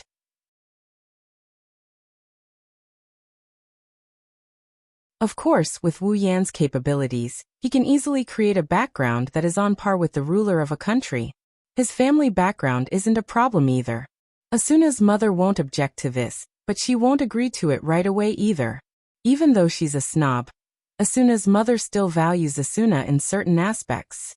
At the very least, they have to spend some time with each other. So if he really wants to marry Asuna, he won't be able to do it without a certain amount of time. Wu Yan's words successfully diverted Asuna's attention. She looked up and saw Wu Yan's regretful expression. She held his hand and comforted him. I just turned 18, my family will be a bit worried. I will slowly leak some information to them so they can be mentally prepared. For now, let's just treat it as an engagement. Wu Yan bitterly smiled when he heard Asuna's words. If he can, he really wants to marry Asuna right away. It's not that he's too eager, he just wants to leave without any regrets before he leaves. Wu Yan suppressed his thoughts and maintained a regretful expression on his face. Originally, I was so excited to hold another wedding ceremony. Asuna couldn't help but look forward to it. Even though she's experienced a wedding ceremony before, that was in the game world. She's looking forward to a wedding ceremony in the real world. After all, she's a girl. Well, I guess we can only delay it for now. Wu Yan turned around with a teasing look on his face. Anyway, it looks like you're more anxious than I am. Oh, don't joke about this. Asuna's cheeks puffed up as she rubbed her hands in dissatisfaction. She looked at the owner of those hands and smiled again. She leaned her head into Wu Yan's chest. Actually, as long as I can live with you and Yui in this house, I'm already very happy. Is that so? Wu Yan hugged Asuna's waist and rubbed her cheeks. I'm the same.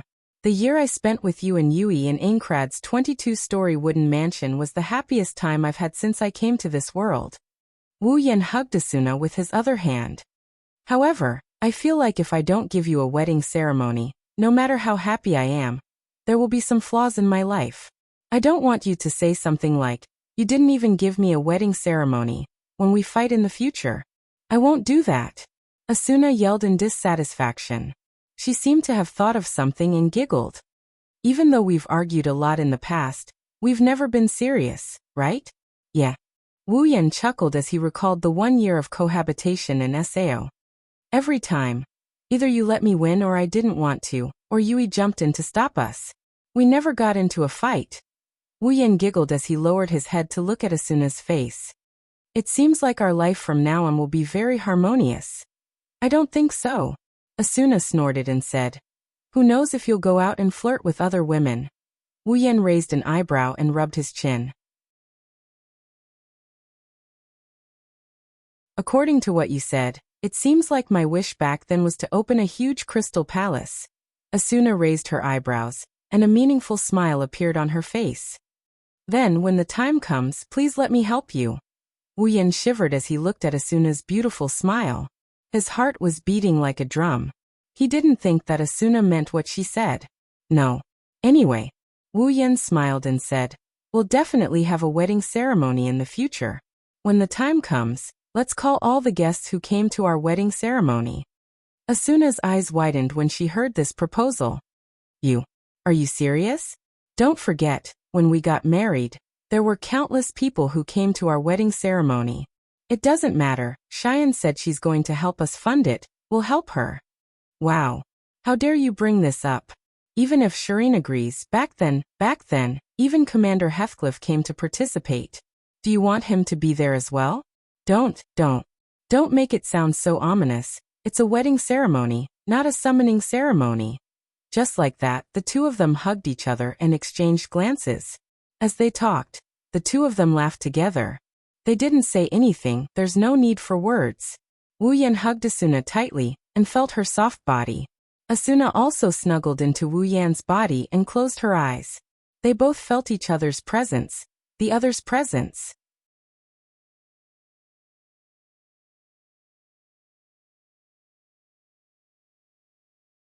Chapter 783. Under the light, the two of them hugged each other in silence. Neither of them said a word. At this moment, they could feel each other's presence, and their hearts were at ease. Perhaps, Asuna subconsciously wanted to seek this feeling. That's why she came back with Wu Yan.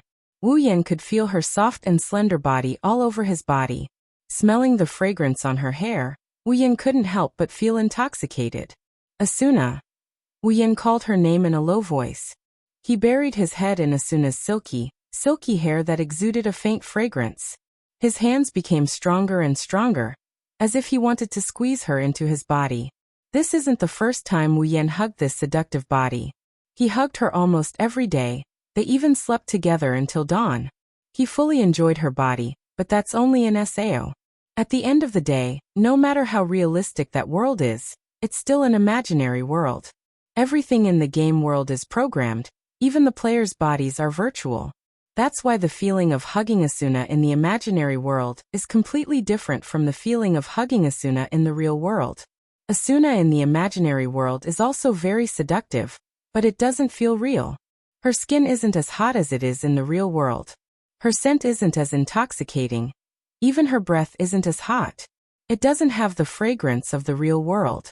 Back in the real world, Wuyan hugged Asuna before. Usually it's just a light hug or a snuggle. But now he's hugging her so tightly that it feels like he's occupying her entire body. This is the first time. Under this stimulation, Wuyan naturally started to have a reaction. Asuna's arms were wrapped around Wuyan's back. Her body was tightly pressed against his. She didn't move an inch. Asuna has lived with Wu Yan in the game world for a year. She fully experienced his reaction. Therefore, when she felt the strange reaction from Wu Yan's body, her slender body trembled slightly and froze.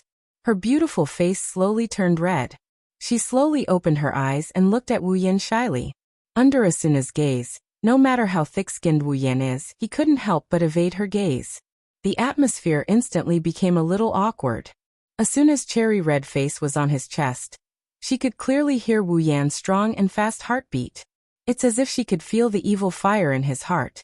The heat was transmitted to Asuna's cheeks through his skin, causing her face to turn even redder.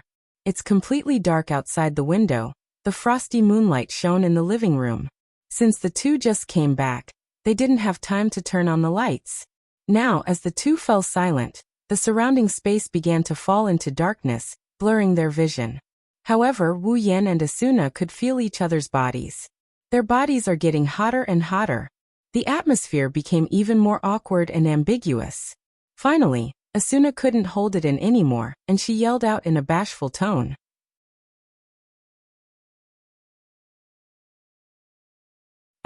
I'll go back first. Hearing Asuna's words, Wu Yan suddenly became anxious. Without any hesitation, he carried Asuna up. One of his hands went through her thighs, and he lifted her up. Asuna screamed and wrapped her arms around Wu Yan's neck. You put me down. Asuna seemed to know what was about to happen.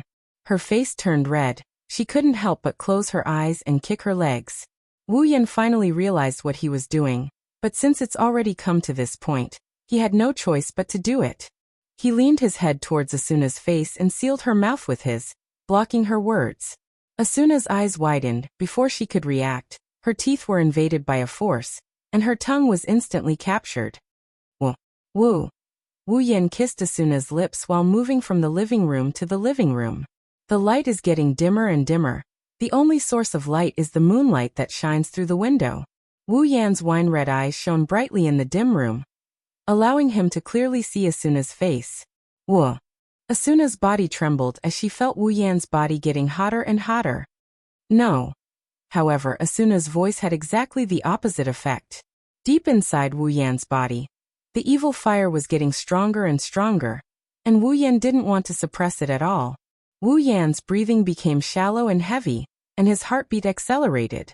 In his vision, only Asuna's chestnut-colored hair and bright red face became the color, and his mind gradually became blank. Asuna's clothes started fluttering in the air. Her clothes started disappearing at an even faster rate. In the end, Wu Yan could see her fair and soft body. Asuna accepted her fate, and she closed her eyes. She followed Wu Yan's lead and laid down on the bed. The rather spacious, soft and bouncy bed had beautifully completed its task. Only the quilt was left wriggling on the bed.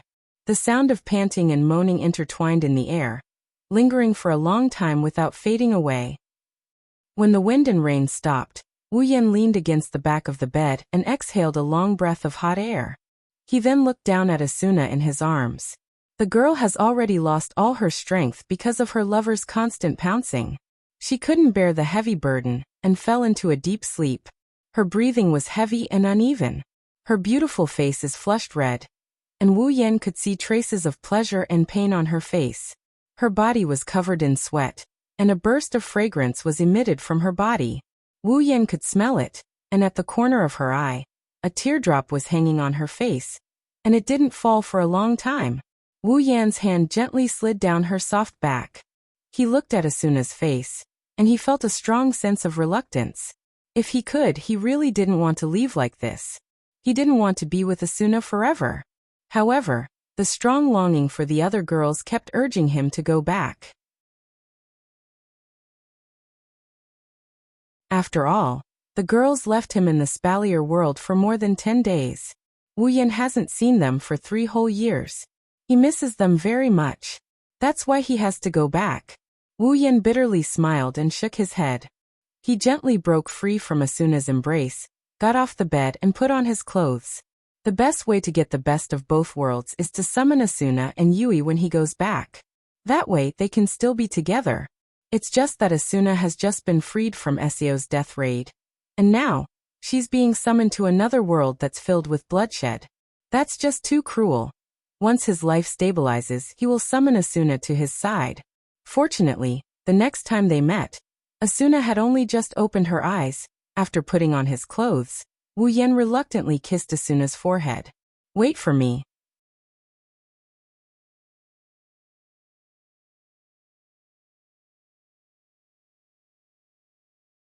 Chapter 784. Spalier World Academy. Hinajiku, Kotori, and Kurumi sat on one side of the table. Ikaros, Astria, and Toka looked at them with a confused expression.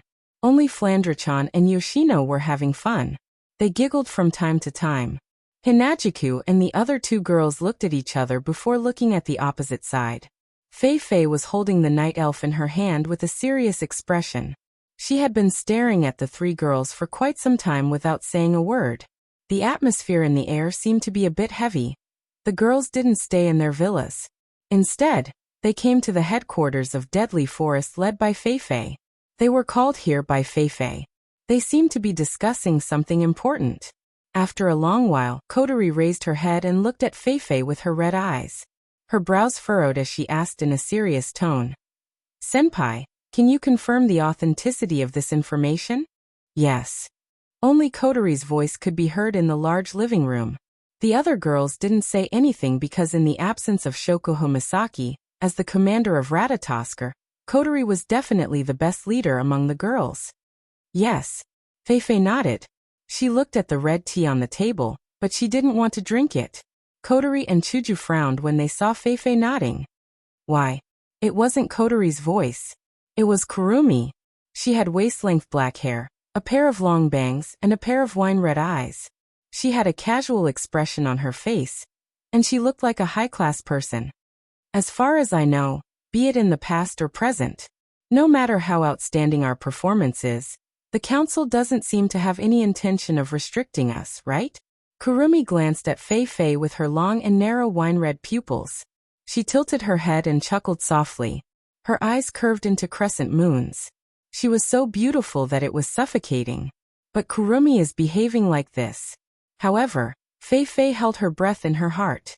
She knows how this girl, who appeared in the group out of nowhere, tormented a male student who flirted with her to the point where he couldn't even bear to look at her. She's a girl who looks even more beautiful than Shokuho Misaki, the queen of the academy, a few days ago. She only showed a little bit of her true strength. Fei Fei had always thought that Kwang-san was a very dangerous person. Fei Fei took a deep breath. Her expression turned serious. In the past, the council's elders didn't know what to do with your group. Every elder has different opinions about you people of unknown origins, so it has been delayed like this for a long time. In addition, the old patriarch is on your side. So far, not many people have come looking for trouble with you. But it's different this time. Fei Fei's serious face showed a hint of helplessness. This time, it's not the entire council that's secretly plotting against you, it's the imperial family. The Ailu royal family. Fei Fei looked at the girls.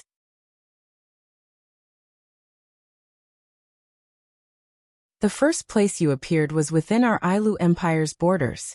Because of that, outsiders have long treated you as citizens of Ailu Empire. Now the royal family wants to contact you. That's a very good reason. Such an outstanding and powerful group has appeared among their own citizens. As a member of the Ailu Empire's royal family, it's perfectly justifiable for them to get in touch with these outstanding citizens. Haha. Kurumi narrowed her eyes at Fei Fei's words. Her slender right hand covered her slightly translucent pink lips as she chuckled. In other words, we have to accept their invitation? Chuju frowned again. She looked at Fei Fei with a troubled expression. Can't we reject them as usual? Fei Fei bitterly smiled. Of course you can reject them. You aren't part of the royal family, and you have enough strength to warrant their attention. If you reject them, the royal family won't provoke you. But the problem is, it's not just you. Even the Baruba Empire, Faya Empire's royal family, and the other 3 great houses have been invited. The 3 great empires and the 9 great houses are all here. Think about it, how will they view you? Kotori raised her head at Feifei's words. Her red eyes flashed with contemplation. She lazily leaned back in her chair and unwrapped a treasure. She put it in her mouth and replied, "Indeed, it would be too arrogant of us to reject them." But Chuju was a little worried. Why would the Ailu Empire's royal family invite us to a ball like that? We aren't nobles or heroes. We're just a bunch of students, right? That's what I don't understand. Feifei pulled himself together and looked at the girls. The old patriarch only asked me to tell you that the imperial family seems to have attached great importance to you all during this period of time. They have been reporting on your movements in the academy. However, because they cannot brazenly monitor you all, they should only be able to get a rough idea of your whereabouts. Oh? Kotori suddenly turned to Feifei. In other words, during this period of time, the news of my brother's absence was also known to them? When the word Oniai-chan came out of Kotori's mouth, all the girls went silent. They looked at each other, and no one spoke. Even Flandra-chan and Yono, who were playing nearby, jumped up from the ground. Ikaros stared at the girls who were chatting with each other, her indigo pupils filled with longing and curiosity. Seeing this scene, Feifei couldn't help but sigh secretly. What kind of charm did Yen have to be able to make a group of girls who were impeccable in terms of appearance, strength, and character? Moreover, they were disdainful of men and turned a blind eye to him? Feifei calmed herself down and nodded. I'm afraid they do. I see. Kotori pondered for a moment before standing up. Feifei-senpai, thank you for your reminder. We'll be careful. If there's nothing else, we'll be taking our leave. You're welcome. Feifei also stood up and smiled. No matter what, Yen, Chuju, and Mikoto are my good friends. I might not be able to get any useful information, but I can give you a heads up so you can be prepared. Also, the old patriarch told me to do this so you don't have to be so courteous. Thank you so much, Feifei. Chuju tugged at Feifei's hand. Feifei shook her hand. Kotori and Kurumi, who didn't know much about Feifei, lowered their guard. At the very least, they can confirm that this senpai named Feifei is trustworthy. After that, Chuju, Kotori, and Kurumi left with Ikaros, Astria, Toka, Flandra-chan, and Yoshino. They said goodbye to Feifei and left the room. Looking at Hinajiku and the rest walking away, Feifei stood there silently until all the girls disappeared from her sight. Only then did she slowly sit back down on the table. There were a few cups filled with red tea. The red color of the tea didn't decrease at all. The red color was still swirling in the cups. Feifei stared straight at the red tea in the cups. She shook her head helplessly and laughed. At the mention of Wu Yan's name, the girls who usually don't care about anything lost their composure. Forget about the tea. They didn't even dare to probe further into the topic.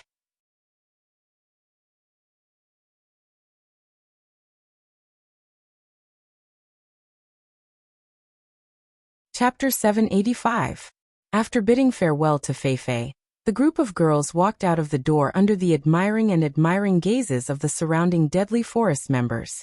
They walked towards the direction of the villa area. Along the way, the girls didn't say a word. Even Flandra-chan, who loves to play, was obediently holding Astria's hand. She seemed to know that her sisters were thinking about something. However, after entering the villa, Hinajika broke the silence and looked at Kotori. Hey Kotori, do you think we should go or not? The young ladies shifted their attention to Kotori. It was apparent that they had decided to let Kotori, who was a leader, make the decision. Kotori didn't hesitate. She lowered her gaze and grabbed the pearl in her mouth. Of course we have to go. Otherwise, we might get into trouble. The problem is... Kotori looked around at the girls. If we are going, it would be best if we can verify Feifei-senpai's information. We need to know why the Ailu imperial family suddenly paid attention to us, and why they invited us to the ball. Hinajiku and Kurumi both narrowed their eyes and nodded seriously. Hinajiku added, I have a feeling this ball won't be as simple as it seems. Kotori fell into silence. Along with her silence, the atmosphere between the young ladies fell into silence. Kotori pulled herself together and waved her hand when the entrance of her mansion appeared before her. Regardless, let's think of a way to gather information. After all, we know too little now. Yeah. This time. All the girls nodded. After making a preliminary decision, the expressions on their faces began to relax. Seeing this, Astria, Toka, Flandra-chan, and Yoshino, who tried their best to hold back, sighed in relief. They didn't understand the importance of this ball. They just didn't like the heavy atmosphere. With their brains, they naturally felt that as long as they were happy, everything would be fine.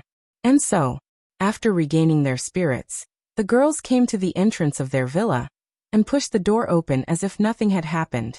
However, the moment the door was pushed open, Ikaros, who was silent with her head lowered, abruptly raised her head. Her indigo pupils flashed with a ripple that was different from the calm before. Then, under the astonished gazes of the girls, Ikaros actually spread her wings and rushed into the villa's hall. Ikaros! The group of girls exclaimed, but before they could react, Ikaros had already rushed into the villa's living room. The girls looked at each other and quickly followed. But not long after, when everyone arrived at the living room, their footsteps came to a halt. They couldn't move an inch. They were all frozen in place. The expression on their faces also froze. In front of everyone's eyes, the entire hall was filled with Ikaros's feathers. They floated down like a feather, covering the entire hall.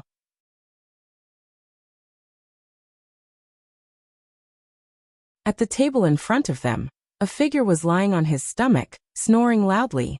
Beside him, Ikaros's two small hands were resting on his body. Although her expression was as calm as an ancient well, her eyes were filled with joy. Flandra-chan, Astria, and Toka cheered loudly and jumped towards the figure. They didn't recover from their shock until Flandra-chan, Astria, and Toka screamed and jumped towards the figure. Onii-chan. Shido. Master. In his dream, Wu Yan faintly heard 3 sweet voices. Then his body was suddenly weighed down by 3 different sizes. Unable to bear the burden, he flipped over. A feeling of the sky and earth spinning entered his mind. Then a sharp pain came from his head. Bang! Yua. The pain at the back of his head made him groan in pain without hesitation. His drowsiness disappeared without a trace. When he opened his eyes, he wasn't lying on the table anymore. He was lying on the floor with 3 beautiful girls of different sizes on top of him. They were looking at him with a face full of surprise. Ouch! Wu Yan hugged Flandra-chan, Astria, and Toka. He rubbed his head and sat up. The other girls also came back to their senses. Their eyes were filled with surprise, but it quickly disappeared. You brat, you finally know to come back? Kotori frowned and placed her hands on her hips. Her tone was filled with dissatisfaction. King Kotori. Wu Yan rubbed his head and he blinked his eyes. He looked at the girls, and he waved his hand in confusion. Yo, long time no see. Long time no see, my ass. Hinajika stepped forward and punched him in the head, waking him up from his dazed state.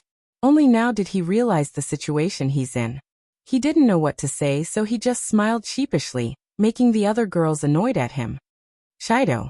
Toka rubbed her head against Wu Yan's chest. She closed her eyes and enjoyed the feeling. When did you come back? It's been a while. I didn't see you girls when I came back, so I took a nap on the table. Wu Yan patted Toka's head, and he pulled the 3 girls up from the ground. By the way, don't call me Shido. Just call me Wu Yan. Toka tilted her head and said reluctantly, Yes, Shido. Got it, Shido. Wu Yan laughed dryly. Forget it. Do whatever you want. Onii-chan. Flandra-chan clung onto Wu Yan like a koala bear. She said pitifully, You've been gone for so long, Flandra-chan missed you so much. It's been 10 days, right? Chuju stared at Wu Yan. Why were you gone for so long? Wu Yan shook his head with a wry smile. Yeah, it's been a bit long. It's only been 10 days, but I've been there for 3 whole years. Allah. Kurama placed her finger on her lips and smiled until her eyes were squinted. House Sama doesn't seem to have changed much. Kotori sucked on the pearl in her mouth and glanced at Wu Yan. This guy is the ancestor of vampires. His lifespan is endless. 3 years is nothing. But I'm not even 30 years old yet. Wu Yan retorted. 3 years is a long time for me, okay? Era, you're so pitiful. Kurumi walked up to Wu Yan and whispered seductively into Wu Yan's ear. House-sama, did you miss us? Or did you miss us? Kurumi put her hand on Wu Yan's chest and slowly moved. She snuggled into Wu Yan's arms and wriggled her body. Wu Yan's face turned red and he swallowed. Seeing Kurumi seducing Wu Yan in front of everyone, the girls raised their eyebrows and their eyes burned. Toka jumped out and yelled, "Don't get so close." Era, what a shame. Kurumi giggled. She whispered into Wu Yan's ear. Let's wait until nightfall and have a good chat. Kurumi laughed as she left Wu Yan's embrace. Wu Yan bitterly smiled as he felt a nefarious fire burning within him. She must be taking revenge on me for being away for so long. Are you reluctant to leave?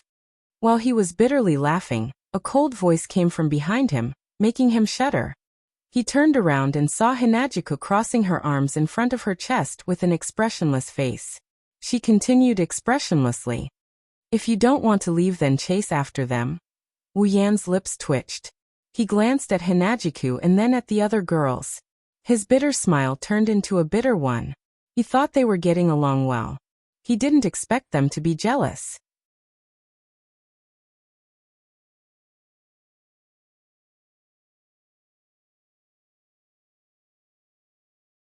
Chapter 786. Recovering from the joy of the reunion, Wu Yan led the girls to their seats. Ikaros brought out a tea set and poured a cup of black tea for everyone. She also placed a small dessert in front of Flandre-chan and Yono. The two girls were very happy to be treated to such a treat. Looking at this scene, Wu Yan was a bit surprised. Ikaros didn't receive any orders from anyone and she acted on her own by adding desserts for the two girls. Her actions are obviously more thoughtful than before. She's no longer the same as before where she would just follow orders from someone else. Chuju seemed to have read Wu Yan's mind and smiled at him. Ikaros, you've changed a lot. Wu Yan nodded and reached out to rub Ikaros' head. You've changed a lot, you're even cuter now. Ikaros blushed for the first time and started to squirm. Wu Yan couldn't help but laugh out loud. He grabbed her pair of ear-like wings and played with them, causing her to blush even more. Wu Yan's interest was piqued. Just as he was about to tease Ikaros, a piercing gaze landed on him, causing his smile to stiffen. Ahem. Wu Yan coughed in a serious manner before letting go of Ikaros' ears. He picked up a cup of black tea and pretended to drink it. Alright. Wu Yan paused. Nothing should have happened during this period of time, right? Originally, the reason he asked was because the last time he came back, he encountered something strange in the Behemoth Forest. That's why he suddenly asked about the birth of the Beast King. After all, he was gone for less than a day, Spalier World time, and this time he was gone for 10 days. It's not strange for him to ask such a question. However, when Wu Yan finished speaking, the girls who were trying to impregnate Wu Yan with a single stare suddenly quieted down. They looked at each other and lowered their heads. Wu Yan furrowed his brows and placed his cup back on the table. What's wrong? Did something really happen? The girls looked at each other again before focusing their attention on Kotori. It was obvious that they wanted her to come out and explain the situation. Kotori stopped licking the pearl for a moment and glanced at the girls in annoyance. She looked at Wu Yan. Actually, it's not really. Kotori pondered for a moment. She seemed to be choosing her words carefully. Recently, the Ailu imperial family seems to have some ideas about us. Wu Yan flinched. Ailu Empire's royal family? Did some idiot take a fancy to you and want to take you as his mistress? The serious expressions on the girls' faces all crumbled in an instant. Kotori even bared her little canine teeth, grinding them fiercely as if she wanted to bite through something. His eyes filled with resentment kept glancing at Wu Yan's body. Wu Yan laughed dryly. He quickly straightened his face. What's going on? Kotori pouted. If we know what's going on, we won't be so frustrated. We heard about it from Fei Fei. Chuju said. Fei Fei called us over and told us that the Ailu imperial family seems to be plotting something. She got the news from Lei Wang. Oh. Wu Yan lowered his head and rubbed his chin. You're saying that the imperial family's plotting has something to do with us? That's what Fei Fei said. Chuju shook her head. She said that the imperial family has been keeping an eye on us. Even though they didn't do it openly, Lei Wang thinks that the imperial family is plotting something against us. I see. Wu Yan took a deep breath, his expression tensed up. Our relationship with the imperial family isn't that bad, right? Yes, to be precise, she's not bad at all. Coterie waved the lollipop in her hand and said, Princess Sylph has been feeling grateful towards all of you ever since the incident with the Beast King. She thinks you guys have taken care of her, so she treats us very well in the academy. Hinajika thought for a moment and nodded. Indeed, Princess Sylph has been taking care of us in some ways. She's only slightly below Starlight Queen and Deadly Forest. That's even less of a reason. Wu Yan raised his head and looked at the girls. Have you all done anything out of line or encountered anything strange in the academy? Chuju and Coterie frowned. They started rummaging through their memories for the past 10 days. Astria suddenly asked in a weak voice. I once stole something to eat. Does that count? Wu Yan's lips twitched when he heard that. As long as you didn't eat a legendary armament, it shouldn't count. Toka also hesitated. I've been there too, Wu Yan laughed awkwardly. Can the two of you eat a legendary armament? Flandre-chan blinked her eyes in realization. Is it because Flan drew a turtle on top of the tower? That very, very tall tower. Wu Yan's heart throbbed like crazy, he almost stopped breathing. Don't tell me it's the arena tower? Flan doesn't know. Flan only knows that there are a lot of people fighting in there. That's it. Wu Yan seemed to have lost all his strength as he slumped down on the table and raised his hand. Think about it carefully. Is there anything that is very strange or very excessive? What a strange thing. Hinajika tapped her chin with her finger. If there's anything strange, it's when Yukari left. Bing Ling, Bishi, and the others came to ask about her whereabouts. Ka and Jaffer also came to ask about her. Something out of line. Coterie glanced at Kurumi, who was sitting elegantly. A male student tried to flirt with her, but she broke his arms and legs. Kurumi tilted her head and smiled. She licked her lips. That person, the smell is terrible, very terrible. All right. Wu Yan held his head and knocked on the table. It's not strange that someone came to ask about Yukari. She's a demigod after all. There are only 5 demigods in the world.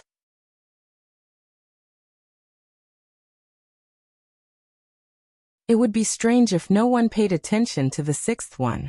The fact that the council didn't come to ask about her is already very patient. As for the one who tried to molest her, Wu Yan looked at Chuju seriously. Where is his address? What? Hinajika didn't answer but instead asked. Do you think the problem lies with him? But he's just an ordinary student, and he's a new student who just entered the school. He's not well informed, and that's why this incident happened. Do you want to investigate him? If it's necessary, we can't miss out on any information, Wu Yan said. The other girls nodded in agreement. However, the words that came out of his mouth made the girls fall to the ground. I'll break his 3rd leg after I find out he's not involved. You, Chuju, Coterie, and the others were speechless. Alala. Kurong-san's eyes turned into crescents as she smiled. House-sama, are you jealous? I'm so happy. Hey.